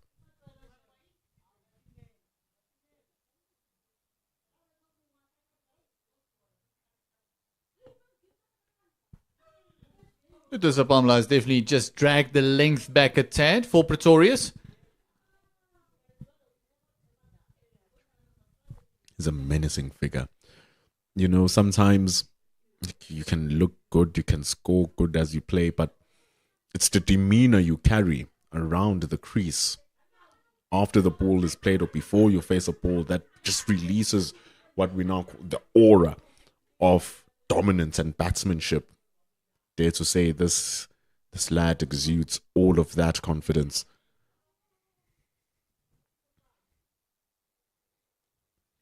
Yeah, even in his very younger days, back in the other side of the Hennep's River, playing for a club there as a 15, 16-year-old, confidence was never really a big issue for Luandre Pretorius. He's always been very confident and very comfortable batting. He never looks flustered. He never looks like he's under pressure. Just look at how he hardly even leaves the crease. He just stays there saying, if you want to remove me, you have to get me out of here.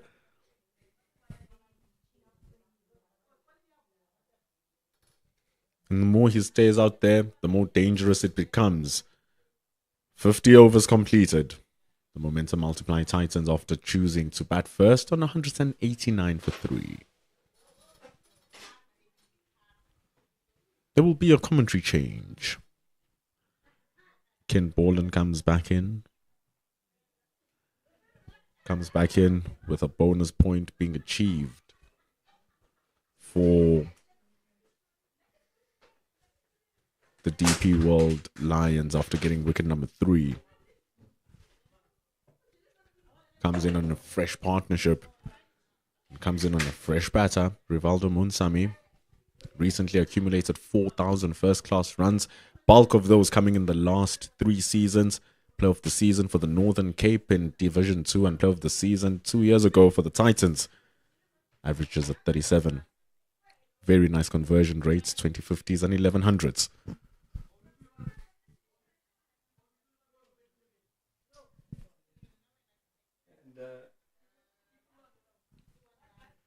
And off the mark, Rivaldo Munsami. Pendula, what a catch that was by Reza Hendricks, that slip in Fortain's previous over. Absolutely remarkable.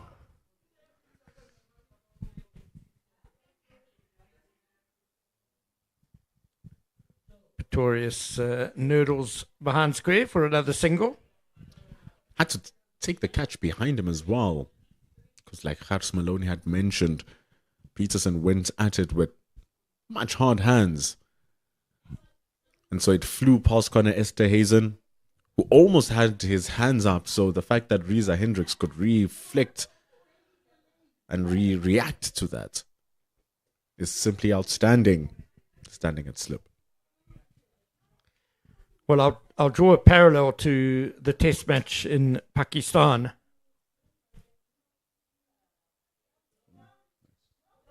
Where on the first day there was a crucial catch missed by South Africa at slip. Aidan Markram at slip. Similar sort of edge. Just past the keeper.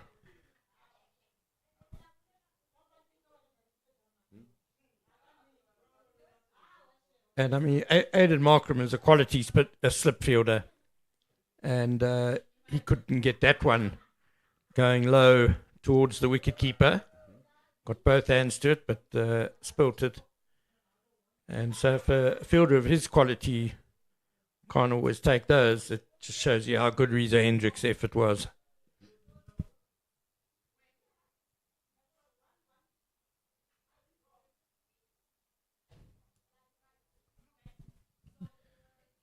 Bjorn Fortuin quickly through his 10th over. 1 for 40 he's got, and a total 192 for 3. A Lions session so far with those 3 wickets. Rebalances the scales a bit. 192 for 3. If you're out there after 50 overs, you're not too sad as a bowling team. You've gotten 3 wickets in the session. But then you're also looking at the same time, you're on close to 200 as a batting team and you've only lost 3 wickets. So on either side's perspective, you can say that it's quite balanced here between the Lions and the Titans. And you can't help but feel like the next coming session, which is around 30 minutes away when we take a break, is going to shape this day and it's going to shape how we're going to see tomorrow. Absolutely, MP. The Titans in a good position. They will feel they've done justice to winning the toss and batting first. Job not complete, however. But I think the Lions will be very relieved that after a wicketless morning session, they've managed to get 3 this afternoon. So Pumler in search of a 4th, and good start by him to the over. There's only 47 overs remaining. We're playing 98 overs in the day.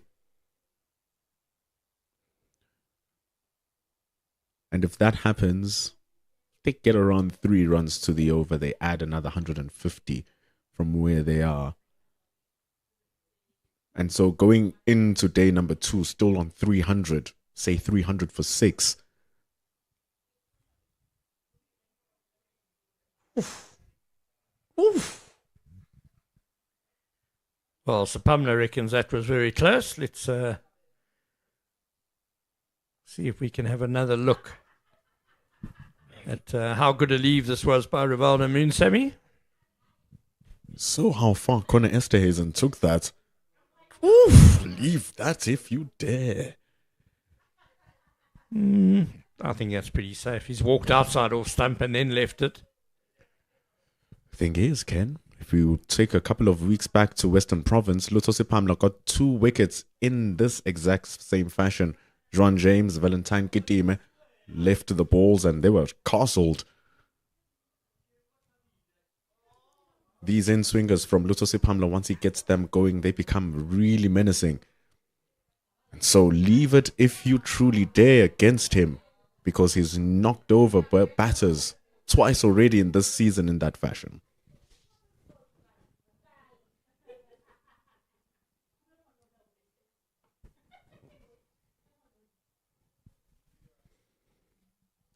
And so he's really honing into the stumps here against Rivaldo Moonsamy, which I think is a brilliant ploy considering the fact that he's just brand new. Was 4 balls old starting in this over, and he hasn't left a single one. Bit of the inside half of the bat by Moonsamy for 1 to fine leg. This is the stuff from Sipamla. This is the stuff. Just look at how it comes back into the stumps. There's a slight gap between bat and pad from Munsami that Sipamla can zone and snake into because the ball is moving before it pitches and it's also being assisted by the wicket. Must be careful, Munsami.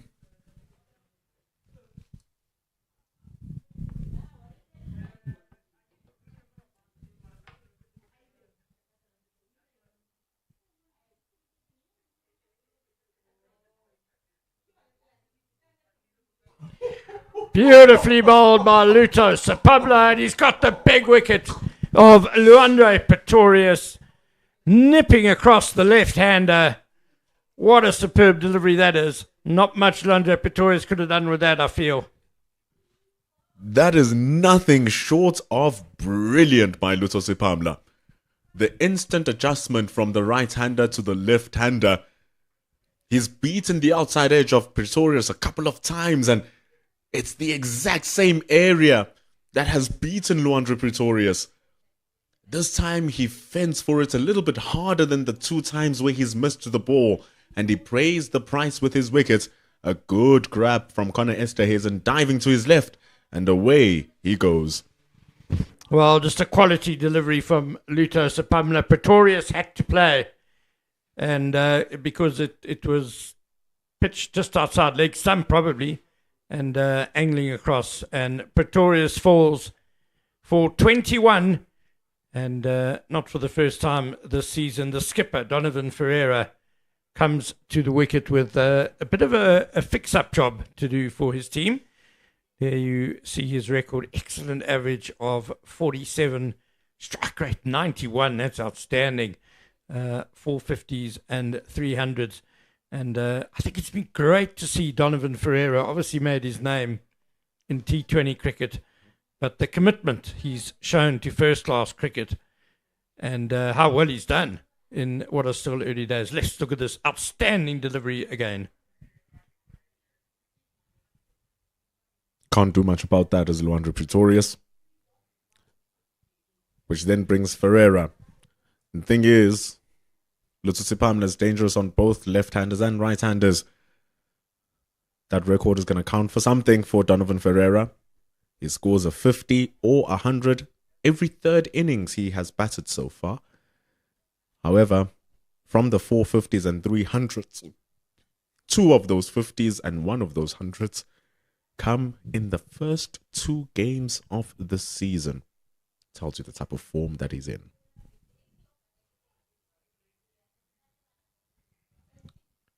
Two slips on a gully for the new man and a deep short leg. Straight away, Ferreira driving hard, but no real timing there. Ends an excellent over by Luto Sipamla. 193 for 4. Excellent work. How do you play that? I mean, it's pitched outside leg and just jagged across the left-hander.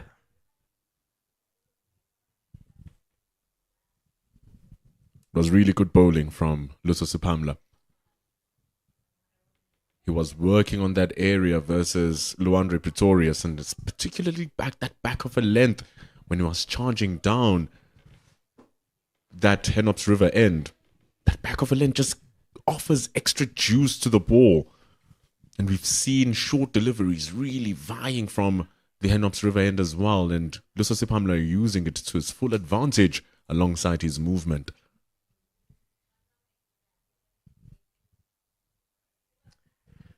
You were doing a few calculations not that long ago, Pendula, about potential aggregate score for the Titans at the end of today. And I was going to say that you needed to factor in Luandre Pretorius because obviously his potential to score so quickly once he gets in can really change figures dramatically. Targeting that front pad with the arm ball again.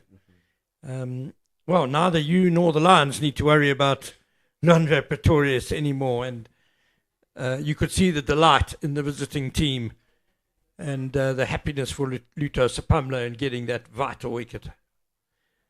Oh, Moonsamy sweeps that. Very, very fine. Excellent shot away for 4. It's fine and it's swept very hard from Rivaldo Munsami. There's a man standing at deep backward square. Only thing he could do is fetch it over the boundary. Erring in his line, going a little bit too straight beyond 14, especially with that fuller length. Good pickings for a man who probably has some of the best wrists in the country.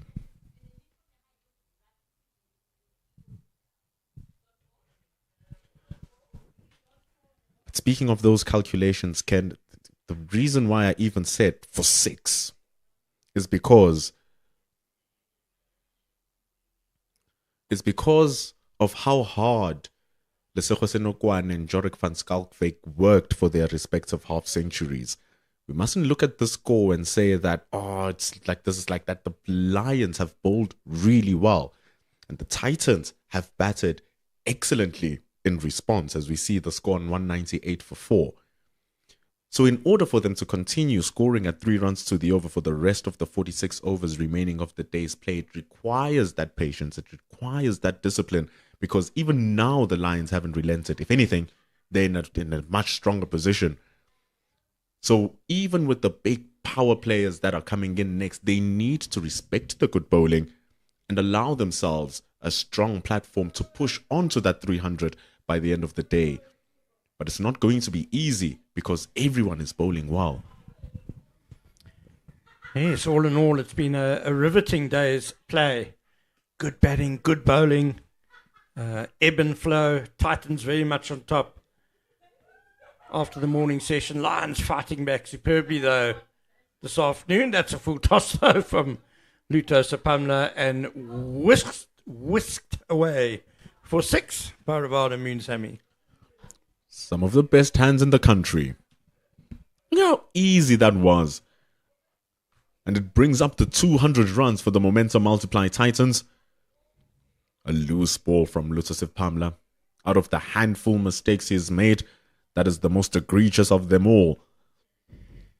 It's 200 runs up for the momentum multiply Titans, a gift for Rivaldo Moonsamy. And the ball returns into play.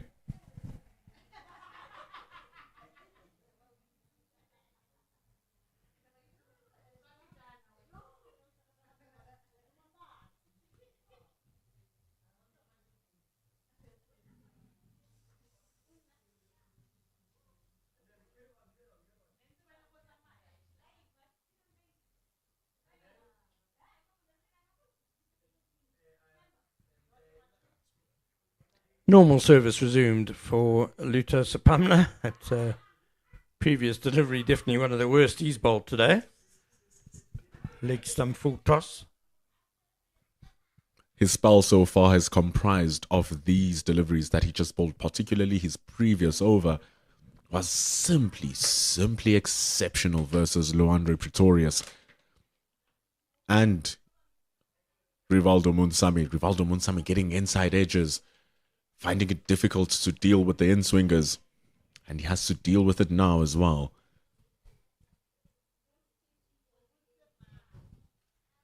I wonder if that full toss was Sapamla going for the big in-swingy Yorker and just getting it a bit wrong. Well, quite a bit wrong. And on top of that, Ken, him changing in and coming from the Henops River end, the wind is blowing from the left to the right of your screen when he runs in. And so it's aiding with that in-swing towards Rivaldo Moonsamy and every other right-hander, which is why the ball is moving so much in the air before it pitches. He's using that wind really well.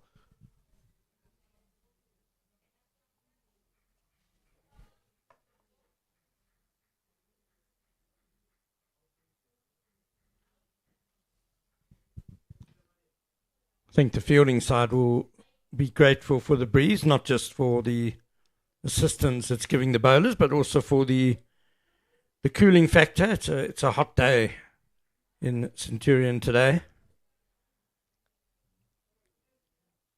And the Lions have been made to work hard in the field, but they've responded very well after lunch. It was 93 without loss at lunch, so 4 wickets for 111 runs this session. Again, snaking back into the right hander, and there was a bit of energy about that delivery from Sapamla. It's a beautiful spell this so far. Only one pure bad ball that went for 6 in the start of this over, but other than that, it's been seamless implementation of his plans here. Lutho Sapamla in the 3rd over of his spell right now. And the adjustment from his first spell of the swinging ball left and right is now targeting the stumps, and it's something which I wish he could have done earlier on at the start of his innings too.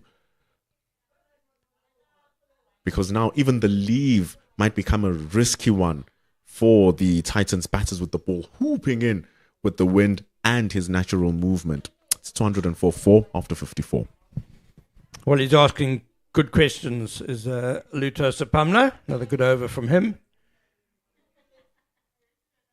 And Donovan Ferreira will finally have some strike. He's faced just one ball. He came to the wicket a little while ago. Yet to get off the mark. It's been a Bjorn Fortuin to contend with.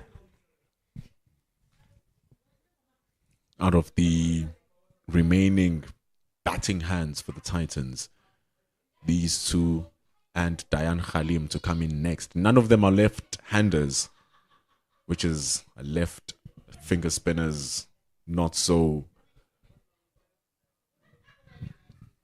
swatted away through the covers. But it will just be the single to Ferreira. The left arm's finger spinner would rather bowl to right-handers than bowl to the left-handers. Just put it like that. And so that now there's only right-handers to come. Bjorn Fortuin must be licking his lips. He's gone for more runs than he normally does, going at over 4 to the over. But because the ball moves away, he reinforces the covers. He has 2 short extra covers.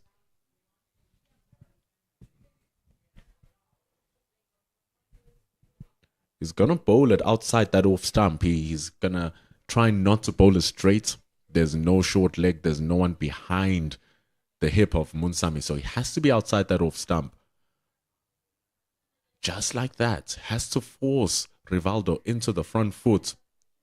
At times, make him believe that he can drive. So there won't be a surprise if Bjorn Fortuin bowls one, which is slightly even wider from that stump, saying the 5th line just to draw a drive.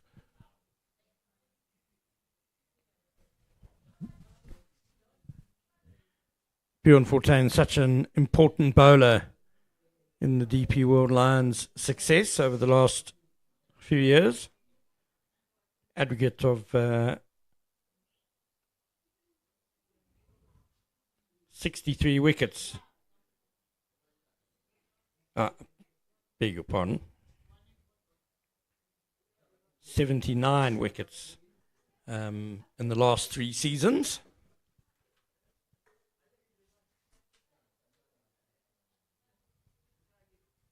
And that's always averaging in the low to mid-20s as well.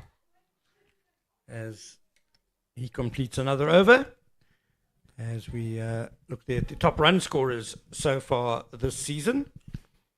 And Donovan Ferreira currently at the crease in 4th place. You mentioned those 250s and 100 that he scored already, 271 runs. 3 guys have got over 300 already. Gavin Kaplan, Tapang Detoli, and Connor Esterhuizen keeping wicket at the moment. And 378 runs in just 2 innings. Fantastic with the bat, Connor Esterhuizen this season. First time he ever scored a century, he made it into 175. The second time he scores a century, he made it into 203. Thus, the Lions only batting once in both of their respective games, scoring 500 and 600 respectively. Fantastic performance from Connor. And that's a fantastic save at cover, which has saved Siaplaki conceding a boundary off his first ball back. Excellent work there by Reza Hendricks.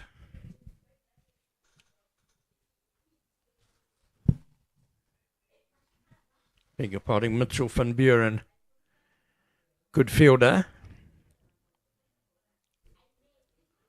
Ferreira certainly, he's only faced 3 deliveries, but he's gone hard at all 3 of them. You can't expect any less from the Don. It's what he does. Smashes the ball. And like you said, it's very nice to see him give focus to the first-class games to just become an all-rounded player, because there's no question of his ability with hitting the ball when it's white. And if we looked at that graphic of the leading run scorers, the most impressive things over are the 50s and the 100s that they've scored in the innings that they've played. Donovan Ferreira is batting for the 5th time. And in the 4 times he has batted prior, he has 1 century and 2 50s. That's the level of consistency you want.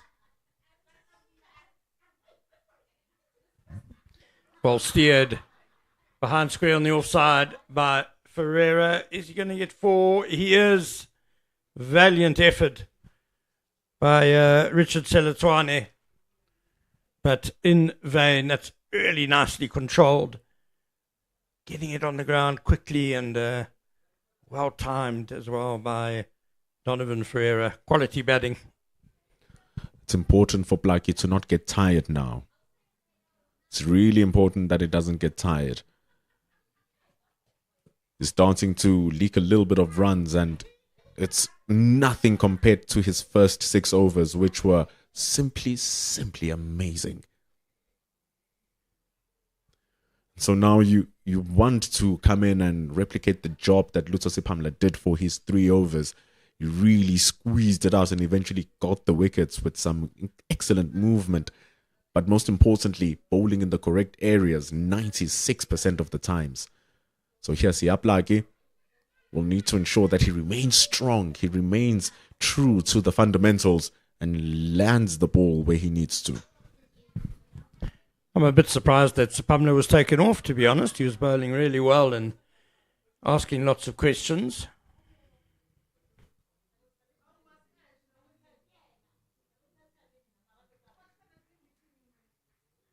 And Siaplaki, certainly his second spell wasn't as good as his first, as you say, MP. And he will certainly want to change that momentum through the day. Don't want to be steadily deteriorating, but that's one of the things about 4-day cricket, why it's a challenge, that you've got to come back for 3rd and 4th and maybe even 5th spells. And you've got to try and keep those all at the same intensity.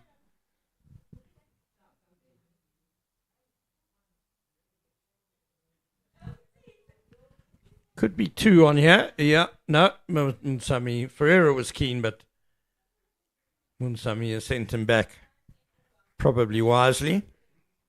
It's a good pickup from Cody Youssef. With his dominant hand, he made sure that he picks up the ball, so he needs less movement to throw the ball back in, and well, he's a 140 plus bowler, so that's going to be a sharp arm to throw the ball back into. So they keep it to 1, ending over number 56, 212 for the loss of 4.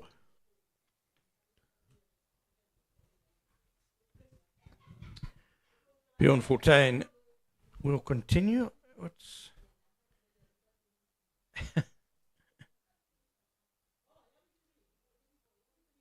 maybe some flying insects bothering Fortuin there.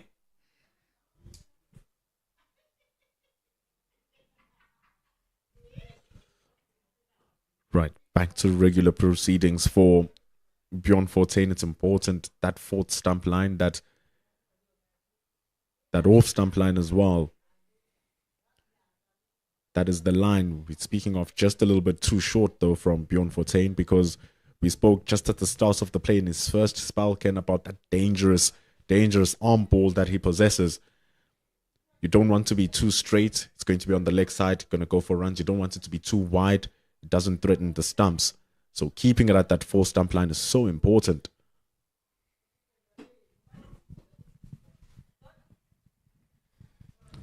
I think even a bit closer to off stump, to be honest. Wants the batsman to play.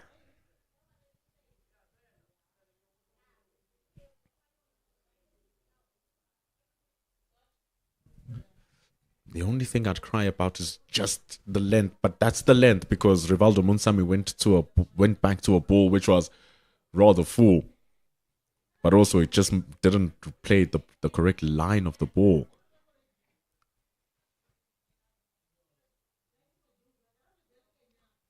But sometimes you want him to get that drive through. You want to get that forward defense through.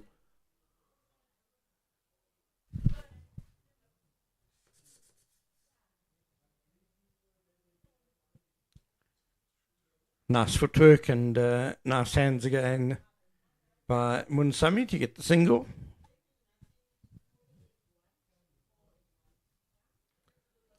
It's 214 for 4 for the Momentum Multiply Titans. We're nearing the end of session number 2. 2 runs taken from that Bjorn Fortuin over. And the Lions just 2 wickets away from getting into the tail end of the batting lineup. But they have to go through one of these gentlemen. Rivaldo Munsami has been slightly below par even in South Africa A colours, even though he has some scores. But is it really scores that you want to be proud of, given that there are other wicket-keeper batters looking to knock in that door for the South Africa A team?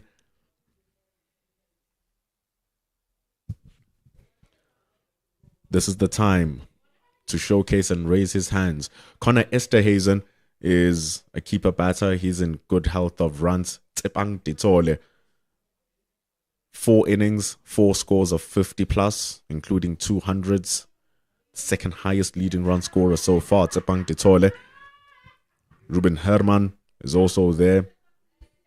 So it's stiff competition. With 2 centuries this year in first class cricket. So there's pressure on that batter wicket-keeper position, which Rivaldo Munsami currently has the pleasure of holding for South Africa A. Again, whipped away fine on the leg side by Munsami for 4. Munsami shares that wicket-keeper batsman berth in the SA side with Kashile, who is surely the incumbent, having made 100 for SAA and another one for the Warriors. Lots of competition there, as you say, and next month the SAA side will be touring the subcontinent, so there's selections up for grabs in these early rounds of the 4-day series. And then next week, they still have 2 games to prove themselves before that tour happens. And it all depends on when that squad will be released for the South Africa A team. But the trend with Coach Wandile Gwavu from their trip to the West Indies to the New Zealanders coming here is trying to keep a consistent unit of a team so that it's easier to even transition that player into the main national side. But with so many players raising their hands the start of this season, I wonder what changes will be made. Oh, dropped. Oh, my word. Reza Hendricks took a blinder off the spinner, but that was just fended by Munsami. And as far as slip catches go, not the hardest, that one. Wow, that's a quite astonishing miss, really, by Reza Hendricks. Should have been taken. It got to him. He's looking to get into, and he's at a high level. He did all the hard work to get into position. He knows it should have been taken. Should be 5 down now for the Titans. And Munsami gets a life. Kind of looped to Hendricks. He was on the move, and I wonder if he just expected it to come a bit quicker than it did. You see, it was a really sort of loopy slip catch. Comfortable height. Had to move a bit to his right, but really, yeah, he'll be amazed, and I think everyone else is, that he has put that one down. So Munsami gets a life on 19, and that would have just been a fifth wicket. That really would have been the cherry on top of this session for the Lions. That one gets them closer to the bottom order.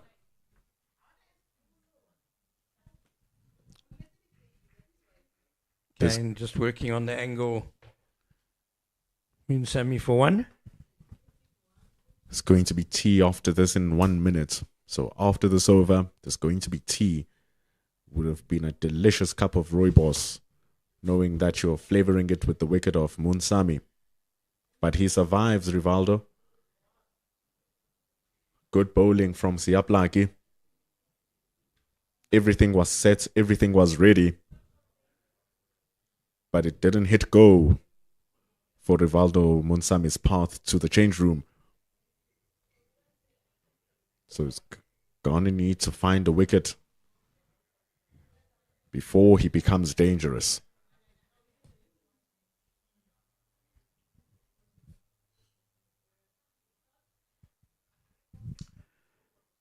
That would have been huge for the DP World Lions.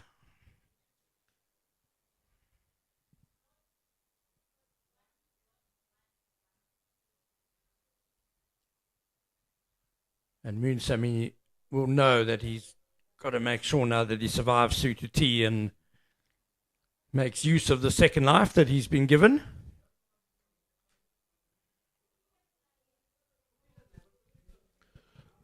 Going into tea, no need to play at deliveries which don't threaten your stumps or body. Especially since you've been dropped, playing at a delivery which is a tempter. So now it's a massive survival for Munsami. 36 balls into his innings. And Bjorn 14 still has 4 deliveries to operate before we go into the session break.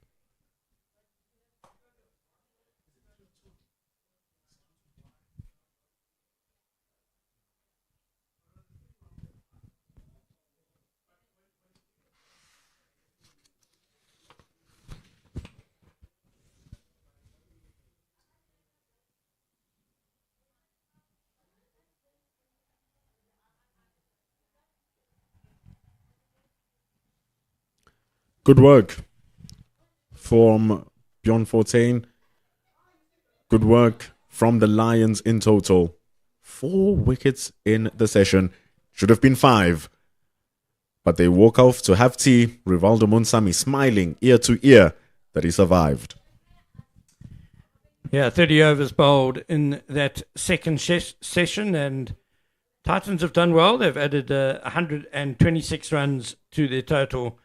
But DP World Lions really taking the honours, though, with those 4 wickets, and could so easily have been a 5th as well, but for that drop catch in the previous over. So 219 for 4. The momentum multiply Titans after winning the toss and electing to bat. That was after an opening stand of 123 by Lesego Senekwane, who made 63, and Dorich van Skalkwyk, who scored 72. They put on 93 in the morning session and continued a bit after lunch. But since then regular wickets for the DP World Lions. Starts for Keegan Peterson, who made 23. Luandre Pretorius made 21. So that's the game situation. Luto Sapamla and Delano Potgieter have both got wickets, as do Bjorn Fortuin and Sia Plaki as well. So do join us in 15 minutes or so for the final session on the first day of this Cricket South Africa 4-day series match.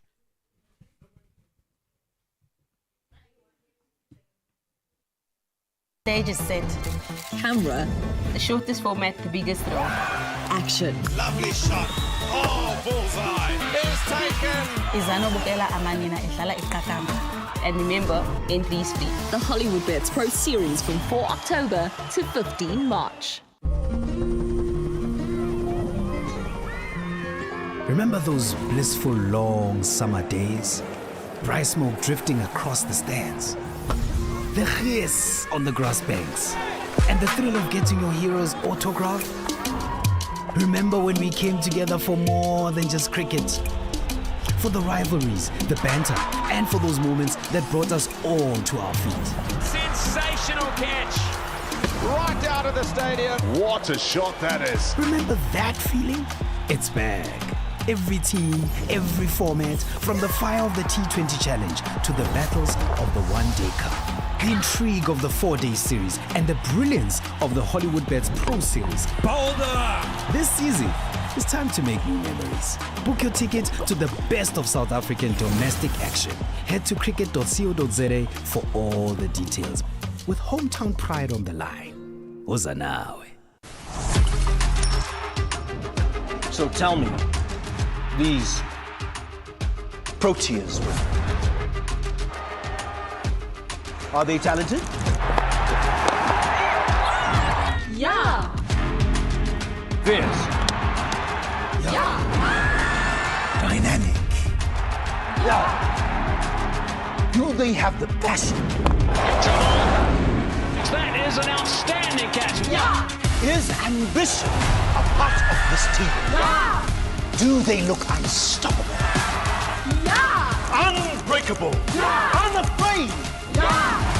Will they win the Cricket World Cup? Absolute class from Laura Volpa. Just like that. This is thrilling. It's a terrible. This is unbelievable. This is fantasy cricket. Join the charge. Support the Proteas women on their journey to World Cup glory.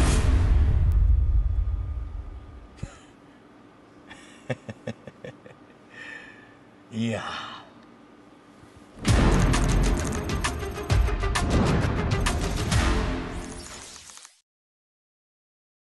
Hi, my name is Dominic Hendricks and I am the captain of the DP World Lions Red Ball team.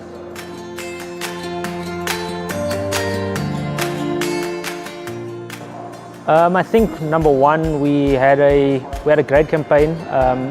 We didn't lose a game at home, and I think that was one of the keys to our success last season. The thing that impressed me the most was that we sort of won away from home quite a few times, and yeah, we were highly competitive throughout the campaign. The final was a heated affair. Unfortunately, we couldn't win that outright, and we had to settle for a draw. But I think the big thing was that we managed to get 20 wickets in that game, which was special about the final. To me personally, it's a massive honour. Number one, I think we've done some good things over the last couple of years in terms of our team and our environment, making sure that our culture is really good. So yeah, again, looking forward to another successful season, and hopefully the boys can start the campaign off really well.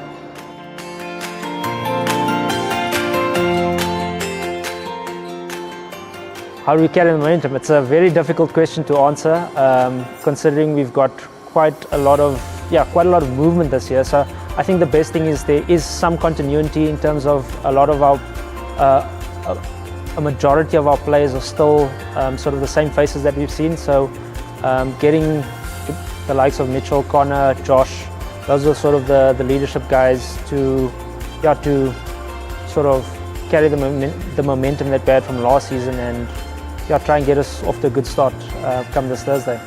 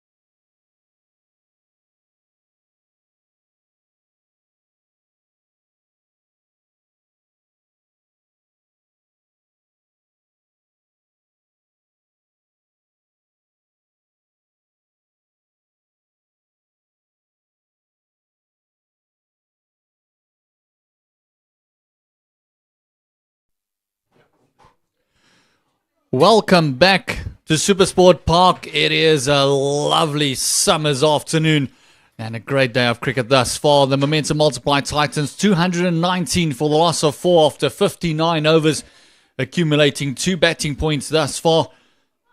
Jorik van Schalkwyk 72 of 112 and Lesego Senokwane 63. The two openers set up a 123 partnership to start off things after the Titans have won the toss and elected to bat first. Luto Sapamla 1 for 37 was one of the wicket takers, and Plaiki coming in to the attack now is another wicket taker. Bowled one maiden, conceded 47 runs. SuperSport Park is the host for this Yukskei derby between the Titans and the DP World Lions. Myself, Gerrit Maloney, going to take you through the action for the first part of this last session of the day, as Donovan Ferreira is going to face up to Plaiki. But we never do this alone. We always have a partner in crime. It is Ken Borland next to me. Ken, enjoyed the tea? Coffee, actually, Gert. Yeah, very nice. Thank you. Very good. And, well, the DP World Lions would have enjoyed that previous session, knocking over 4 batsmen and so nearly a 5th as well. Oh, and it's welcome back after tea, like he says to the newly appointed captain, Ferreira, for this season. Well, that'll just clear the senses a bit. The ball whizzing past Ferreira's nose. That'll get him alert and alive to things after tea.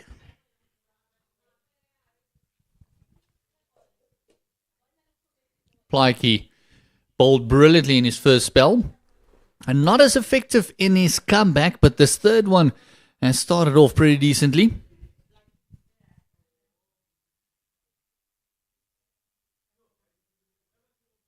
Rivaldo Munsami was the recipient of that life given, a drop catch by Reza Hendricks.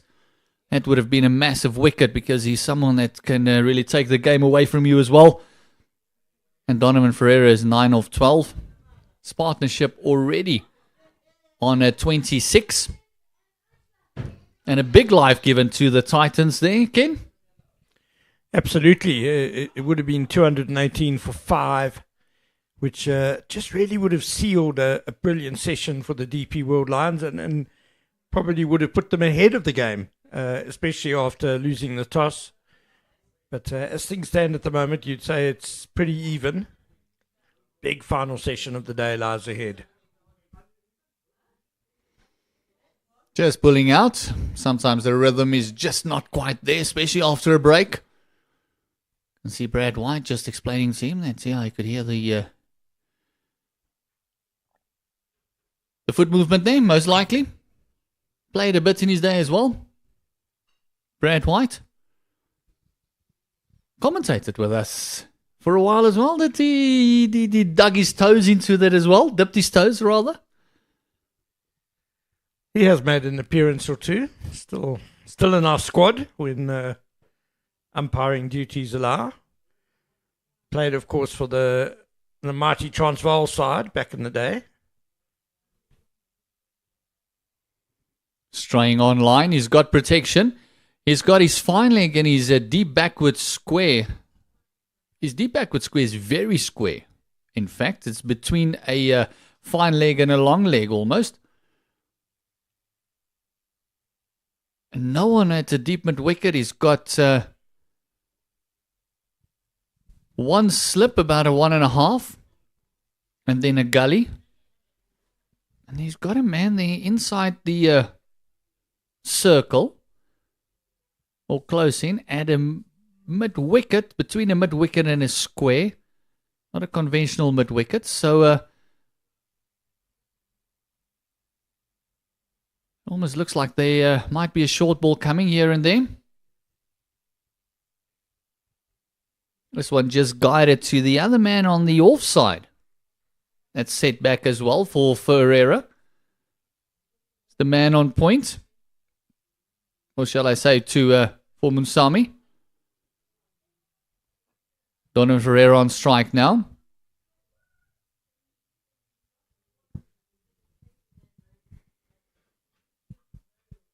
And from here, Ken, where would a good score be on this track? We've seen it die out a little bit. Nothing much in it now. There was something in it this morning. Bit of moisture. Now was the heat baking down on it. Nothing really for the bowlers. Maybe just going through the motions as they pick up another single. Do the Titans. The bowlers maybe going through the motion to get to that 80th over and get the second new ball, which then will give them something to work with again. Yes, I think just trying to keep things reasonably tight with this 60-over-old ball. You can see it in the field setting. They've still got a couple of catches, but in general, it's a pretty defensive field. I think the Lions would be very happy if the opposition, having won the toss and batted first, if they get anything more than 6 wickets today, as long as they don't leak, hundreds of runs while they're doing that, I think they'd be pretty happy. Titans, 320 for 5 might be sort of par day. Yeah, I think with the start they got off to a slow start, but they absorbed all that pressure. I think anything from here, at least 100 runs in this last session. Agree with you. And then from the Titans' perspective, as long as they don't lose more than a wicket or two, going into the end of the day at around about, like you said, 320, 340 for the loss of no more than 6, they'll also be very happy.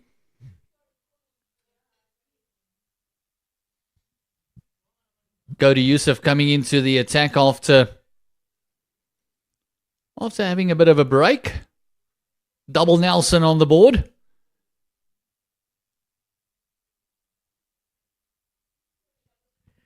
He had a little burst straight after lunch and took some quite spectacular punishment, knocked around by Van Skalkwyk and Senokwane.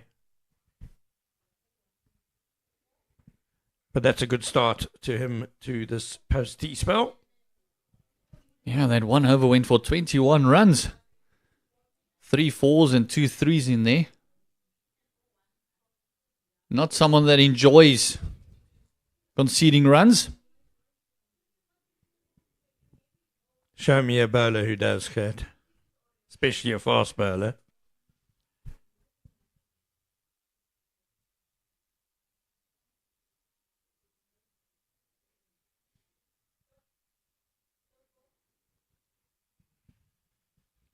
Good move this, I think. The DP World Lions spearhead of their attack going up against probably the Titans' best batsman at the moment in Donovan Ferreira. And obviously his wicket is an absolutely key one for the Lions to get.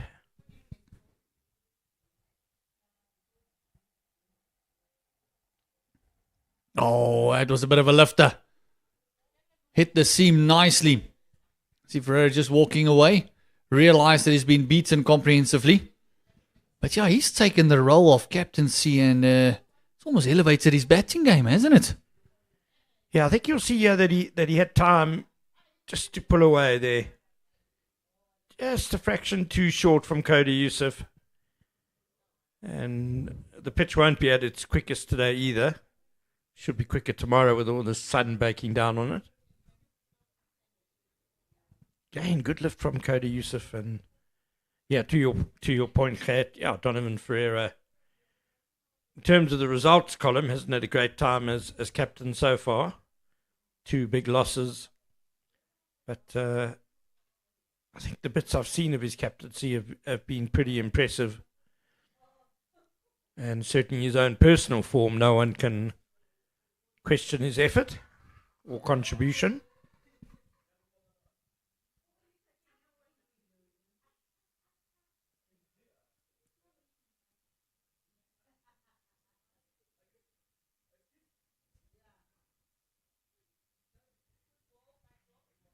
going back into his crease, almost expecting that one to lift as well. You can see he's throwing his head back.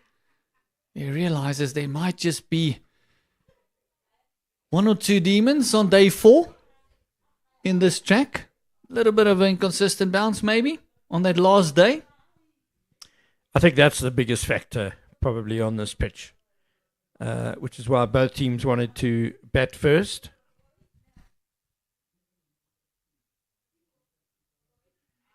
There's a healthy covering of grass on the pitch, but it's patchy. It's not a uniform covering, which tells you that balls are going to behave differently depending on where they pitch. And it was interesting chatting to Jorik van Skalkwyk in our interview after the morning session. And that's what he singled out as the trickiest thing, was the ball, just the bounce varying from some really bouncing steeply and others just coming through at a more comfortable height.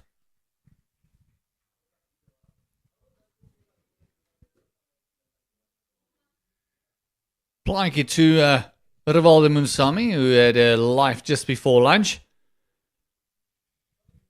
It was a maiden over from Cody Yusuf, so can Plaatjie back that up now and just keep the pressure going after tea? Very interesting shot selection there, especially with 2 men back for Rivaldo Munsami. It's almost like he wanted to get it right over the keeper. Yeah, every time he's scored behind square on the leg side, he's made a real concerted effort to get it as fine as possible. That's whether he's played like the vertical bat sweep, if you like, straight back behind him. On one occasion, he kind of almost whipped on over his shoulder as well, just before tee. And that one as well. I mean, if he had made contact, would it have cleared the wicketkeeper?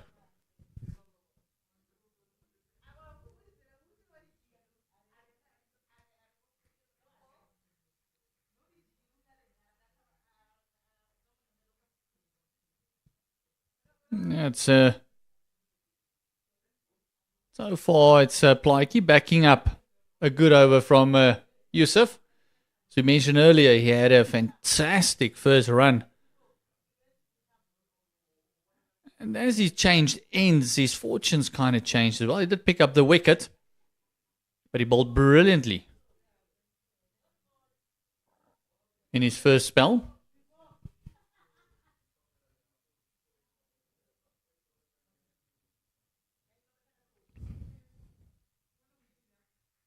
And I think with the old ball, this is where the important factor comes in. Make sure they try and play every single delivery, because that will create a chance. That might just create a bit of a soft wicket here and there, but just make sure that the batters play every single delivery. I mean, there's nothing much the ball's going to do from here. We saw 1 or 2 pop up from Cody Yusuf. But I think other than that, there's no more lateral movement. Got to really hit the deck hard.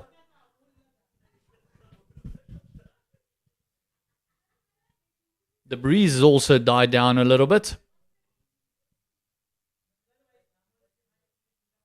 Another one right up to the splice there, and it wasn't that short. It's around about, we saw this morning, around about that 6 meter mark. There's 2 or 3 different tinges of green.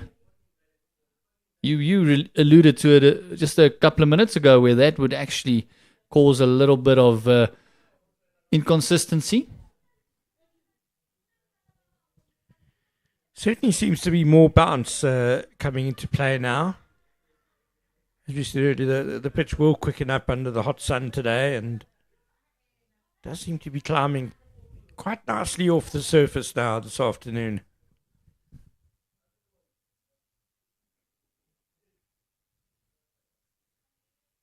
Just a single, and I think that's what that new ball will give them, is just that harder seam, harder ball. It will come off the bats a lot better as well, because this outfield is absolutely gorgeous. It is a green carpet, and if you pass a fielder, more likely to get a 4 than actually getting the ball hauled in from behind. I was going to say, Gert, you were with me in September, commentating on the Momentum Health Challenge here. when the outfield was still being prepared for the summer, really. It was being not hollow-tined, but aerated, I think was the word groundsman Brian Bloy used. And here we are in October, and it looks absolutely gorgeous. Beautiful to see SuperSport Park looking as lovely as ever in the first home game of the season. They've now employed a leg slip there for Donovan Ferreira for that last delivery of the over, just allowing Plankers to really attack Donovan Ferreira, but just off target. The execution not great.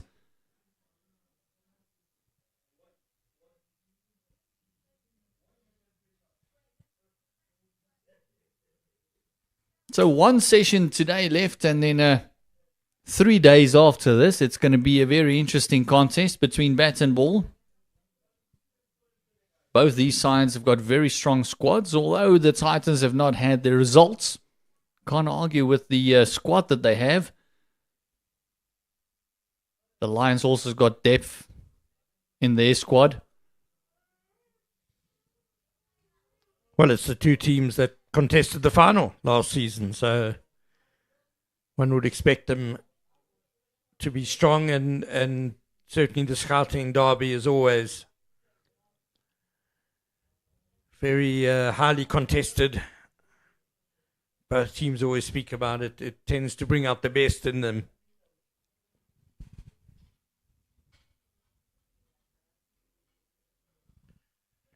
So far, it's lived up to expectations. Enthralling first day. Just an interesting field setting there for Rivaldo Moonsamy. There were almost 2 mid-wickets in place, 2 catching mid-wickets. Although now we see a more conventional backward short leg in place with the helmet, and Mitchell van Buren is at a fairly straight mid-wicket on the square. Donovan Ferreira is a pretty tall man, and it was very, very high over him as well. So, got to use him. Just getting a bit carried away with the bumper there. He's got protection on the fence. He's got deep square out as well as fine leg. And then he's got a, well, we call him a sweeper point on the fence as well for Ferreira. That's coming into play now.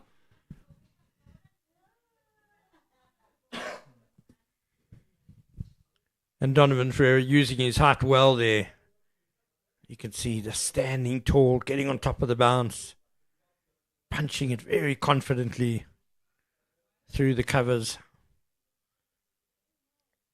He's got strong body language at the crease, does Donovan Ferreira.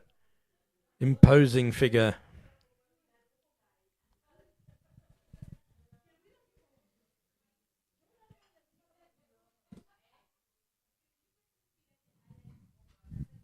Oh, quick single. Lovely soft hands by Rivaldo Moonsamy. That back of a length delivery just squared up Moonsamy, and he just played it with soft hands, allowing Ferreira to come through and scamper through for that single.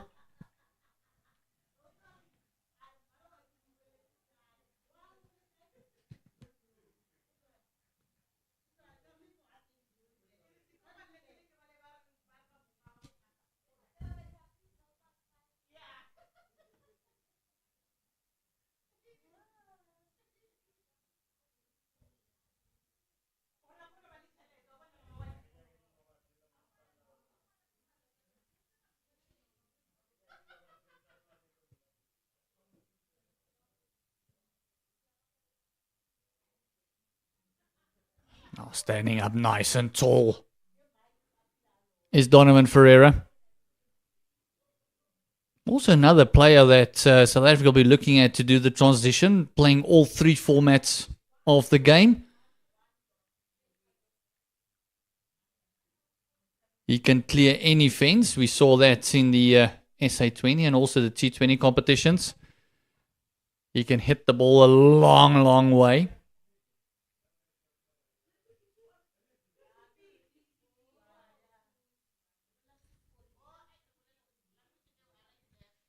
I think it's great that probably our three most exciting young T20 batsmen in Diebot Brevis, Londre Pretorius, Donovan Ferreira. Well, let me say potentially most destructive T20 batsmen. All of them are very committed to playing red ball cricket, and have shown that through their performances for the Titans, coincidentally, all of them. But yeah, I think it is great that they recognise the importance of this format in making them more rounded batsmen. Because one thing that 4-day cricket and test cricket and all the longer formats do is they really test character. It's not just always about the technique. Oh, this one is absolutely whip up this missed by Rivaldo Munsami through mid-wicket. It's a forfer. And Plaiki just completely overpitched, getting the lines wrong. Hints of the Mahendra Singh Dhoni helicopter shot here, aren't there? This is, look at that. Lovely by Rivaldo Munsami.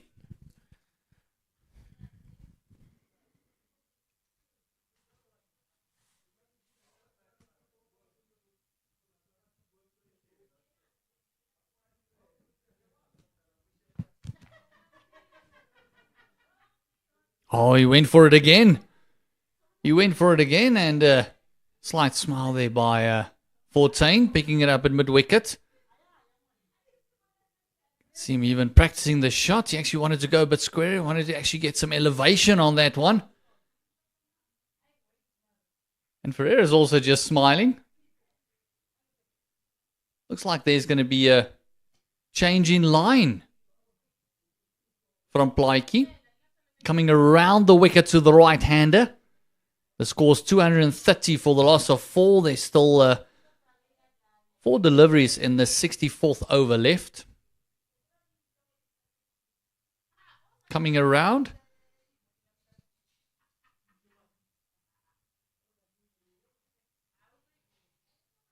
And just a gentle tap and walk through for the single.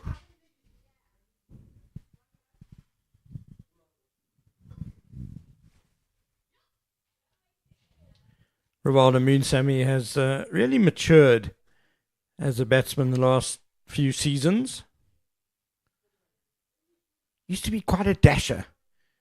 Very aggressive, always just wanted to score quickly and flamboyantly. Well, we saw in this over that he's retained that flamboyance, but also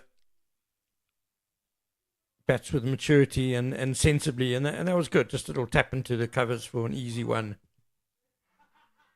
Oh, this one is missed. It's gone through. That's 4 fortuitous runs for the Momentum Multiply Titans. Not for the first time that the buyers have gone through.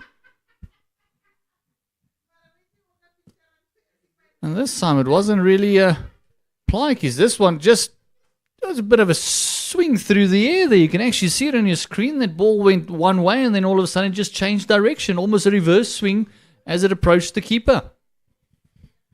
Yeah, second batch of 4 buys that the Lions have conceded, but I'm sure Wicketkeeper Connor Esterhuizen might have a little word to the bowlers and the captain to say it's starting to go, the ball, the other way.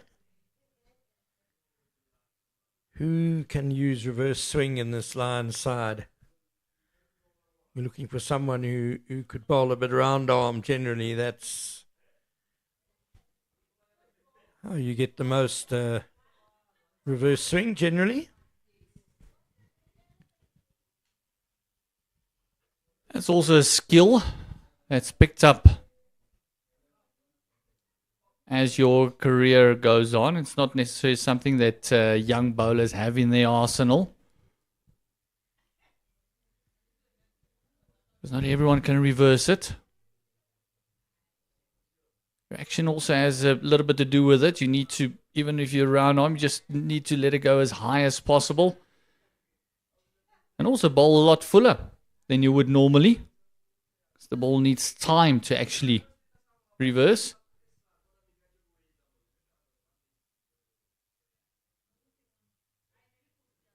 Oh, this one is way too short by Plaatjie. 236 for loss of 4 after 64 overs. I do think reverse swing is one of those things that can be a differentiator for young bowlers. And because a lot of bowlers can bowl well in helpful conditions, you know, when the ball is moving around or there's good bounce or, you know, but not many can be effective on really flat pitches when there's not much else on offer. Guys who can then reverse it are absolutely invaluable. As we see just briefly there, we saw the remainder of the Titans batting order. Dayan Khalim, of course, very handy with the bat and enjoying an excellent season so far as well in terms of run scoring. Junior Dala's handy. Lazard Williams also, no mug with the bat. And then we have Tsepo and Ranwa and Janko Smith. But this partnership really a vital one.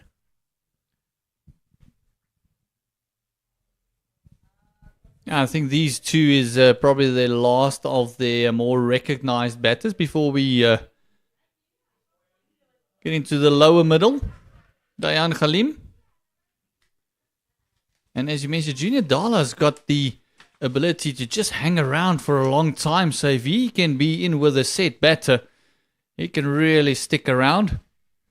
He can be sometimes a nuisance to a bowling team because he really can stick around and hold his own.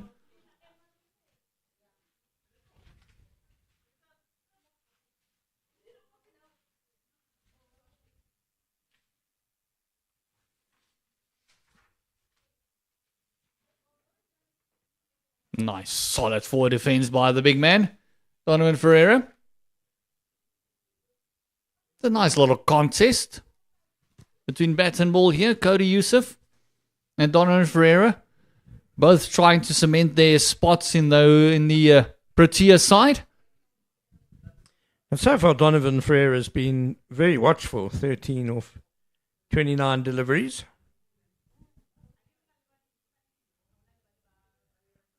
Deciding not to have a go at that one either. It's been called wide.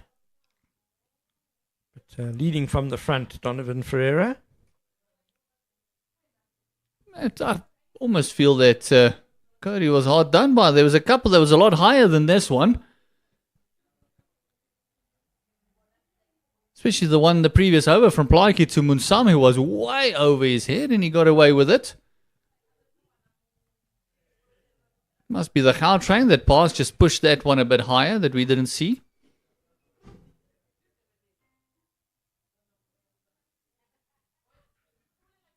Just picking the man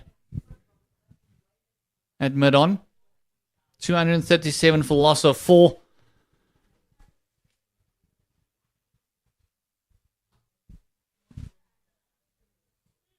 This partnership has moved on to 44 runs between Munsami and Donovan Ferreira.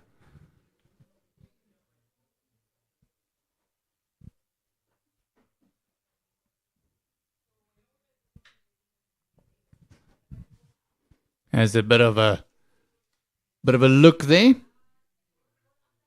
Just telling Munsami, don't leave that crease.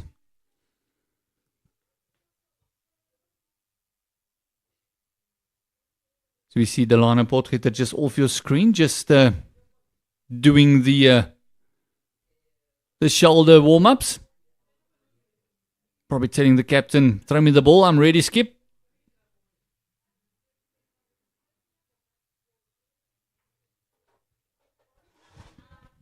The one thing that I like about Cody Youssef, even if it's not his day and it's not going well. He always looks so rhythmic running in. He never looks like he's harboring in or looks stiff or anything like that. He's just a natural athlete. Tremendous athlete, but I think we also have to acknowledge that he works really hard on his fitness and his conditioning. And that's why he can maintain these heavy workloads. That's the end of his 13th over. Just a wide and just a 1 run conceded there. 237 for the loss of 4. Just look at that beautiful shot. As the leading wicket takers thus far for the 25-26 Division 1 season is Steerman. He's on 13 wickets. Sean van Berg, the leg is on 10. And Alfred Matoya there by the Dragons. He's on 9. Matthew Boast from the Warriors is on 9. And Dane Patterson from the Western Province is also in the list there. As I mentioned, that beautiful shot there. 237 for loss of 4. The momentum multiply Titans winning the toss and electing to bat first. Partnership between Rivaldo Munsami and Donovan Ferreira is on 44. And I'm joined by the voice of the voiceless, Pendulo Makobane.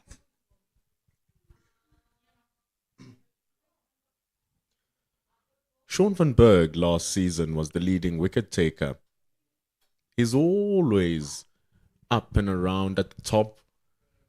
And he's up and the top here again. First game of the season, taking 4 in each individual innings. Sean van Berg, that 4 for 68 is one of them.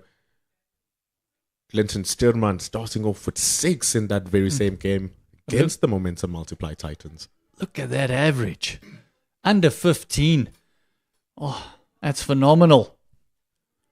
Munsami not happy with something. Probably just having a bit of a chat while the bowler's running in.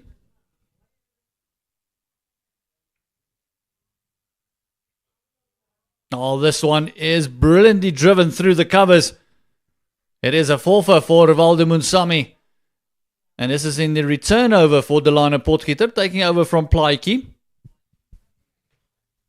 It's a very nice shot. A little bit too full from Delano Potgieter. Easy for Rivaldo Munsami. Doesn't have to think much about any movement with the ball pitching off the surface. It pitched right in front of the middle of his bat.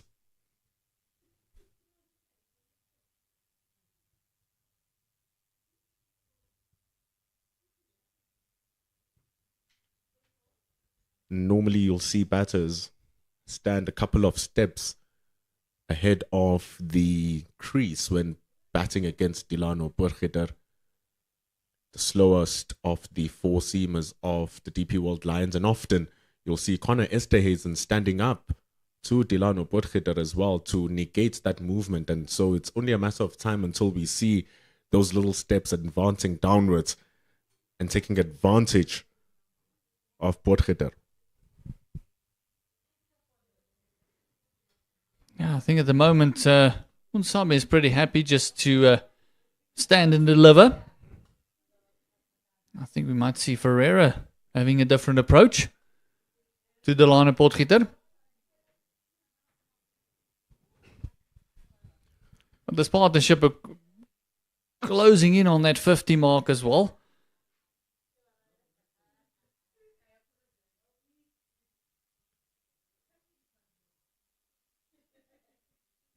These are the last 2 strong batters, purely seen as batters. Dayan Khalim is having a fantastic season with the bat though as well. 110 not out, 64 last time out. And so with a good platform being set here coming in, let's say a 260 for 5. It's already a good way for him to work the team forward. Ooh, that keeps a little bit low. Oh, this might be the reason why they chose to bat first this morning. They realized, knowing the conditions, knowing the pitch, that day 4 might just be very difficult to bat on. That kept very, very low with the old ball. This is after they both had a couple of deliveries hitting them right up the splice of the bat. Well, with a bit of bounce from Cody Youssef and also from Plaiki. Variable bounce becoming a factor right on day number 1. Beautiful delivery from Bjorn Fortuin to dismiss Keegan Peterson, telling us that we should also factor in grip and turn. Ball pitching on the off stump, straightening with the line, finding the edge of Peterson. And so he returns here, Bjorn Fortuin. While it will continue to, and if it does this much, indeed, Ger, to echo your point, come day number 4, what will Tsepo Ndwandwe do when he's coming into bowl? What will Donovan Ferreira do when they bowl?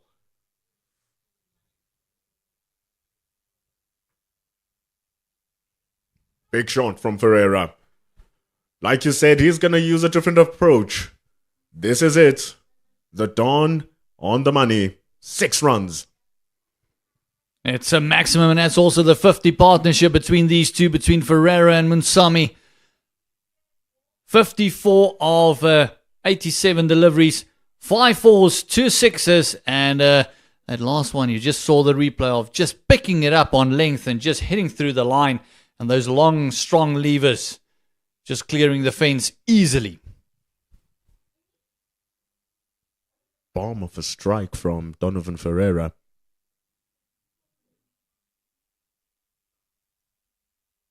And so the margin of error for Bjorn Fortuin is low. Mitchell van Buren has been struck. Oh, that is not kind.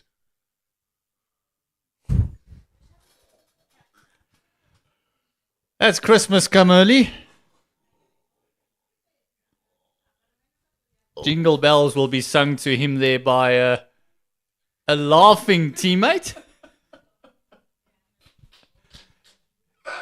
And if you can see the concern from the others, you'll know that that's not fun.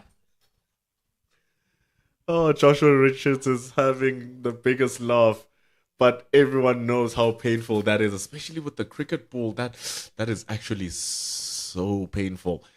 It's painful with the ball hitting you whilst you have your ball box on. Now imagine without one on and the ball kicking on from the square. Oh my goodness. Here comes a physio with a magic spray, most likely. Don't know what good it's going to do down there. Hey, you'll forget about the pain. Trust me, that'll burn. He's standing up though now, Mitchell van Buren. Yeah, well, there's a couple of things that needs to drop from where he was.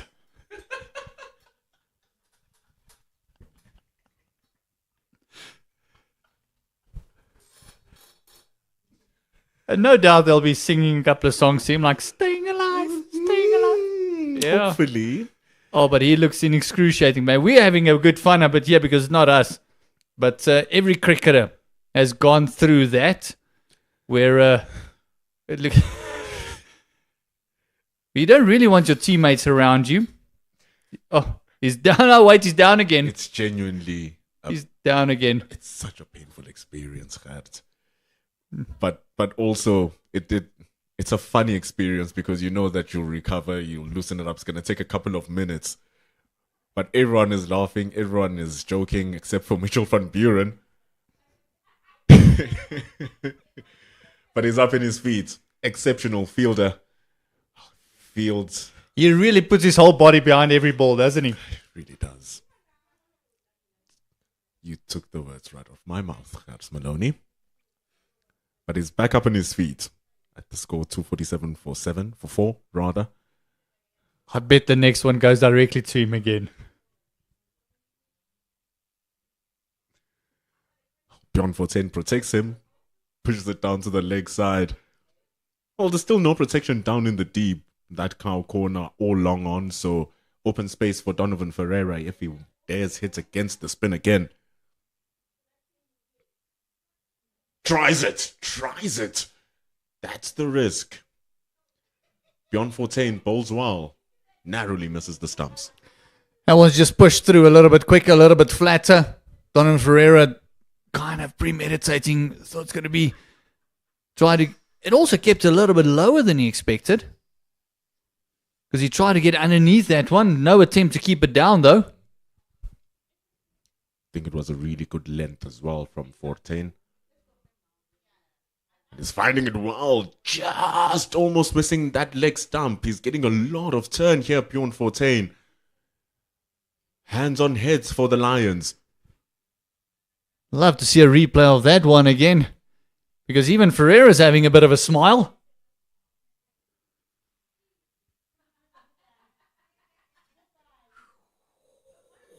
Not too far. Not too far at all. He manufactures some width with some nifty footwork. Cuts it 3-point for a single. 248 for 4. What an eventful over from Donovan Ferreira and Bjorn 14. We're just happy that Mitchell van Buren is back up. Now they immediately threw the ball at him because there'll be extra sweat there. See that one just, oh, so close. So yeah, Mitchell van Buren is up. His voice wouldn't have come back yet. Well, he's been within the runs. That's one way he's going to pay back. 248 for a loss of 4. The Lions would love 2 more wickets before the close of play at 6 o'clock, and the Titans would love to have only 4 down at the close of play, with these 2 coming back tomorrow morning. Partnership already 55.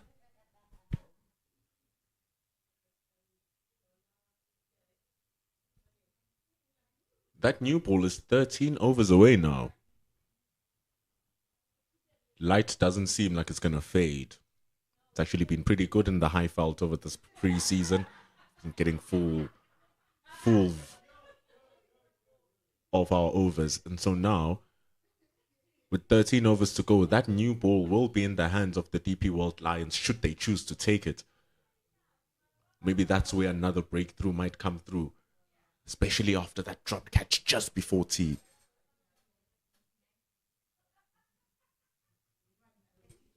Well, this fall's already been costly because Rivaldo Munsami is on 33. Now it's my chance to do maths. If I'm not mistaken, it's he was on 18 when he was dropped. So that's a 15-run deficit already on his second life. Big shuffle across. He was hunting for that Delano Potgieter wide half volley. Goes on the hunt once more. You see now he's starting to get more comfortable with his feet against Delano Potgieter. These are the signs that maybe that helmet will come in a couple of overs if Delano Potgieter continues bowling, and Connor Esterhazen will plant himself behind the stumps and keep the batter behind the crease.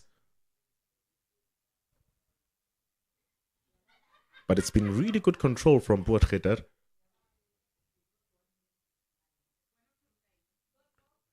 Heard that maybe Connor might come up, and so he bends his back on that.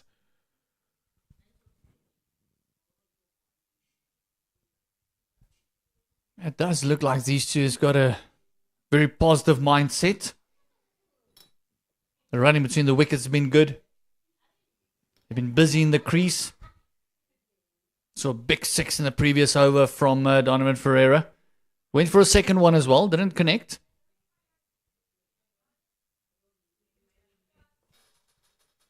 Takes it over the slip cordon. Well controlled from Rivaldo Munsami.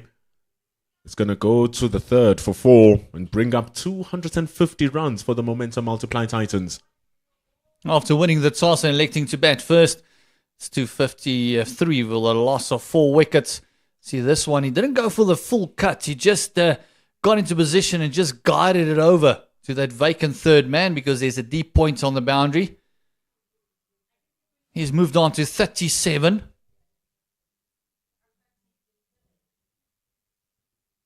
For 2 overs in a row now, Delano Potgieter has let loose of a boundary.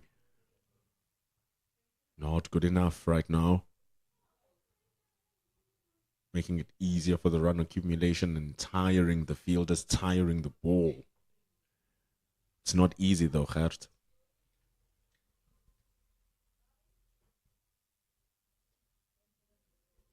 squares him up to close the over. See, every now and then he'll give away that 4, but then he delivers that. 68's done, 253 for 4.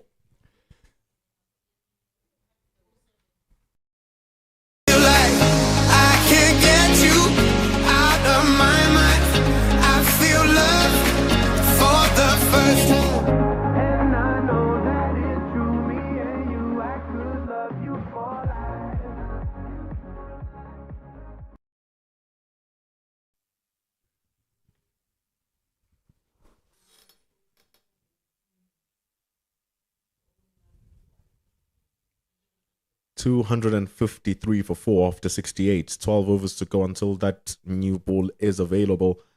Bjorn Fortuin will want to make inroads before such time. Donovan Ferreira, Rivaldo Munsami will like to ensure that they are there once that time comes. Use their rhythm to see off that new ball and maybe counter-attack.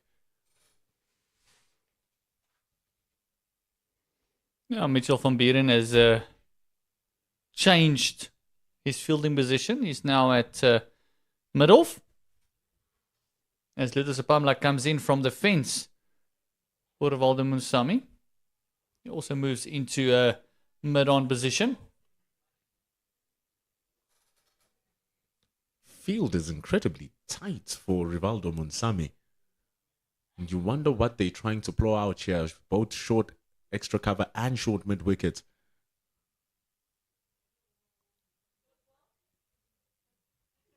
Three attacking positions for Bjorn Fortuin against Rivaldo Munsami. Love the fact that they're not being defensive against him even though he's trying to attack.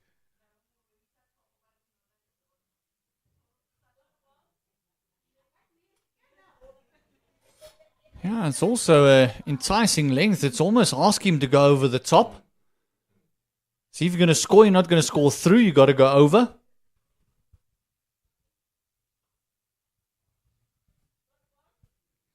And the fact that short mid-wickets and short extra cover are so close, it denies the singles too. So it roots Munsami into position. He has no other choice if he wants to get those runs flowing.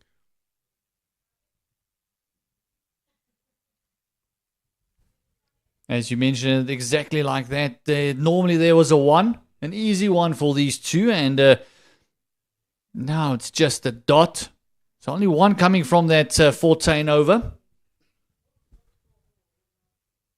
254 for 4 after 69, and the thing is, because it's first-class cricket, Bjorn Fortuin is going to continue with that over and over and over again.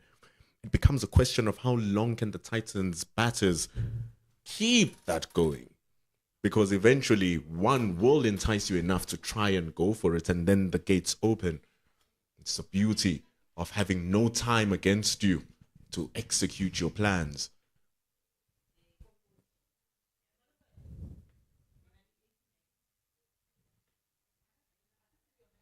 Oy, they're looking to target Delano Potgieter here. He fights back with a wonderful ball.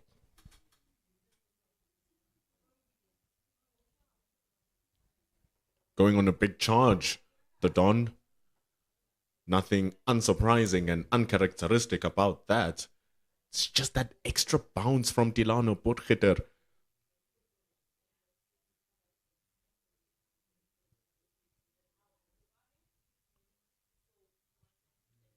This time, does he make a connection? He does. Is it good enough? It's not. Bjorn Fortuin comes around at mid-on. Delano Potgieter draws another big hit from the captain of the Titans. It's not clean enough from the Don. Lives by the sword, falls by the sword. Gone for 22. That's another wicket. That's the one they wanted, a big wicket of Donovan Ferreira. This is where the soft ball works in your favour. That was a new hard ball. That would have gone many a mile. You can just see the way he walks off. He's absolutely livid with himself. Well, that's Potgieter's first wicket for the day. As Dayan Khalim comes in to join Rivaldo Munsami. It's how Donovan Ferreira plays. They have a good platform. Feels like he can take on Delano Potgieter. And therein lies the Lions' way of taking him out. You question though, Gert.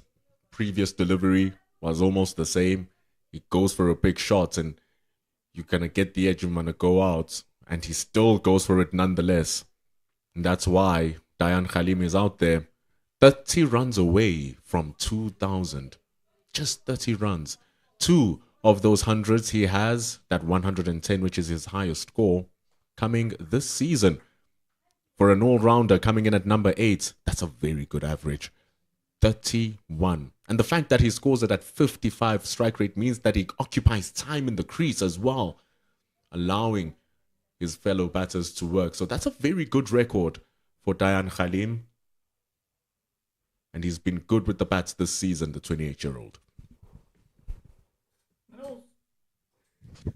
Also keeping in mind that he comes very low down in the order. It's a very handy man to have at number 7.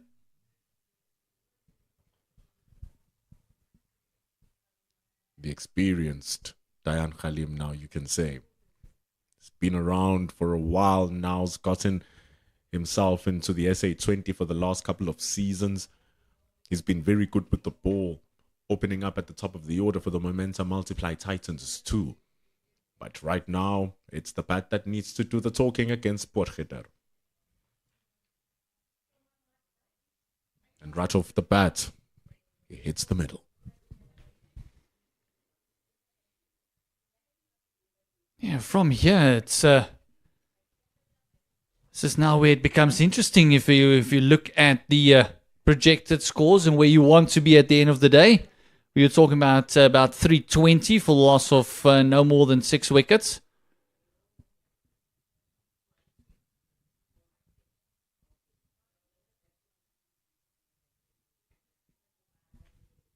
Gets this through that little gap.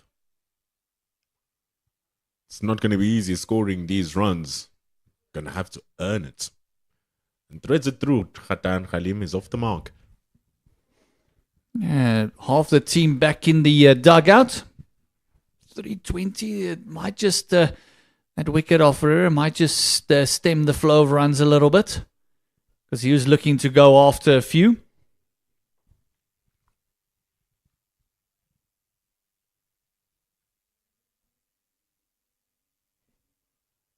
I think that 320 mark is still within somewhat reach. 60 runs away. It just requires good batting between these two for their little partnership. Maybe rash is not the way to go around and being ultra aggressive. It hasn't worked any time throughout the day. It really hasn't. And so maybe now these two grind themselves in. By the ones, by the twos.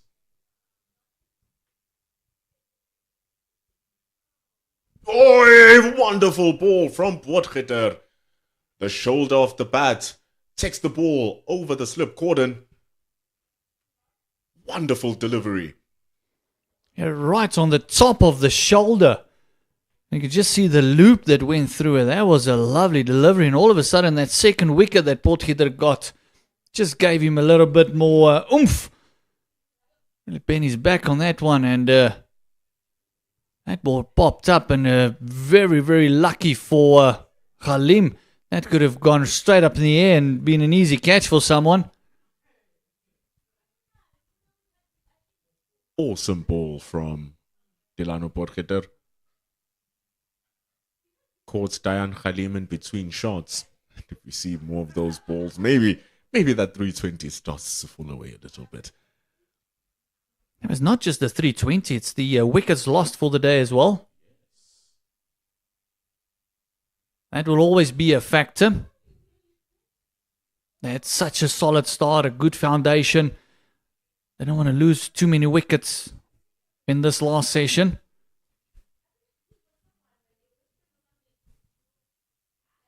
Big hits from Munsami.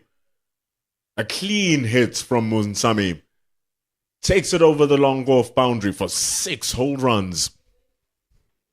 Yeah, well, if you're going to toss it up like this, then it's lunchtime. Have a piece of that pie. It's a wonderful stroke. The flow of the bat through the ball. The timing of the shot. Everything about it was picturesque from the Titans batter. Yeah, just having a look at the ball is the umpire, making sure that it's in a decent condition, as Lutus Apamla is being asked just to stay halfway. It's exactly what the field was set out for, though. Want him to take it. We spoke about it extensively in the previous over. Everyone is tight. Short mid-wicket, short extra cover.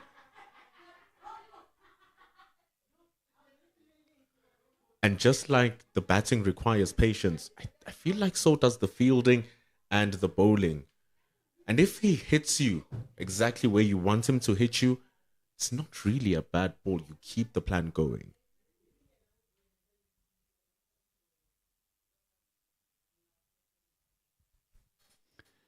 Yeah, I'll keep the plan going. A little bit of protection with Lutus Apamla hovering halfway. Down at long on. 1 delivery to go. Very excited about that one. It might have just kept a bit low as well. It was a really good ball. And it was a great shot from Munsami for 6. And that just threw Bjorn Fortuin and the Lions off their groove a little bit. And I don't think that one ball was enough to change the entire plan. And could have gotten more wickets. Rivaldo Munsami could have been one of them. But it's that first wicket partnership that's the best. That set them up. And so was that 5th wicket partnership that went for 61. It's really been tidy from the momentum multiply Titans to begin with, but that second session, the Lions really fought back. Well, that's what top tier teams do, isn't it? They fight back. One session will belong to you, the second session will belong to us, and thus far, very balanced for the third session.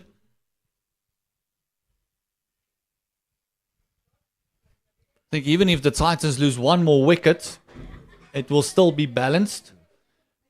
If they lose 2 more wickets, then it might swing into the favour of the Lions. I think the only thing that might cause an issue for the Titans should they lose another wicket here is that though number 8 will be coming in, it's going to be tough work for Junior Dala once that new ball comes in as well, which is going to be 8 overs away.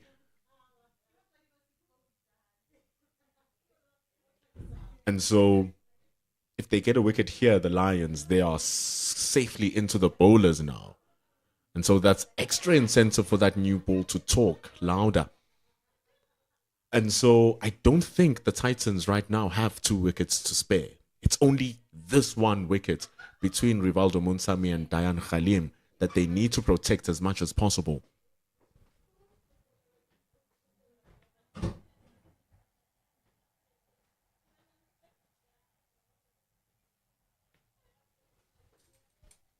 Yeah, they're attacking Dayan Khalim, bowling very full and straight at him, asking him to play a rash shot.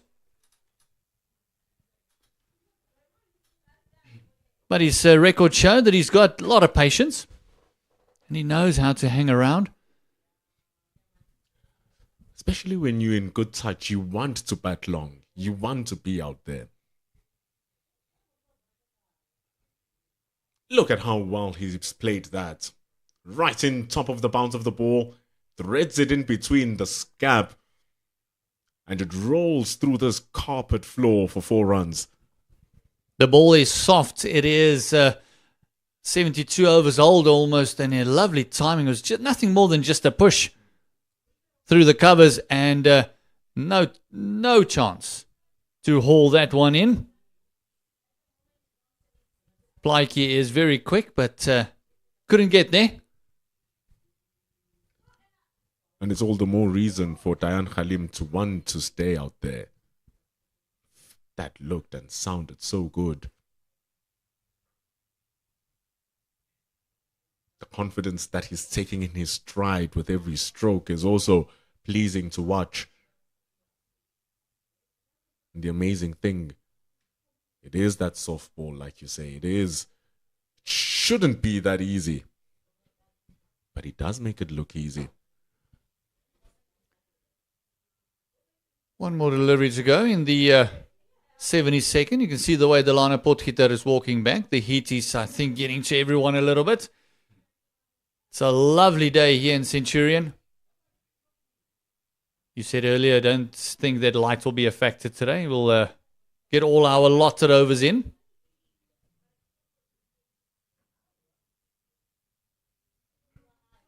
Pulled away from Dayan Khalim.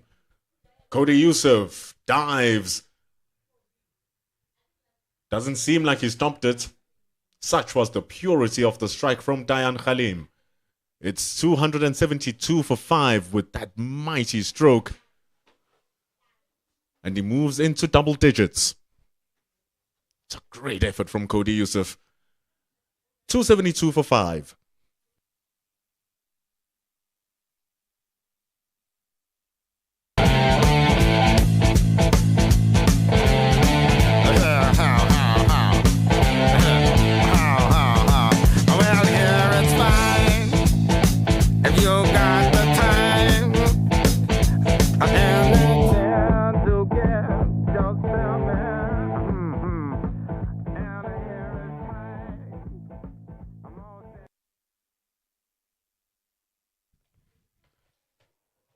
Bjorn Fortain continues to Rivaldo Munsami.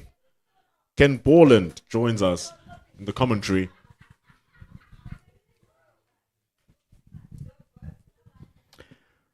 Well, what a wicket that was that Delano Potgieter got. The crucial wicket of Donovan Ferreira. Just lost patience, Ferreira.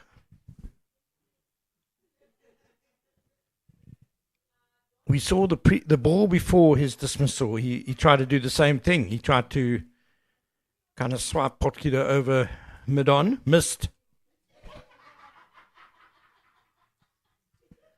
The next attempt he hit, but not nearly well enough. And that's the sort of bowler Delano Potgieter is. He's that nagging sort of bowler who I think just forces mistakes out of batters. And that clearly was a big mistake. Oh, big appeal. Bjorn Fortain seems convinced. Not umpire Spelele Gasa, though. Long way down. Rivaldo Munsami have to be a very brave umpire and probably have DRS to give that one out. Munsami is also looking to go into the charge, but also he stepped across the line of the stumps too, so that impact was outside the line of the stumps.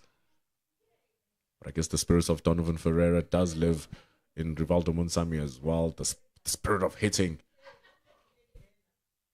But right now, more patience needed. Confusion in the running. But he's pushed it into a vacant space to end the over with a single. 273 for 5. Well, the funny thing is, it was up to then a very controlled innings by Donovan Ferreira. Very patient. He scored 22 or 43 balls, so that's a strike rate of less than 50. And I think just Delano Potgieter wore him down. Eventually forced the mistake as we see the players trooping off for a well-earned drinks break. The sun continues to beat down here at Centurion. It's been a hot day. And the Lions have toiled, but they've toiled really well. They've got their 5th wicket now. And a second new ball is just 7 overs away. Now he's thinking about me, having my own. Isn't that sweet? I guess so. Say you can't sleep, baby, I know. That's that me espresso. Move it up, down, left, right, oh. Switch it up like Nintendo. Say you can't sleep, baby, I know. That's that me espresso. I can't relate to that.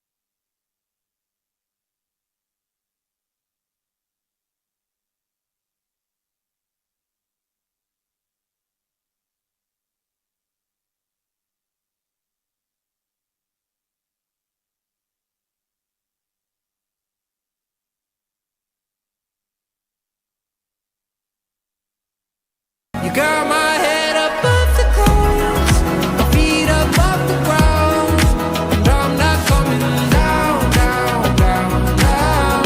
Got my speakers pumping loud, I'm feeling every sound, and I won't turn them down, down, down, down.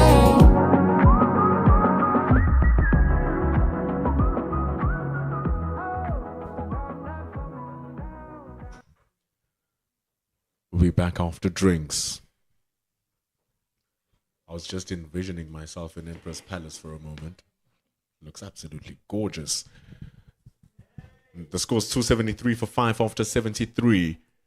With Rivaldo Munsami on 44, being partnered by Diane Khalim on 12. You touched on it, MP. Diane Khalim enjoying a really good campaign so far with the bat. He's made a 110 not out, and he's also got another half century, averaging over 60 in his 4 innings so far this season. So also an important man here in the lower order to contribute for the Titans. Try and get them up above 300. Not lose any more wickets before stumps today.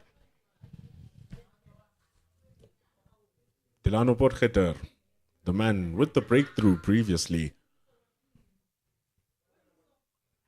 He's going to hope he's going to get another one and ensure that your statement does not come true. And the Lions get to see Rivaldo Munsami walk back into the dugout as a wicket lost rather than a survivor of day number 1.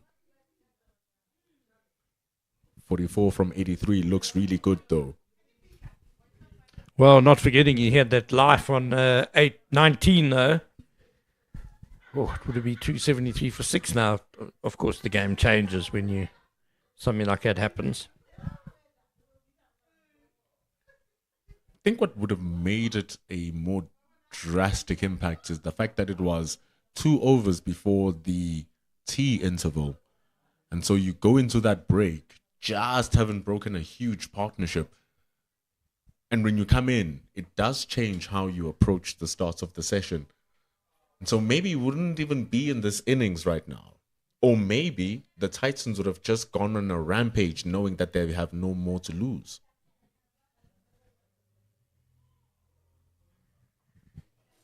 Or maybe Donovan Ferreira wouldn't have played the shot that he played a few overs ago to get out. So you never know. Yeah, you never know. But Munsami at the moment is certainly making the Lions pay for that mistake and is doing a very valuable job for the Titans as he goes to 45 not out with that single.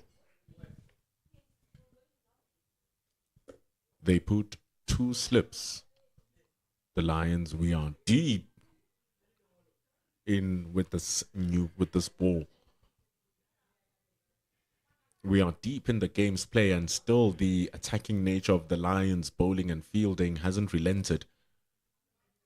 That's why they have 5 wickets. And with that 5th wicket, they earn their 2nd bowling bonus point. Their next bonus bowling point will come after 2 wickets if it's within the first 100 overs. So always little incentive for hitting small achievements. Just like threading the ball through another gap. Richard Seletswan is still young, still quick. He's going to throw himself. No, the ball hits his thigh.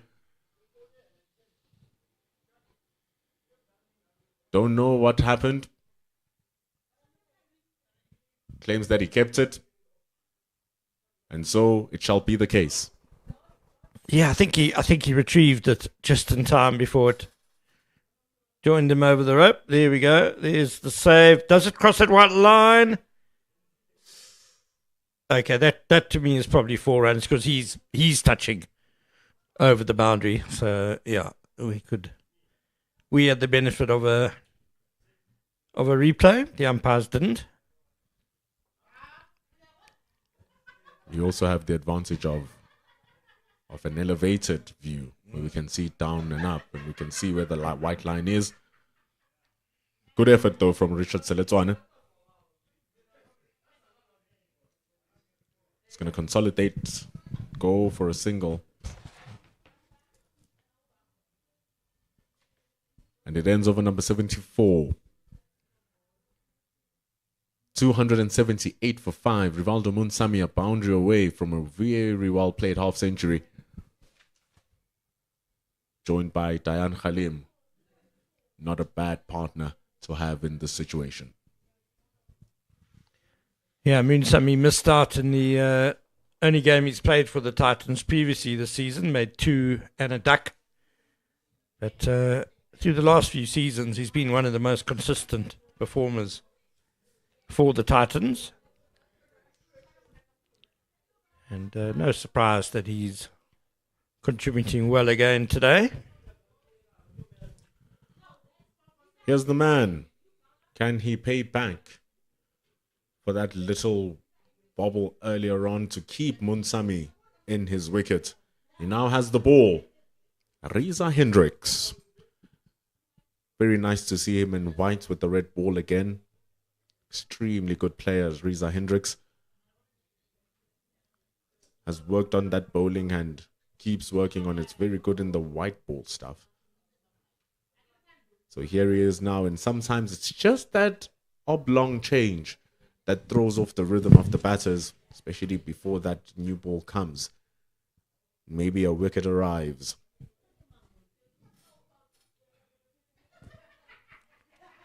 Definitely worth a go, just before the second new ball. Just something different for the batsman to think about. He'll be spinning the ball into the right-hander, so they have 3 fielders protecting that leg side, as the ball will be easier to just smash through it. Backward square leg in the deep, mid-wickets in the deep, and long on. That also means, though, spaces for doubles if they place it well enough.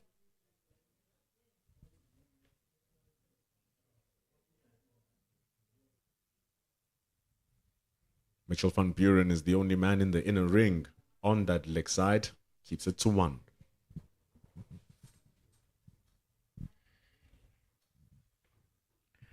Munsami 47 now.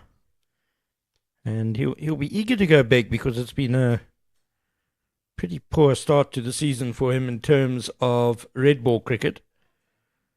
Prior to this, just 6 runs in 4 innings. So he's come good in a big way.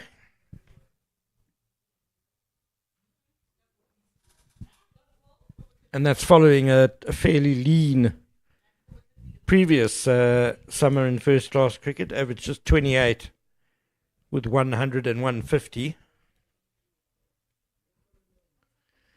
But it's the 2 seasons before that which really elevated Munsami into SAA contention, averaging 65 and 48 in the 2 previous seasons. So that's the standard he'll want to get back to.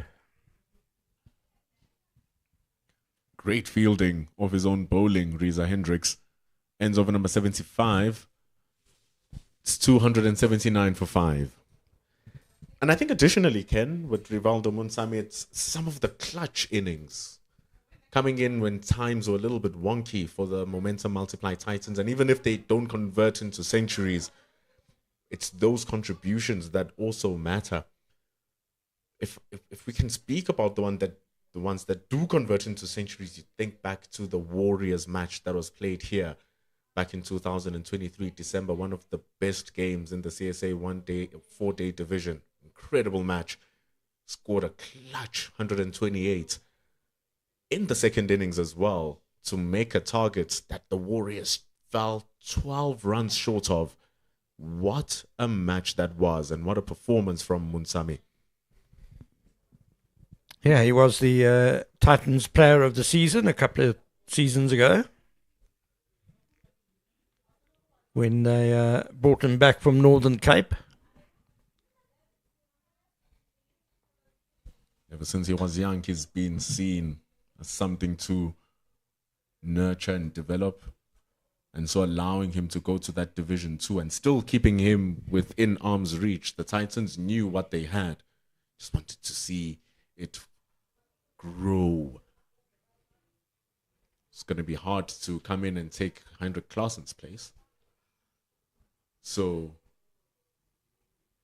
when Claessen was very much into the Proteas, Munsami was in top form for the Titans.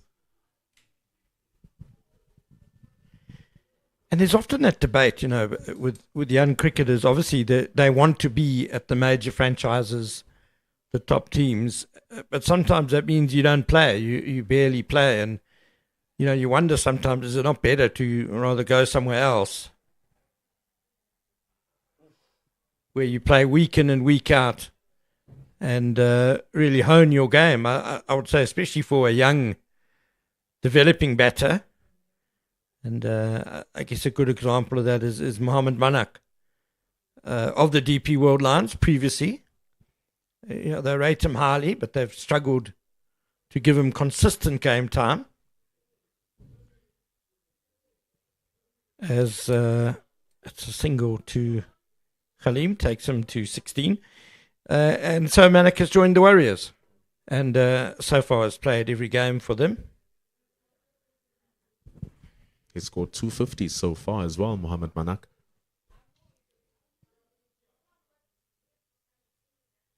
Does really play well. Batting at the top 3 positions. End of over number 76, it's 282 for 5. And moreover than that, even Bayer Swanepoel, who's now leading the charge with the ball since the CSA one-day division restructure, also came from the Northern Cape. Went to the Northern Cape, came back to the Warriors, and boy, oh boy, has he been the star of the show. They'll claim him here, you know. He was he was originally in the northern structures, but the Lions also have a claim on him because he's from Thunderbell Park, which is part of their catchment area, Gert Maloney area. And entering good areas is Rivaldo Munsami. An easy single sends him to yet a half century. It's taken 2 hours to accumulate, but boy, has it been good.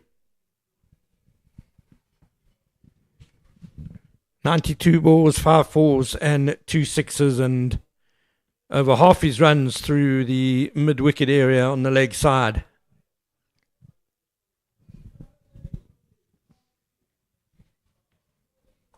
It's been a very patient innings as well from Rivaldo Munsami. After being dropped, he's reined control of his innings. A thorn in the Lions' eyes. It becomes a thorn in anyone's eyes once he starts getting a groove on, Rivaldo Munsami.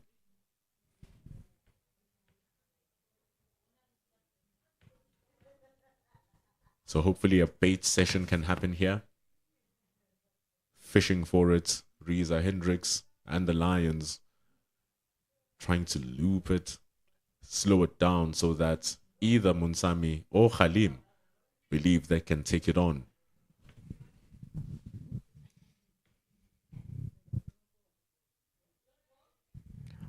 Log on is back, but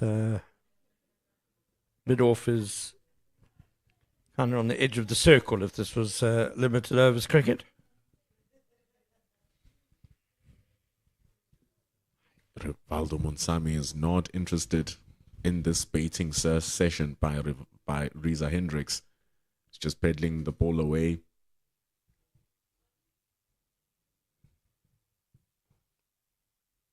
Squirts it down to the long on fielder, Joshua Richards. It's going to be the single to close the over. The new ball is 3 overs away, 285 for 5. You could see that last delivery, Munsami trying to get the ball between long on and a deep mid-wicket. He a little bit wider than a conventional mid-wicket, but couldn't achieve it. So just the one to long on. This partnership now with 31. So Khalim doing a good job again with the bat.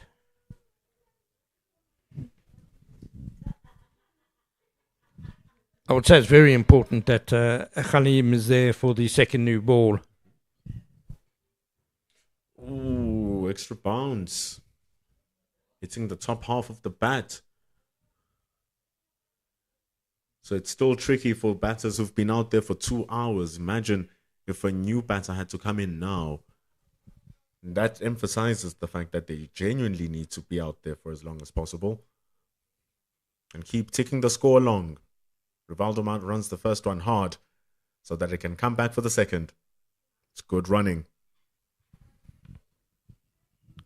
There's absolutely no need for the Titans to rush. The run rate's been good all day, really. It's 3.7 at the moment, and it's pretty consistently been around about that 4 runs to the over mark as Moonsamy whips again. He's been so strong through that mid-wicket area, and he collects another boundary there. Especially when he starts to get his feet moving. We saw he started doing it against Delano Porcheter eons ago, and now he's really getting into a full stride and his full show. His footwork is working even when he's running between the wickets. He's running hard. Now he's shuffling well, striking the ball clean. Oi, down the track one more time. Bjorn Fortuin pleading with umpire Brad White. But he went down that track so far down, Rivaldo Moonsamy. And the previous time he did that, he made sure he got outside the line of off stump as well. I'm sure he's too far down in any case, but he might well have been outside the line of off stump as well. Touch and go, but yeah, an umpire without DRS is pretty much never going to give that out. I think he really went down that track. So maybe if it hits him on the lower half of the pads, he has a better case. But that hits him just below the knee roll. You can't tell whether or not that's going to hit the top of the stumps or bounce over. Especially a couple of balls ago, the first ball of the over actually hitting the splat top half of the bat just shows you that bounce can take the ball over the stumps. So maybe advancing down the track, saving Rivaldo Moonsamy in that instance.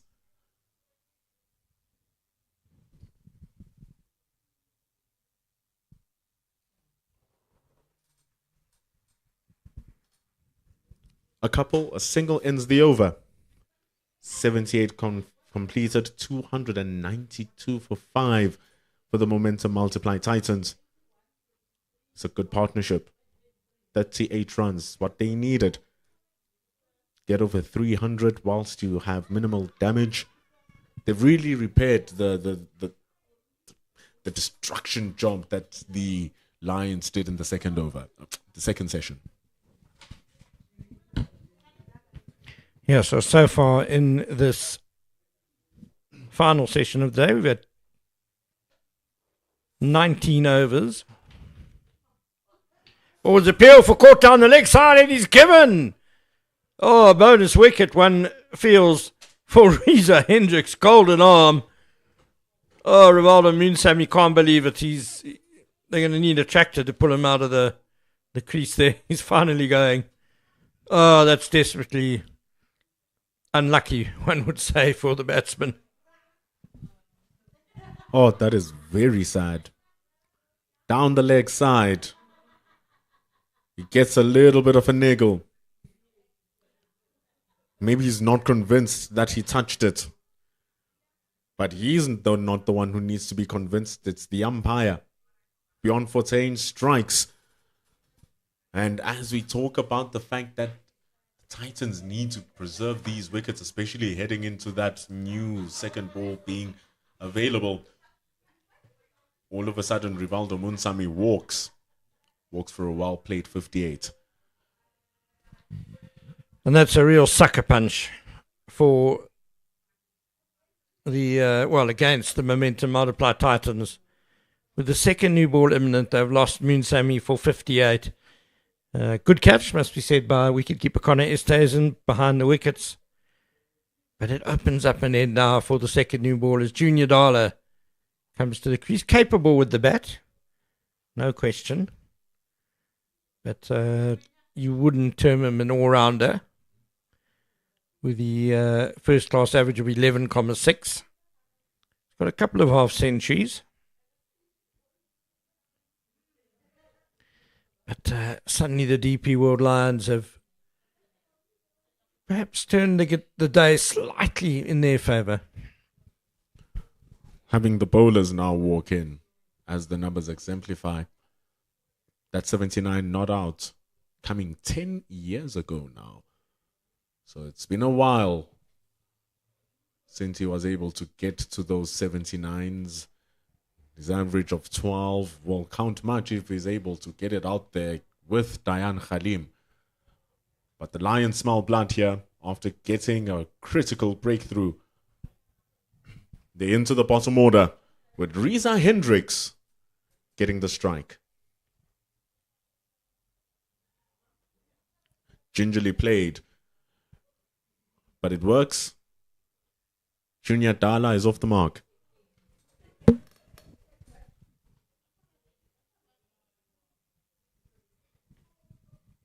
And Reza Hendricks will feel a little bit better about dropping Munsami on 19. Got him in the end.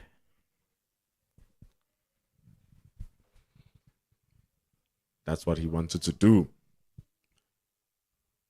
Get any breakthrough, and if there was one to be gotten, preferably the guy you did drop.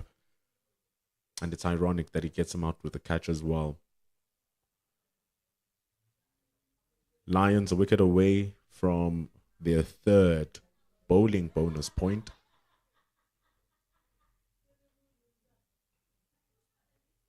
Khalim plays that really well. Looks so easy, so effortless. It's all in the timing. It's all in the skill. And it goes for 4. Lovely footwork to start with by Khalim down the pitch, but giving himself space to really a controlled shot through the covers. Excellent batting.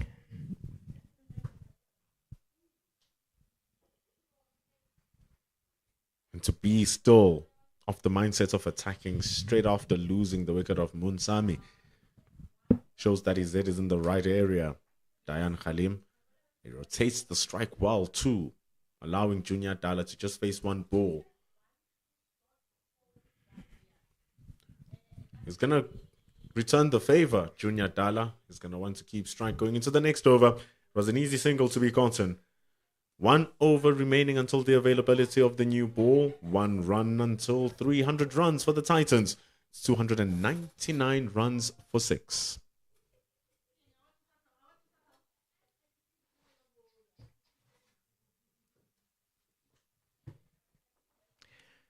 Junior Dala is certainly a good enough batter that you can trust him to face an over. No need for Khalim to try and farm the strike just yet.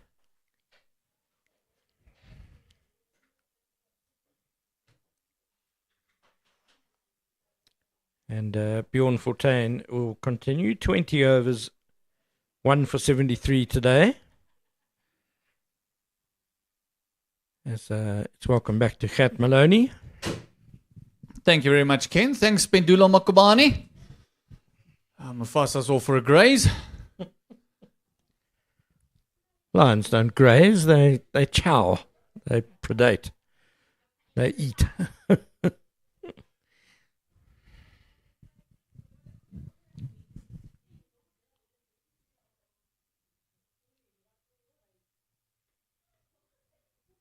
Closing in on that 300, we said 320. Maximum 6 wickets down. It's a very balanced day for both. First session goes to the Titans, second session goes to the Lions. Very balanced at the moment. Dayan Khalim becomes very important for the Titans here. Big wicket. And second new ball, very important for the DP World Lions. Can they get through this lower order with the new ball? Then it'll definitely be their day.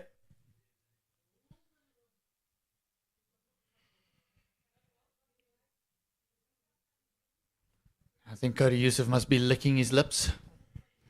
Would want that new ball in his hand. New cherry, end of the day. Just give you that something extra.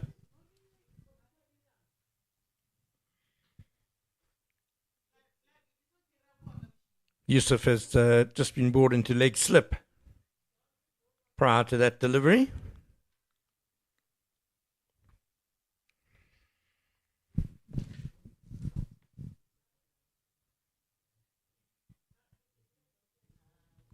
Bit more flight there from Bjorn Fortuin, but Junior Dala has a solid defensive technique and keeps it out. It's 299 for 6 after 80 overs, and the second new ball is now due. Kat, do you see any reason for the DP World Lions not to take it? None whatsoever. And I think the fact that Luther Sapamla has just taken off his cap will be a bit of an answer. As we just see on your screen there.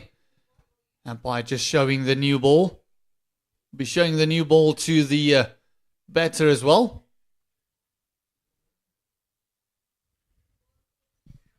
Umpire Sipilele Gasa, who I believe has just got engaged. So congratulations to Mr. Gasa. Oh, congratulations.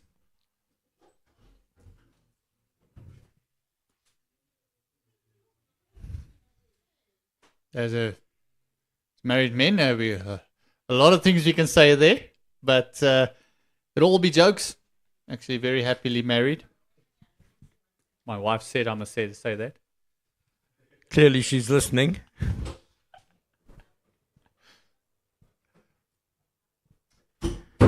Luto Sapamna bowled a very good spell earlier in which he got the wicket of Pretorius Vaatwad with a fantastic delivery. That's probably the delivery of the day thus far. Wicket-wise, that was a brilliant. He beat him twice with the same delivery, and then that one just a little bit closer. Just a little bit hard hands at it, and he picked up the big wicket of Luandre Pretorius. But credit to the Lions. First session didn't go their way, but they've been chipping away, fighting back hard.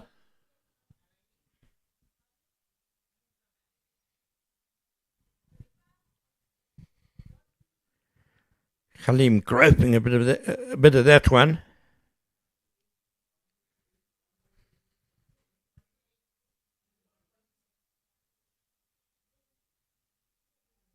All of a sudden, there's a bit of movement as well. Still lateral movement. There's a new cherry, but so often you don't see real lateral movement at the end of the day. Bowlers are tired, wrists are tired. Shows the conditioning of the new age fast bowlers.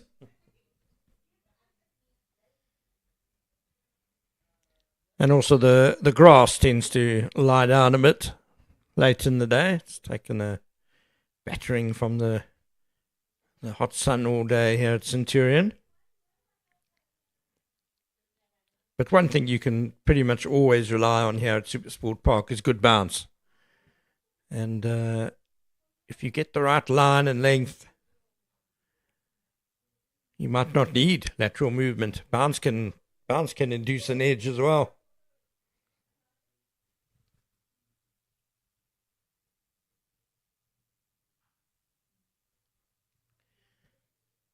Khalim will be disappointed he hit that straight at the fielder. He gave it a tremendous crack. But straight to a shortish cover. Great fielding, great reactions for that one. It sounded well as it came off the bat.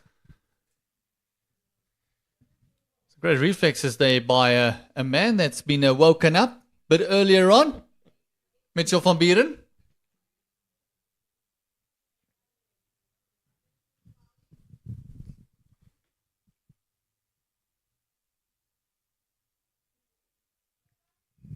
Movement back into the right-hander there, but started way too wide by Sapamla. Khalim's going on a bit of a walk to gather his thoughts. He'll know how important his role now is for the rest of the innings. The Titans really don't want to fritter away a day in which they've also fought hard with the bat, but one feels a lot of starts. But nothing higher than 72 to show for on the scoreboard today so far. Sapamla again going for that full length. To end the over, 299 for 6. It's another maiden by Luther Sapamla. He started off the day bowling 3 in a row. I think that's his 5th.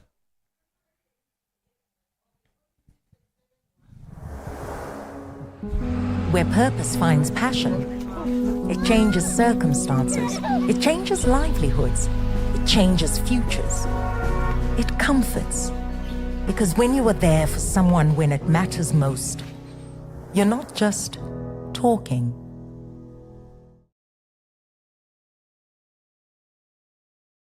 Performance by Luto Sapamla with the ball for the Lions. 14 overs, 1 for 37 today. Cody Youssef returns to the attack to bowl his 14th over as well. Second new ball in hand. Eager to get his first wicket of the day.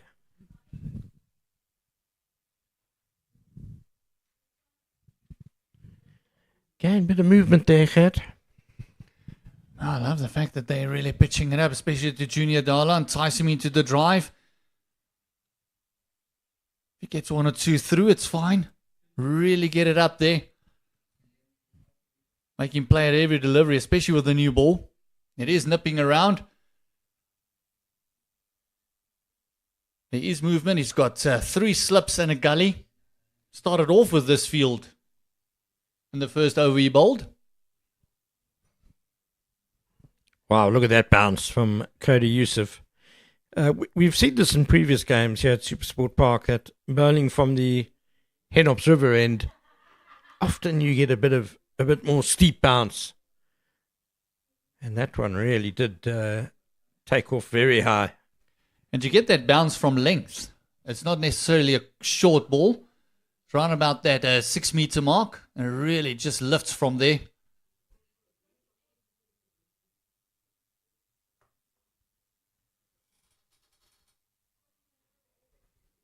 Dala's got that one away past extra cover. The fielders can chase, but I don't think they're going to pull that one back. 4 runs. Don't think the Lions would mind this too much. He's playing shots. He's not just leaving. He's not just pushing at it. He's playing a couple of shots. Now he's just finding that length.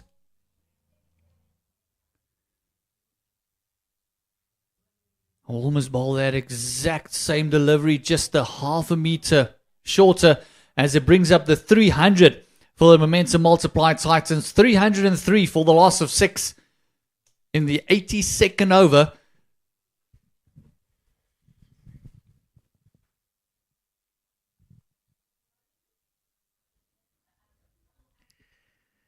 Back to solid defence for Junior Dala. Well, that's where I want Cody Youssef to kind of concentrate on. If there's movement from there, it's going to be very difficult for a man that hasn't been at the crease that long to contend with, especially with the new ball.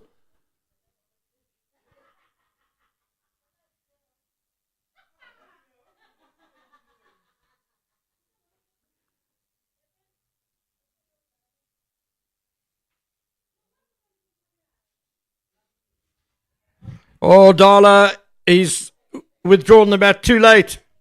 Caught behind. And the second new ball has made its first breakthrough. Junior Dala goes for 6. And it's Cody Youssef's first wicket. It's exactly what I was talking about. It's not necessarily the line, it's that length.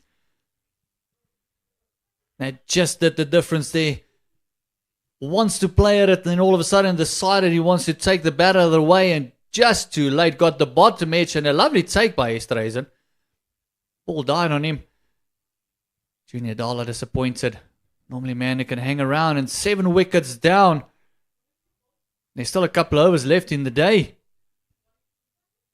303 for a loss of 7. And the Lions might feel that they've got a chance to close out the day by bowling out the Titans. Very much so. Very much so, Junior Dala. That's an interesting... is that a thigh guard that has made its way around to the front, or was that a newfangled stomach protector? It's a new rib guards, an old chest protector, like we used to call them, just for the shorter one. It's something you really got to get used to while batting. It is not very comfortable.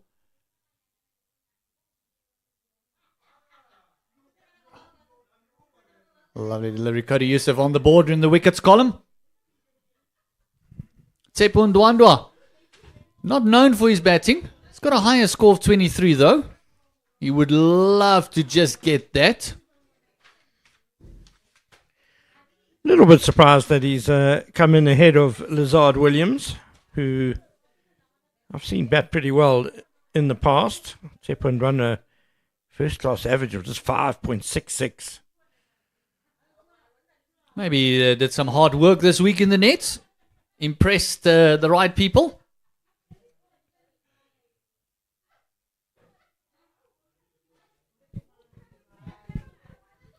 Oh, I'd love to see him on day 4 on this deck. With day 1 already showing turn. Ndwandwe might just be a handful on day 4.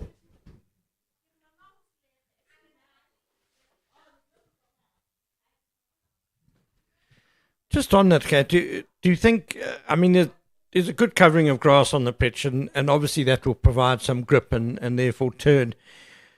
Do you think, though, that as the grass dies, that will lead to less grip?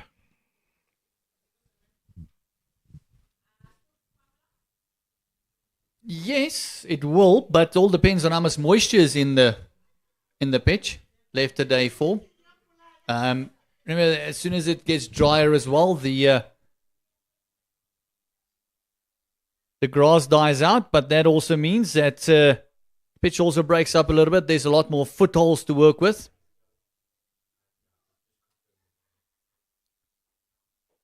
So yes, there'll be less grass, but the footholds will be a lot more. There'll be a bit more damage on the deck for the spinners to work with.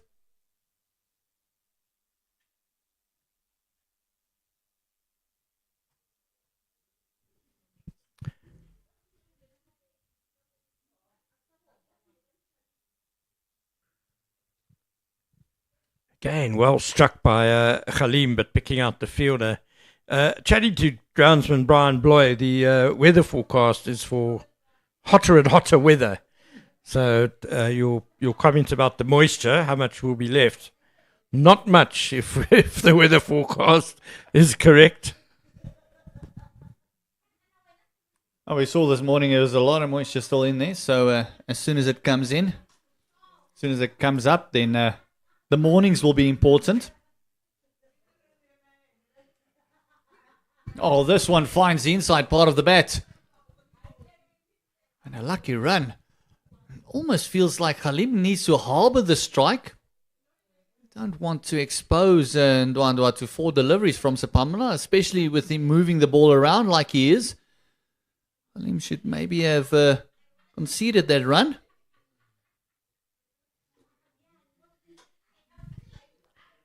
Yeah, I think it does need to be at the back of Khalim's mind. And we know he does have the ability to score quickly. He's going to have to weigh up farming the strike and heading out a bit, maybe just trying to add another 50 runs to this total quickly. With dogged defence and just trying to keep the lines out until stumps. Because Ndwandwe is showing him exactly what the ball is doing, but he's not in line of any one of them. So he's jumping out of the way a tad. I feel that Sapamela is setting him up for that big in-swinger again. The full pitch run, the Yorker one.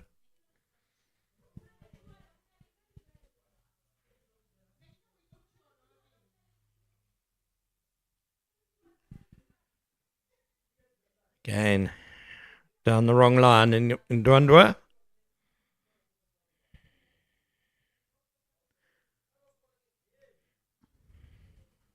It's been a fantastic day of cricket. Great contest between bat and ball. Two phenomenal teams.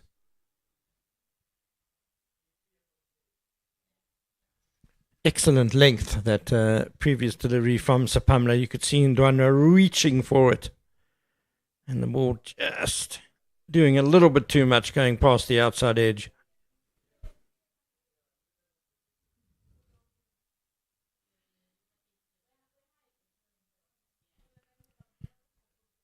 That last delivery is a bit of a waste when you bowling to the new man on naught. Batsman number 9, first class average of 5. Don't want to be bowling out there, I don't think. Man, you almost want him to smash you. So you really want to go at him. Especially with the ball moving around as it is. But I got to agree with you, Dayan Khalim has maybe got to, even if you can add another 30 on this total.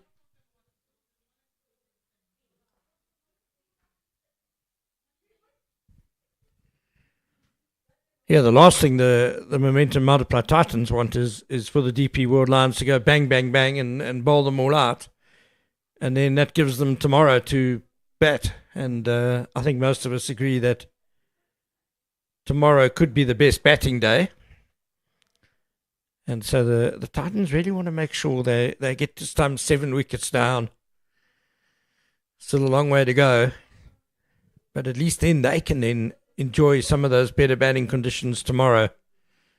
That being said, though, there's a history here at SuperSport Park that the ball does tend to do a bit in the mornings. Yeah, but I think either way, if the Titans, all the Lions come out to bat tomorrow morning, it's going to be that first hour and a half again, and that first session is going to set up the innings. And the new ball will always be dangerous here at SuperSport Park.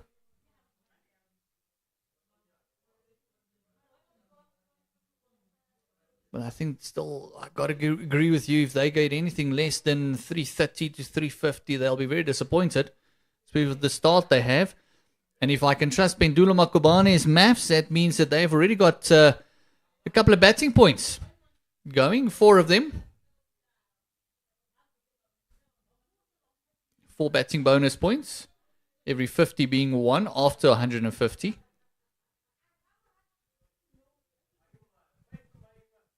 There's another 0.02 of a batting point. I think it's 0.02 per run. So 4.10, I think, batting points at the moment. 3 bowling points for the Lions. Now the next one will be at 9 wickets.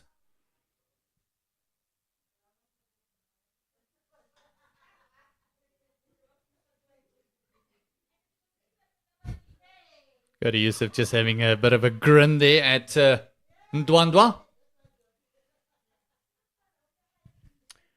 Got to test the tail ender with the odd brisk bouncer. It's a lot easier when he's not a fast bowler. Then he can reciprocate.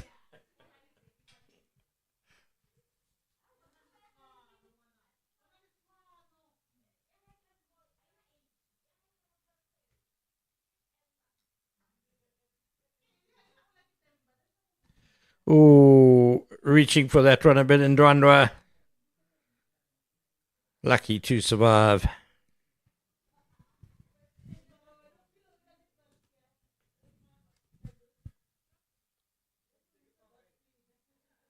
Wasn't Ndwandwa slightly struggling to pick up the line of the delivery and reading the swing?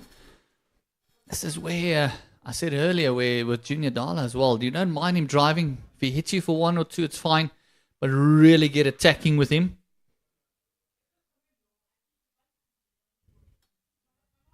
That's kind of the line that I'm talking about. Really go at him, go at his stumps. So far, he's done well. Every second delivery, Khalim has taken a run. He's faced 4 deliveries from Sapamla. He's now faced 3 from Yusuf. Only needs to survive 1 more to close out the over.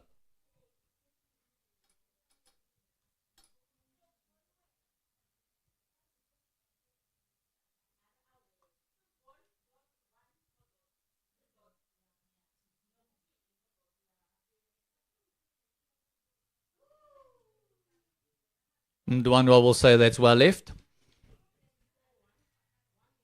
That's the end of the 84th over, 305 for the loss of 7.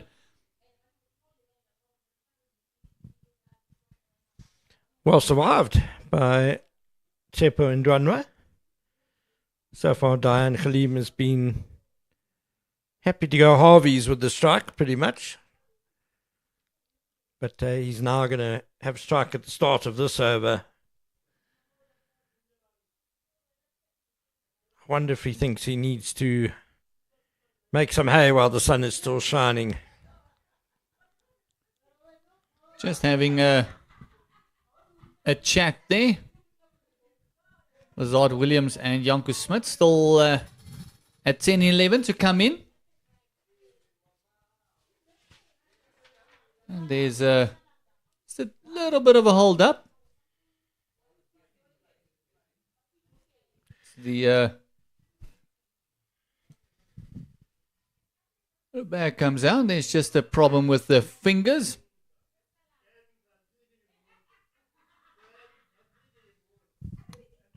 Yeah, Lazard Williams, I expressed my surprise that he hasn't come in ahead of Ndwandwe, and figures back me up. He's got a first-class average of 16.3. He's made a couple of half centuries in this is Division 1 four-day cricket.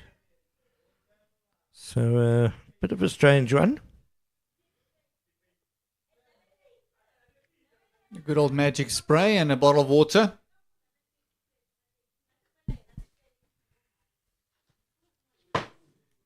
It looks like it was just wrapped on the fingers.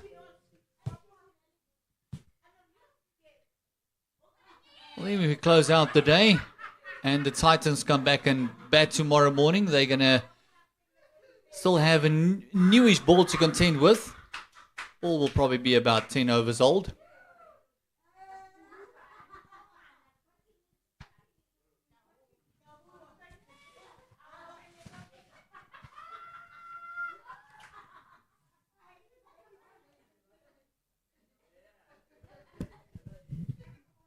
Diane Khalim is on 24.33. His partnership is 2, and there's been a couple of partnerships that starts and just not kicking on. We had the 61 from Munsami and Ferreira, and then that magnificent first wicket partnership with Van Skalkwyk and Senokwane taking it to 123. It's a magnificent opening stand. And then from there, they've just been chipping away as the Lions. Yeah, if you run through the individual scores, 63, 72, 23, 21, 58, and 22. Those are the batsmen dismissed. So everyone getting a start, really. 3 of them going past 50, but no one managing to score more than the youngster van Skalkwyk's 72. And perhaps that's why the Titans haven't quite managed to seize control of today, when at times they have threatened to. Oh, leading edge, but doesn't go up in the air. But one has to credit the DP World Lions bowlers, because they're really stuck at their task, especially after a difficult morning session in which they maybe would have expected to get 1 or 2 wickets and got none.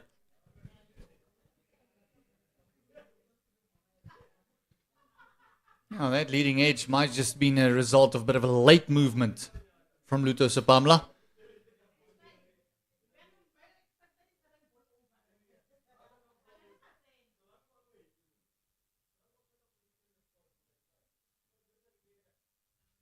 Edged and brilliantly taken. What a catch that was. Absolutely outstanding by Reza Hendricks. He's taken 2 blinders today and dropped a dolly. That is now the epitome of cricket, isn't it? The easy ones are way too hard and the difficult ones just stick. And it's the big wicket of Diane Khalim as well. Sapamla makes another big breakthrough, and Diane Khalim hitting out there. Maybe he decided that he needs to try and get some quick runs, but as soon as he tries to change gears, this happens. Full and wide and just swinging away a bit, and wow, Reza Hendricks, magnificent. Fantastic catch, and another batter with a start. 24 and gone. And the 8th wicket down, and now really they got to look at the scorecard and say, let's close it out today, and we come and start the day 2 and with the bat. Williams coming in. Average of closing in onto 15. He's been around for quite a while. 32-year-old. Higher score of 83. Yeah, this will be his overall first-class career. But just in Division 1, he averages a little bit more than that, 16.31. And that score of 83 was made in Division 1 for the Cobras against the Warriors in East London back in 2019-20.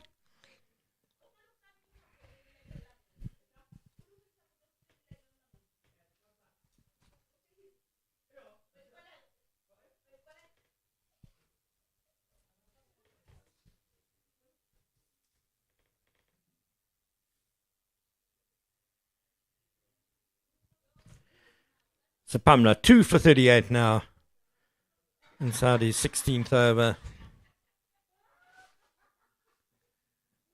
And left-hander now at the crease.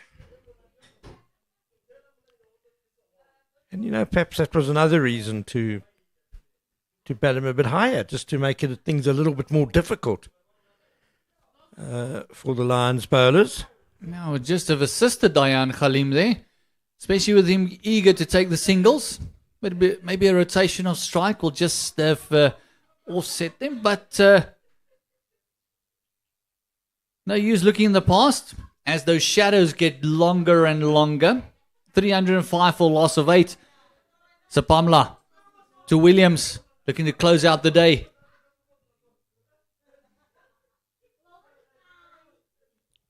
Well, the defensive shot looked good, but the ball wasn't there. Okay, perhaps all these starts and batters getting out in the 20s, 4 of them now. Do you think it shows that maybe this is the sort of pitch where there's just always a ball with your name on it? Yeah, I think this is one of those pitches we discussed it this morning as well. I don't think you're ever really going to feel like you are settled, like you're in. We've even seen the batters that's been in getting a leading edge here and there. I think this is sort of track where you got to concentrate every single delivery and play every single delivery as a new delivery, not what happened in the previous ones. So, yeah, I think you're right there, Ken. It could be that this deck you're never really going to feel in. It's funny, though, because I don't feel the movement's been excessive. And, I mean, I can think of wondrous pitches where it's gone around more and more consistently than it has today. I do think there have been some soft dismissals one would have to throw in there as well. Mm-hmm. As Lazard Williams gets off the mark. Yeah, a couple of soft dismissals that you feel was unnecessary, that they probably will have a chat about in the change room tonight. So it's just Dayan Khalim. And just look at that catch once again. Reaching up for it. Just plucking it out of the air. Fantastic. And Ndwandwa giving Lazard Williams a couple of batting tips there. Exactly showing him what the ball's doing.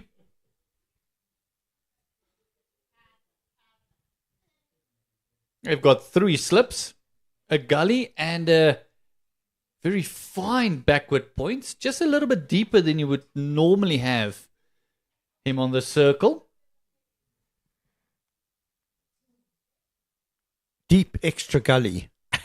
I mean, he doesn't look like a backward point. He's in such a strange position as Williams bit awkwardly, but nevertheless in a good position to play that in the end. Got in right behind it.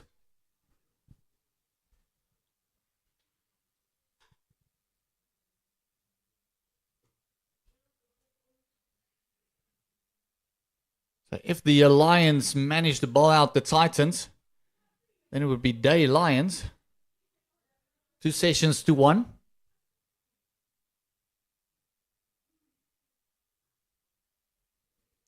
I think it's already the Lions' day. 8 wickets on the opening day. Titans having chosen to bat first. Just over 300 on the board. And especially with a 123-run opening partnership and a 61-run fifth wicket partnership, they've done well. Yeah, exactly. It's kind of like the innings promised a lot more without quite getting there.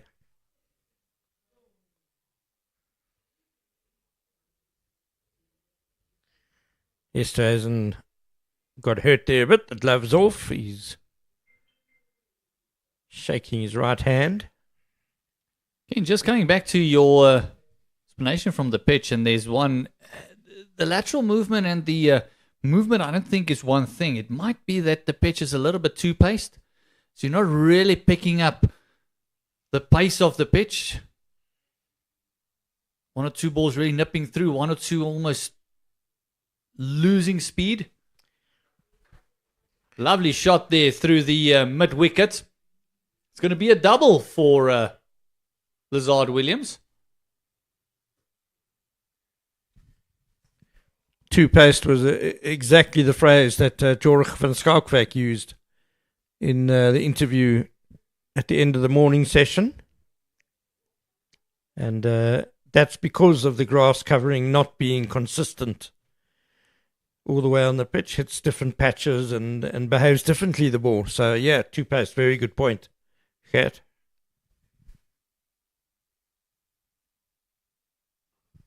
Oh, that's beautifully driven by Lazard Williams. And the way he's come in and batted.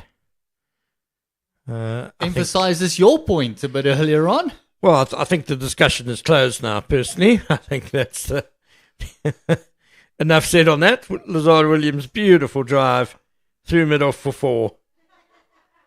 That's as good a shot as we've seen today. I think Lazard Williams might be getting a nose yorker coming in.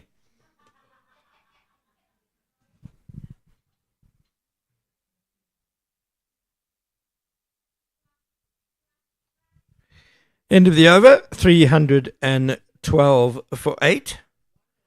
6 overs bowled now with the second new ball.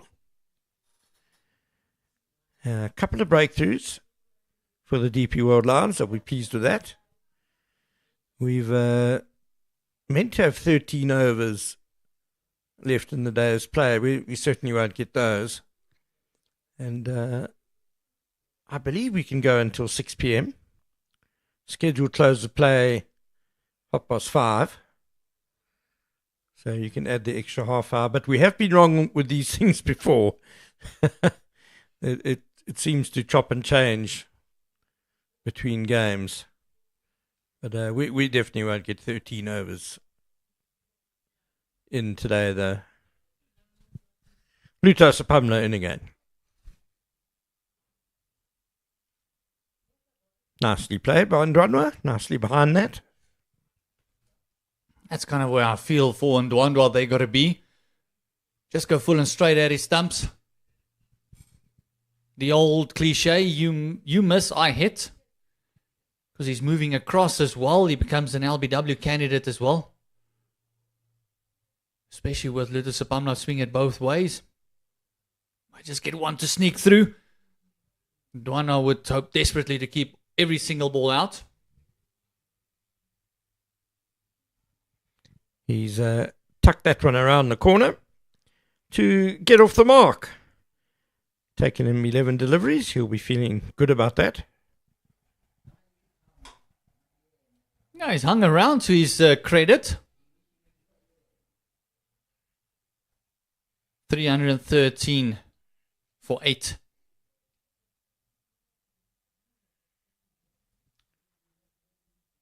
Lutusapamla bowling at the tail of the Titans. You feel that he's always going to be in with a shout to pick up maybe a fourfer. 2 wickets to go.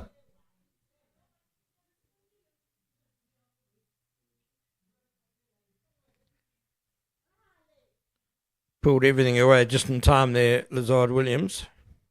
I'm going to reopen the discussion about the batting order because the thought has just occurred to me that do you think maybe Tepo Ndwandwe was a night watchman coming in at number 9? Because he took a fair amount of the strike as well. Maybe he's protecting Lazard Williams and Janko Smit and Dayan Khalim, who was at the wicket when he came there. Then the shot that Dayan Khalim played doesn't make sense. If that's going to be the argument. Treated that one with a lot of suspicion, did Lazard Williams. Spat up at him a bit. Oh, it's that little bit of extra bounce of the new ball. Harder. Hitting the deck hard is Lutusapamla. Just right on the sticker. From of Lazard Williams.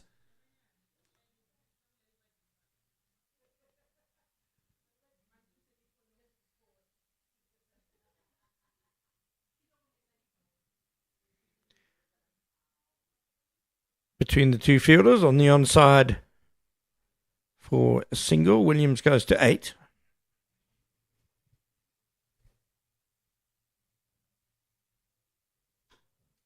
And 1 delivery to go. Lutusapamla has bowled 17 overs then today, which is great work for the fast bowler. Well, only 1 recognised spinner in your team. You expect your fast bowlers to really put in the hard yards.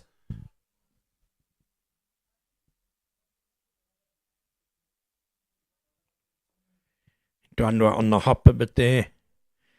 It's great to see Lutusapamla steaming in for 17 overs. He's a bowler who in previous seasons has had his injury problems. But he's looking lean and mean and fit and firing here today. 2 for 41. His figures at the moment.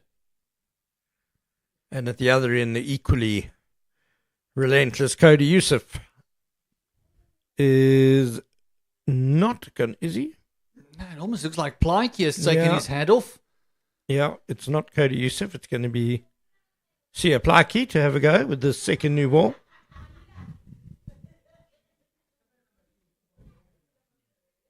Well, Lazard Williams still looks eager to bat. He's in for the fight. Yeah, he's like a boxer dancing around the ring there. Float like a butterfly. And sting like a bee.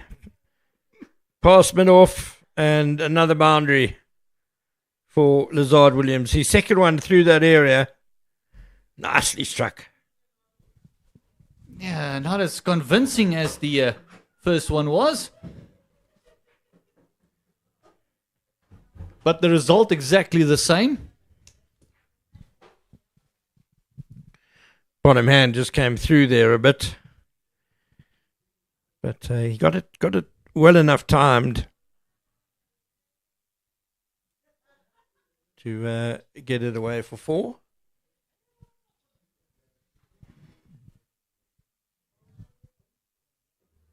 Oh, lovely dig out there. Where's the shovel?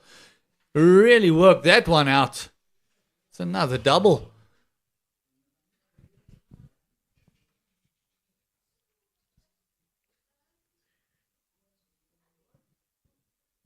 We're going to have a commentary change with Pendula Magumani joining Gert Maloney until stumps. Yeah, Ken has got to make his way down there. He's got to pull out the stumps when the game's done.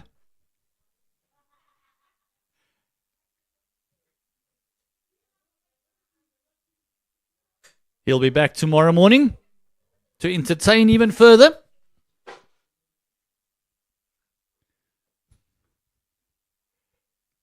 as I said, entertain even further tomorrow morning as they take Scamper through a single. 321 for the loss of 8.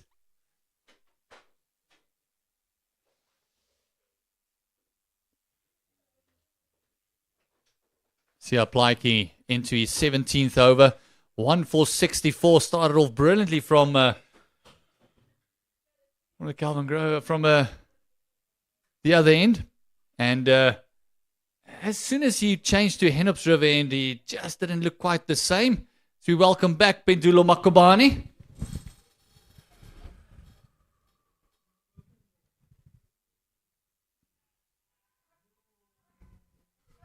Bit of a stifled appeal, more of a polite inquiry there, Pendulo. Every now and then he just slips it down to the leg side, Siaplaki. It does come in with an angled run. Doesn't come straight down. He comes from the left-hand side of the pitch and he runs in an angle which pushes the ball down the leg side or straight into the stumps. So if he loses any shape or form, he will push it down to the leg side.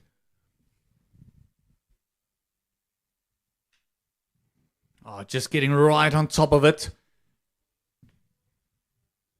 Dwanda played that pretty well. He's been jumping around a little bit for 1 or 2 deliveries.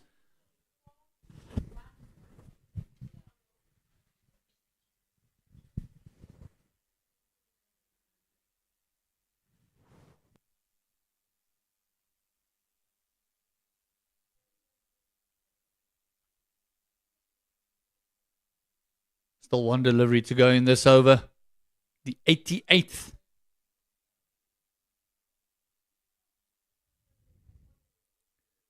Dwana getting right behind that one. That's the end of the 88th over. 321 for the loss of 8. Take you through what happened earlier in the day. The Momentum Multiply Titans won the toss and elected to bat first. 123 run opening partnership. And then a 5th wicket partnership between Munsami and Donovan Ferreira, the captain, of 61 as well. Ludo Sapamla continuing. He's coming into the left-hander, Lazard Williams from around the wicket.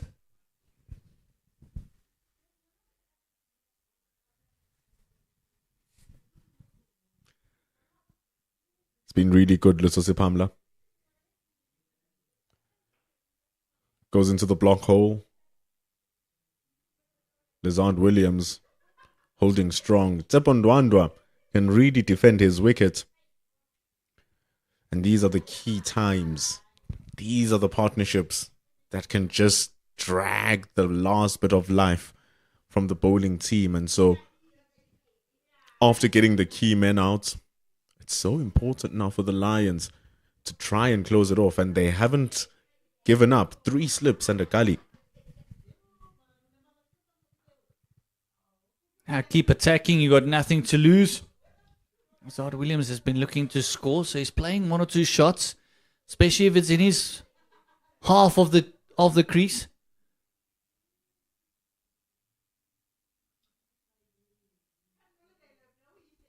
Yeah, I agree with you. These are the partnerships that is really irritating. 16 already for the 9th wicket. Just feels like the day's dragging on. You've been in the field for 88 overs. Now you've got to contend with this as well.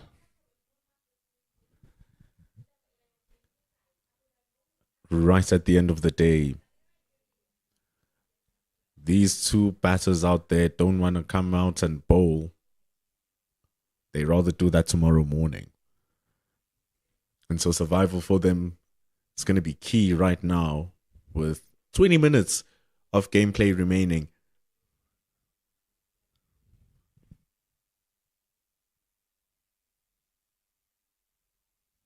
Well, this one just Looks like it came off the thigh pad. Yes, it is. He missed out there. That Lazard Williams, you could just see him throwing his head back. He wanted to really give that a bit of a whack. It also brings Stepan Ndwandwe into strike now. 2 balls to go, and in all fairness, the Lions should feel like they can get any of these 2 wickets right now. And so they have to go for either one of them. The 3 slips and a gully remain alive for both of them. And very important for the Titans to see out the day without getting bowled out, because that means the Lions need to get back into the field tomorrow morning, and then they'll only have a 10-minute changeover to get the pads on and bat. So it is more of a mental strategy than anything else, and it's very irritating. Going out there and it will take maybe 2 deliveries, and then you got to go back and get the pads on. Because the thing is, you can't, if you go then to stumps and you start the new day, you're going to have to spend time in your plans and in your warm-ups and in all of your getting ready for the game, focusing on these last 2 wickets, which should seem redundant. Because if you're going to go in with the mindset that, no, okay, we're going to bat within 30 minutes and you just prepare for the batting that you're going to do, then you're all of a sudden out there for the whole session with this last wicket not wanting to fall. So it's important for the Lions to try and at least get 1 more wicket right now in these last 20 minutes so that their discussions tomorrow are much more pleasant.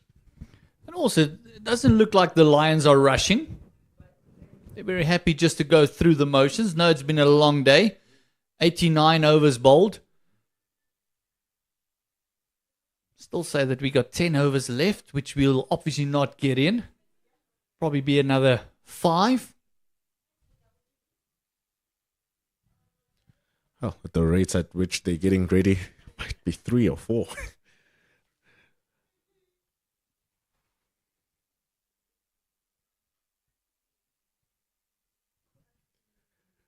But from 15 minutes, from 20 minutes, you should be hoping you get 5. And it will be 5 if they get wickets within the first 2 of these ones that are remaining, because all of a sudden the Lions will feel like, hey, we have an opportunity here.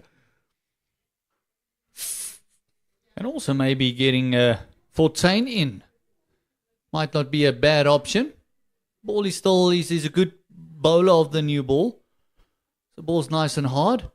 Really attack, maybe false shots. Maybe the tail enders want to go after the spinner.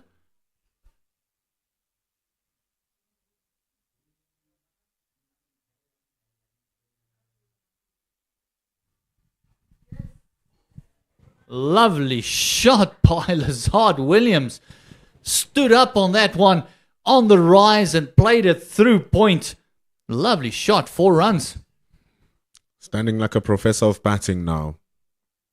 Very good shots through the covers for Lazard Williams. It's a little bit too short from Siaplaki. Enough width for him. What a gorgeous punch. Full face off the bat. And it runs very quickly. Yeah, this outfield is immaculate. Sun has now dove in behind all the buildings.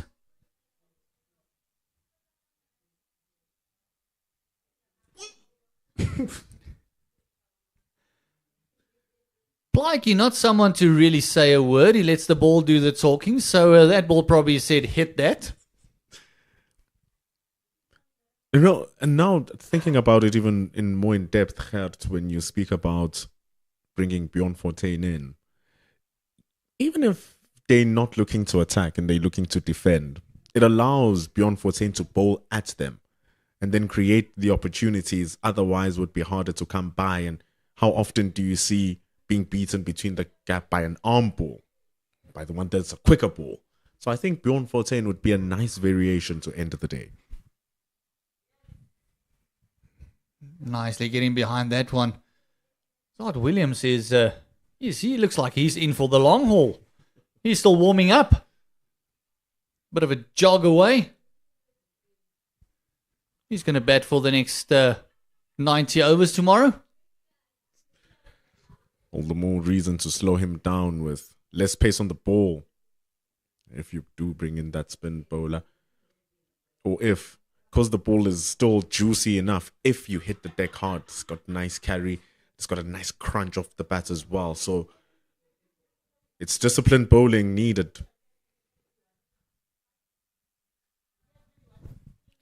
Stifled appeal. No, it pitched way outside leg stump.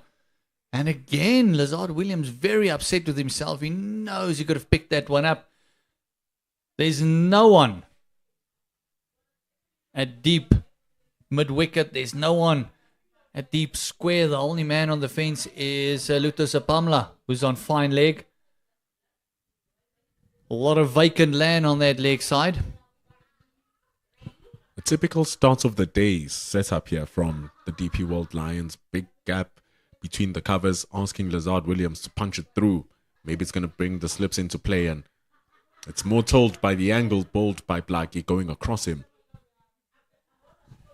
Lovely delivery.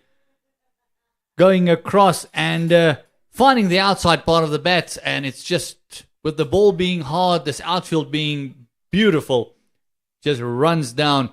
It's another boundary for Lazard Williams. And a typical delivery that you'd find at start of play. Moves away from Lazard Williams. Almost identical to Luandre Pretoria's peach that he received from Lutosi Pamla, which got his wicket. It squirted down through the slip cord and it runs down for 4. Light meter comes out now. Got to test if we can see that ball. 90 overs done. 330 for 8.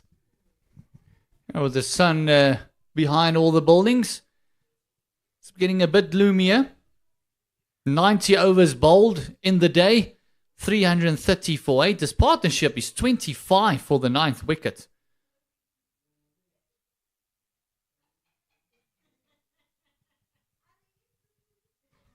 And it looks like the umpires are happy to continue as long as it's spin.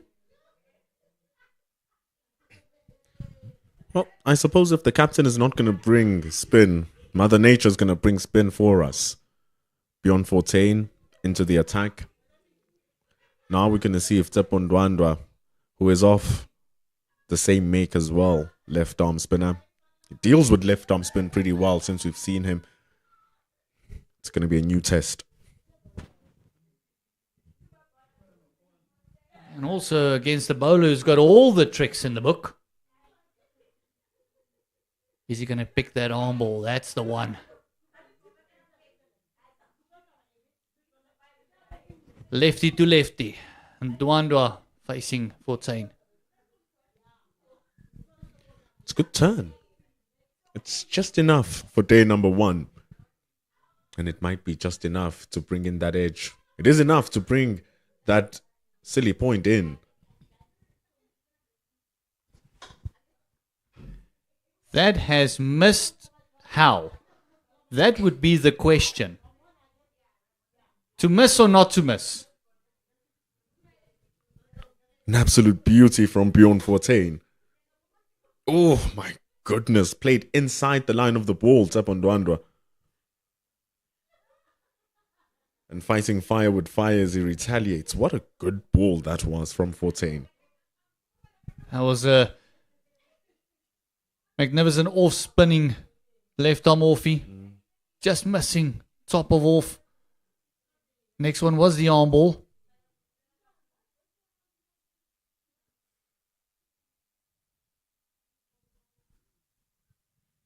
Handling it well. Soft hands. Opening up the face of the bat to try and place it into that open third region. Maybe get a single out of there. It's a lot of pressure around the bat and stumps of Ndwandwe. Just a little bit short. Able to play it off the pitch. Almost feel that he's setting him up again for that one, pitching on middle. And turning and hitting off.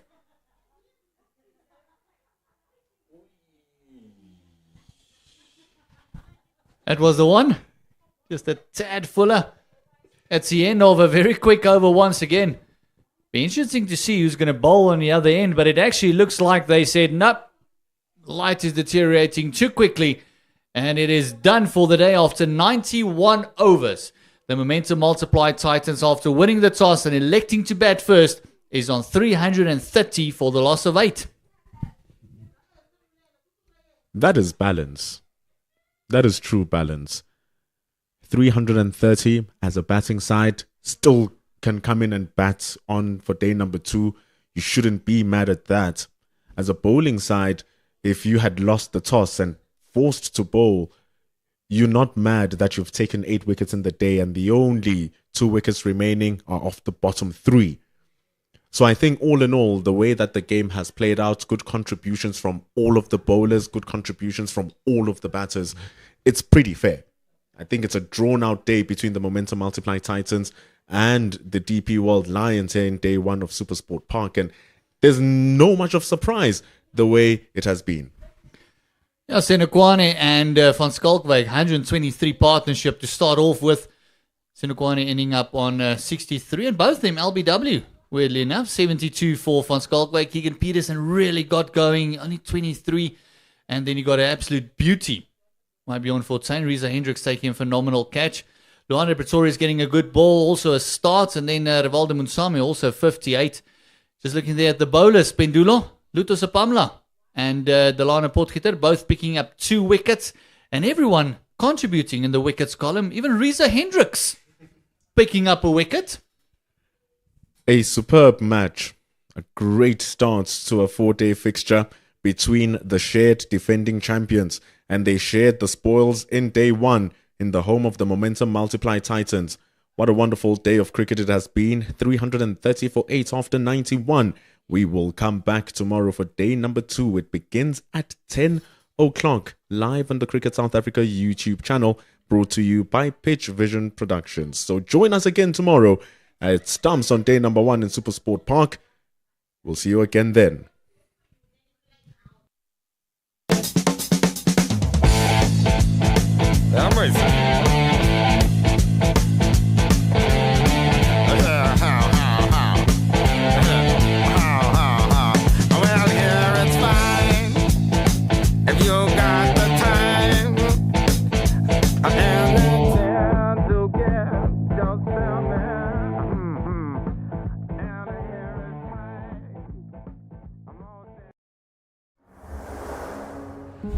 Where purpose finds passion, it changes circumstances, it changes livelihoods, it changes futures, it comforts. Because when you are there for someone when it matters most, you're not just talking.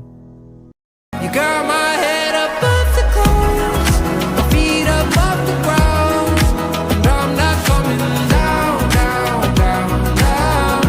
Got my speakers pumping loud, I'm feeling every sound, and I won't turn them down, down, down, down.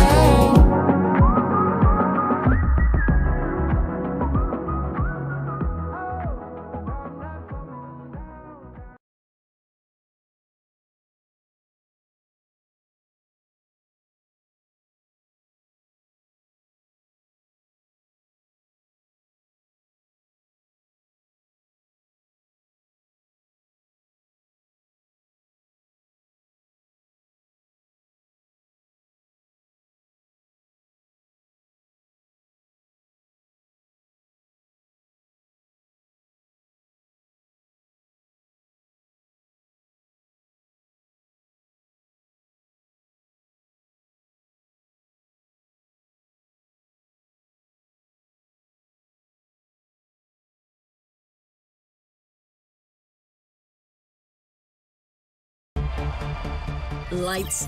The stage is set. Camera. The shortest format, the biggest role. Action. Lovely shot. Oh, bullseye. It's taken. Izano Bukela Amanina Eshala Ikakamba. And remember, entry is free. The Hollywood Bets Pro Series from 4 October to 15 March.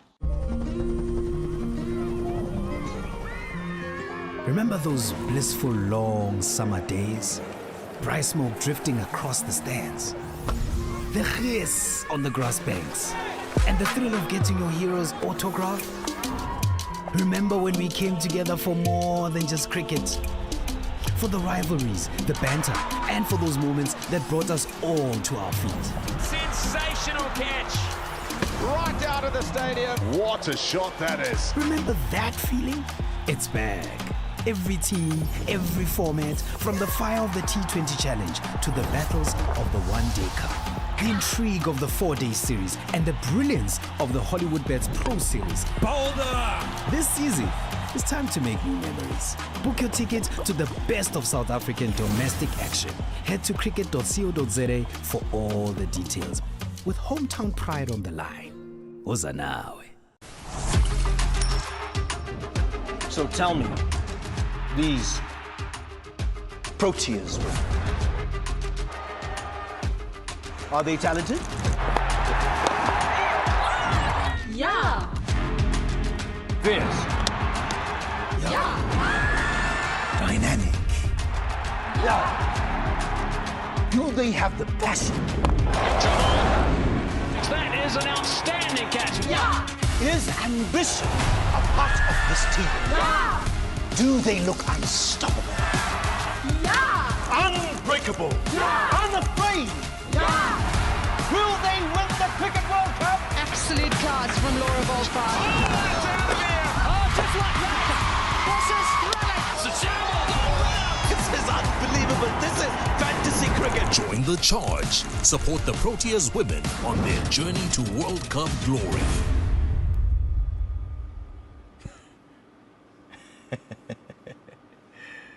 Yeah.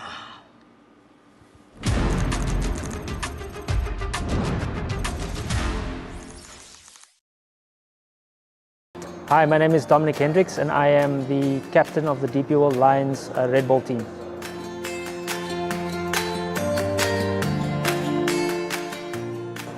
I think number one, we had a great campaign.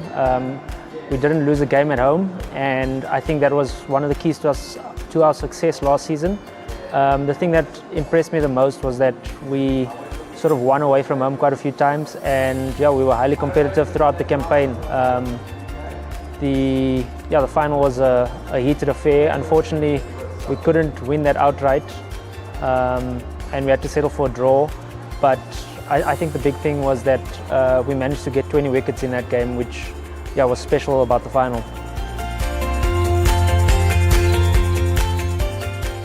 To me personally, it's a massive honour. Number one, I think we've done some good things over the last couple of years in terms of our team and our environment, making sure that our culture is really good. So again, looking forward to another successful season, and hopefully the boys can start the campaign off really well.